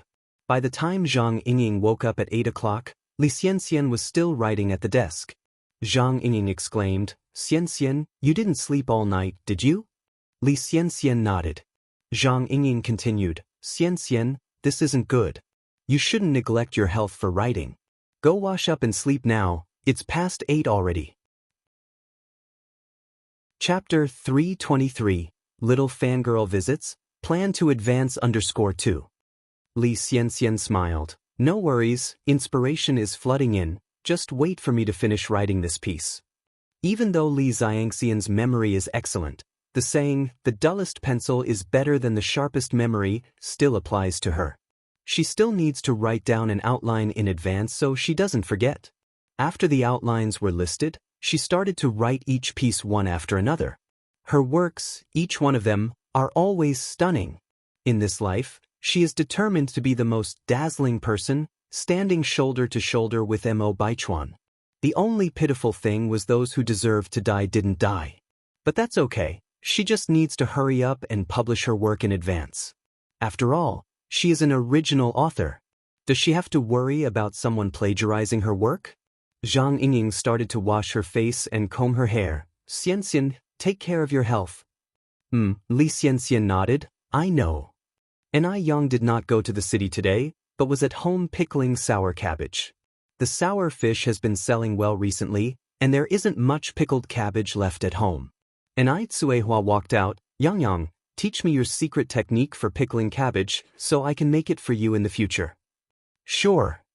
Ni Yang nodded and shared her secrets to making pickled cabbage while she was preparing it.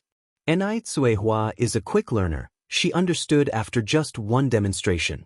Sister Ni Yang, Sister Ni Yang. Gooden and several other kids excitedly ran into the yard. Gooden, Penghu, Xiaohua, why are you guys running so fast? Ni Yang gave them a warm smile. Sister Ni Yang, there's a lady outside looking for you. She said she is your good friend. This woman, she dresses just like a little princess from a fairy tale. A lady? Ni Yang raised her eyebrows slightly. What does this lady look like? If she's a girl of their age from the village, Gooden and Penghu would definitely recognize her. If she's not, Ni Yang hasn't met anyone new recently. For a moment, Ni Yang really couldn't guess who could be looking for her. Gooden said, Sister Ni Yang, why not go out and see for yourself? All right. Ni Yang untied her apron. Mom, I'm going out for a bit. Ni Zuihua nodded. Sure, you go ahead, leave everything here to me. Ni Yang then went out with the children. Outside stood a young woman dressed in an imported princess dress, with slightly curly chestnut hair resting on her shoulders. A shiny little crown was on her head, and she was carrying an exquisite little handbag. Her nails were painted with pink nail polish. She really did look like a princess straight out of a fairy tale book. Li Yanran. Ni Yang did give her address to Li Yanran last time, but she didn't expect Li Yanran would actually come. Yang. Li Yanran came running towards Ni Yang and hugged her excitedly. Yanran. Ni Yang hugged Li Yanran back. Yang, Li Yanran continued, you have no idea how long it took me to find this place. Ni Yang said with a smile, you could have just called me beforehand. I could pick you up. Our place is indeed hard to find. Li Yanran replied, I didn't want to inconvenience you by having you leave the village to take a call. Even though Li Yanran is a wealthy young lady, she still understands the ways of the world. Moreover, she truly admires and respects Ni Yang, so she chose to visit Ni Yang intentionally. I'll introduce you, Ni Yang went on. This is Gooden, this is Penghu, and this is Xiaohua. You three can just call this beautiful lady, Sister Yanran. The three children greeted Li Yanran politely. Hello, Sister Yanran. Li Yanran replied to them with a smile. Hello, you guys. I came here in a hurry, so I didn't have time to bring gifts. Next time, I'll definitely bring some for you. Sister Ni Yang is very beautiful and gentle, and it turns out her good friend is stunning and kind as well. In no time, the three children felt very fond towards Li Yanran. Gooden said shyly, Sister Yanran, you don't have to be so polite. After speaking, Gooden, Penghu, and Xiaohua ran off. Watching the children run off, Li Yanran said, they're so cute. Ni Yang smiled. Yes, they're at an age where they don't have a care in the world. Come in, let's go inside. Li Yanran nodded and followed Ni Yang's steps. They arrived in the yard where Ni Zuihua was pickling the sour cabbage. She looked up, stunned by Li Yanran's appearance. My goodness! This young lady was dressed so elegantly. She looked just like a modern lady from the big city posters. Chapter 324. The Little Fangirl Visits, Plans to Advance _3. Ni Yang introduced her. Mom, this is my good friend Li Yanran. Yanran, this is my mom. Li Yanran also gasped in surprise. No wonder Ni Yang is so beautiful. It's all because of the good genes. Li Yanran suppressed her astonishment and politely said, Hello, Auntie, you can just call me Yanran. Ni Zuihua wiped her hands on her apron. Hello, come in and take a seat. It hasn't been long since mother and daughter arrived in Beijing. It's not easy for Ni Yang to have a good friend. Ni Yang brought Li Yanran into the house.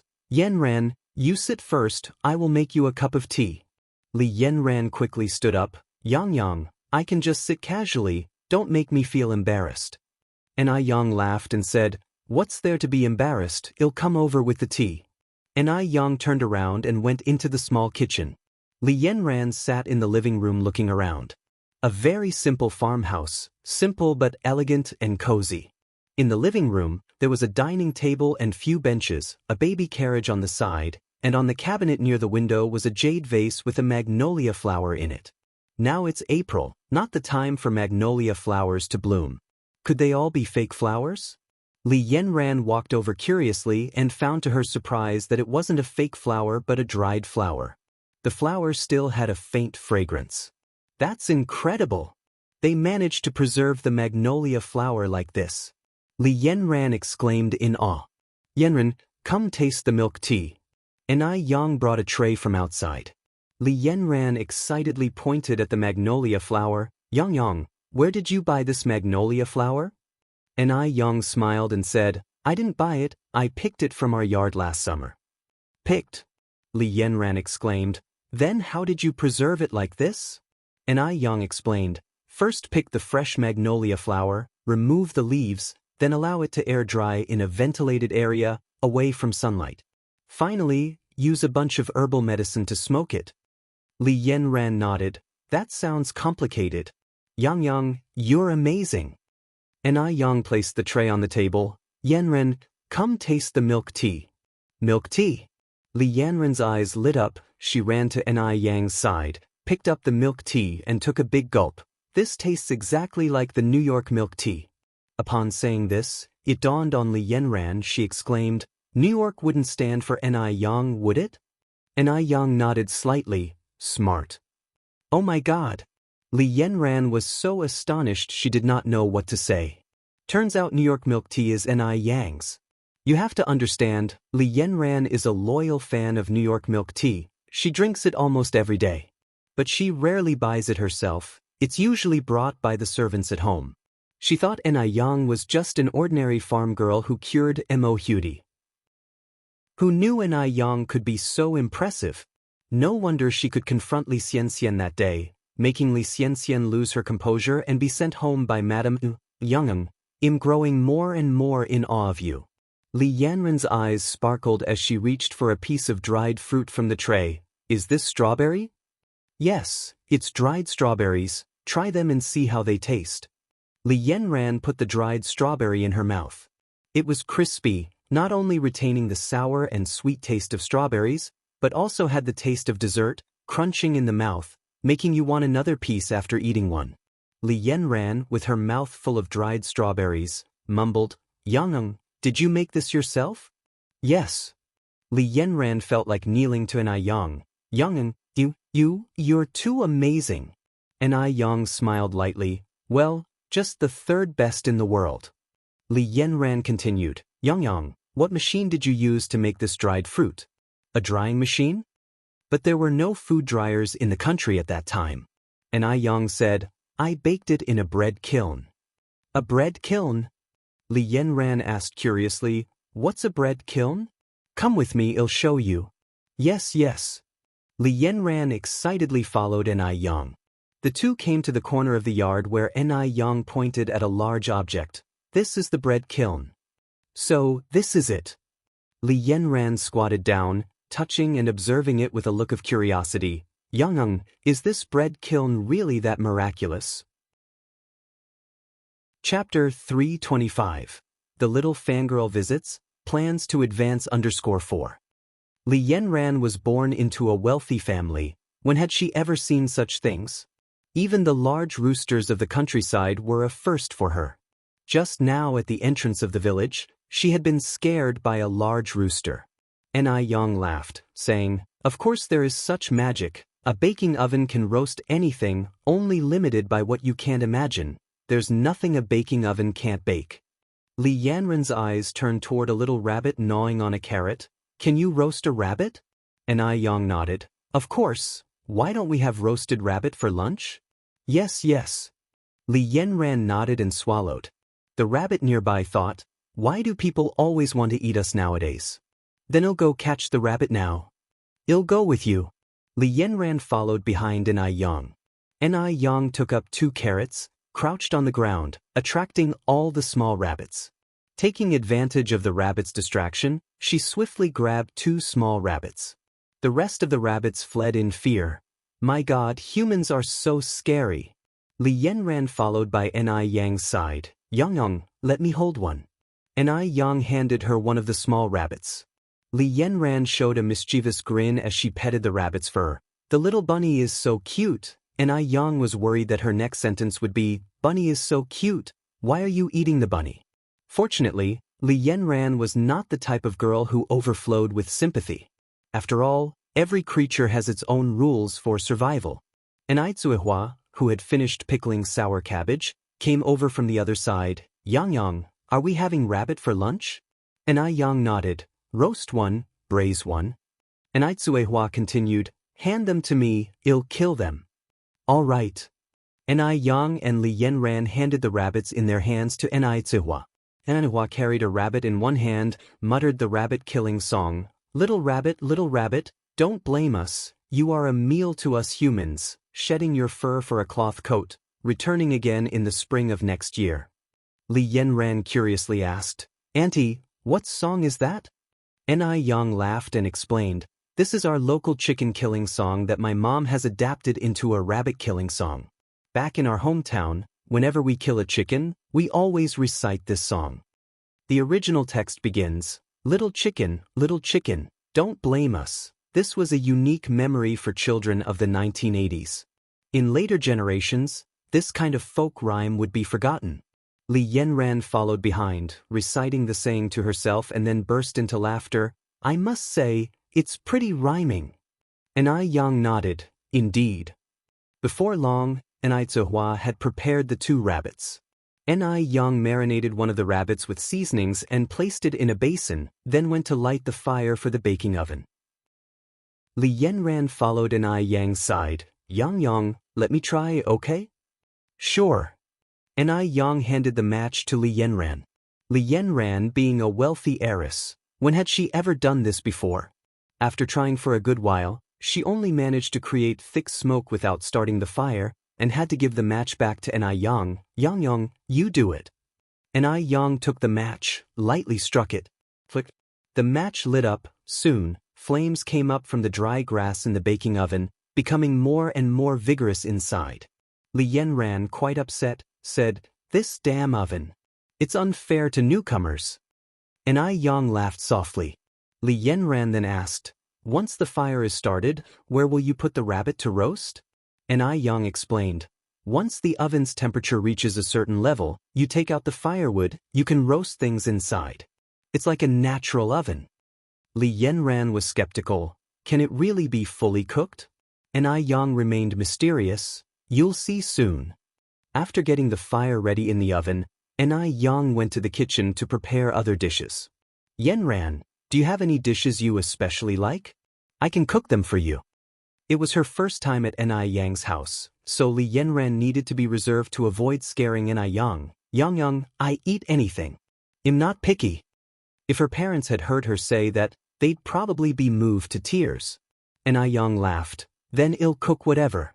Sure. Just then, there was a child's crying in the air. Li Yanran asked, where's that child coming from? It's my little sister, she's over 9 months old now. Ni Yang explained. Li Yanran exclaimed in surprise, wow. Yang, you have a younger sister? I'll go check on her. I love children. Chapter 326. The Little Fangirl Visits, Plans to Advance _5. Go ahead. Ni Yang nodded slightly. Li Yanran truly adored children, and little Ni Yun was equally fond of her. Peals of laughter, big and small, echoed continuously from the courtyard. Ni Yang rolled up her sleeves, preparing a table filled with fine dishes such as sour fish, grilled rabbit, spicy rabbit meat, fried river shrimp, vegetable tofu soup, and so on. It was a feast for the eye, nose, and palate. Li Yanran almost drooled as she watched from the side. It smelled incredibly delicious. Even better than what the chef they'd hired from abroad could make. Ni Zuehua warmly said, Yanran, don't be shy, come sit down and eat. Thank you, Auntie. Li Yanran expressed her thanks politely and took a seat. Since it was her first time visiting Ni Yang's house, she was a bit reserved and hesitant to help herself to the dishes. Ni Zuehua stood up and used serving chopsticks to serve Li Yanran. Yanran, don't be shy when you're here at Auntie's house. We might not have any fancy dishes to offer, but go ahead and eat and drink as you wish. Please don't starve yourself. Li Yanran smiled and said, Auntie, you're too kind. Yang has prepared a whole table full of delicious dishes and you're still saying there's no good food. Then eat up. Don't be shy. Li Yanran nodded, picked up a slice of fish and put it in her mouth. Truthfully, she didn't have any particular expectations for the fish dish. After all, fish has a strong smell. But the taste of this piece of fish astounded her. The fish was not only exceptionally tender but also sour and spicy, making it extremely appetizing. It was so good that Li Yanran wished she could swallow her own tongue as well. She never knew fish could be cooked to taste this delicious. It's delicious. Li Yanran gave Anai Yang a thumbs up. Yang, your cooking is absolutely amazing. Anai Yang smiled slightly. Thank you. Li Yanran thought the fish was already delicious enough, until she tasted the grilled rabbit. The grilled rabbit was crispy outside and tender inside. The outer skin was sprinkled with a layer of chili powder and cumin powder, and once she bit down, oil oozed out, making every mouthful a delight. The deliciousness made Li Yanran doubt, could this rabbit meat really be grilled in that ordinary oven outside? This was absolutely magical. The spicy rabbit meat had a unique flavor, and the refreshing vegetable tofu soup effectively cut the richness.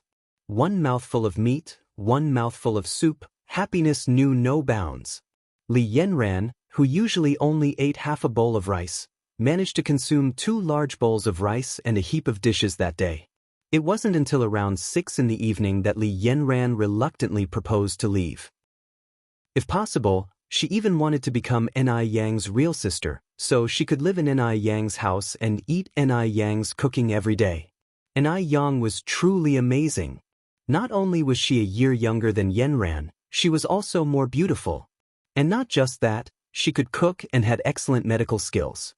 She was nearly omnipotent. Even Yanran, the heir to a wealthy family, couldn't compare to half of her. She completely overturned Yanran's understanding of country girls. When she got home, she saw her brother Li Tingji sitting on the couch in the living room, carving something out of a piece of wood. Li Yanran curiously asked, "Brother, what are you doing?" Without looking up, Li Tingji replied, "Carving a handicraft." Li Yanran continued, "Why are you making a handicraft? Is it for Li Xianxia?" Li Tingji didn't answer, just continued carving the object in his hand. The crystal lamp light cast a gentle glow on his face, highlighting his focused and serious demeanor. Li Yanran sighed, "Brother, are you out of your mind? Li Xianxia doesn't like you at all. She likes Mo Baichuan." Li Tingji didn't reply. He was never much of a talker. His way of liking someone was simple, quietly loving, silently protecting. As long as that person was happy, that was enough. Li Yanran continued, "Brother, are you listening to me at all?" Li Tingji remained silent. Li Yanran said, "Brother, you're not blind. How could you be attracted to someone like Li Xianxia? She's not worthy of you at all. Don't you dare badmouth Xianxia." Li Tingji looked up at Li Yanran. Xianxia is knowledgeable and talented. He had never met a girl as talented and knowledgeable as Li Xianxia. What truly conquered Li Tingji was a poem by Li Xianxia, published in a wall newspaper. "I came by the moonlight, only because you were in the mountains. The mountain breeze brushed my hair, neck, bare shoulders. And the moonlight clothed me in splendor." You're tuning in to the Wang Lin's Journey YouTube channel. Don't forget to subscribe and join us on this journey to catch the most captivating stories.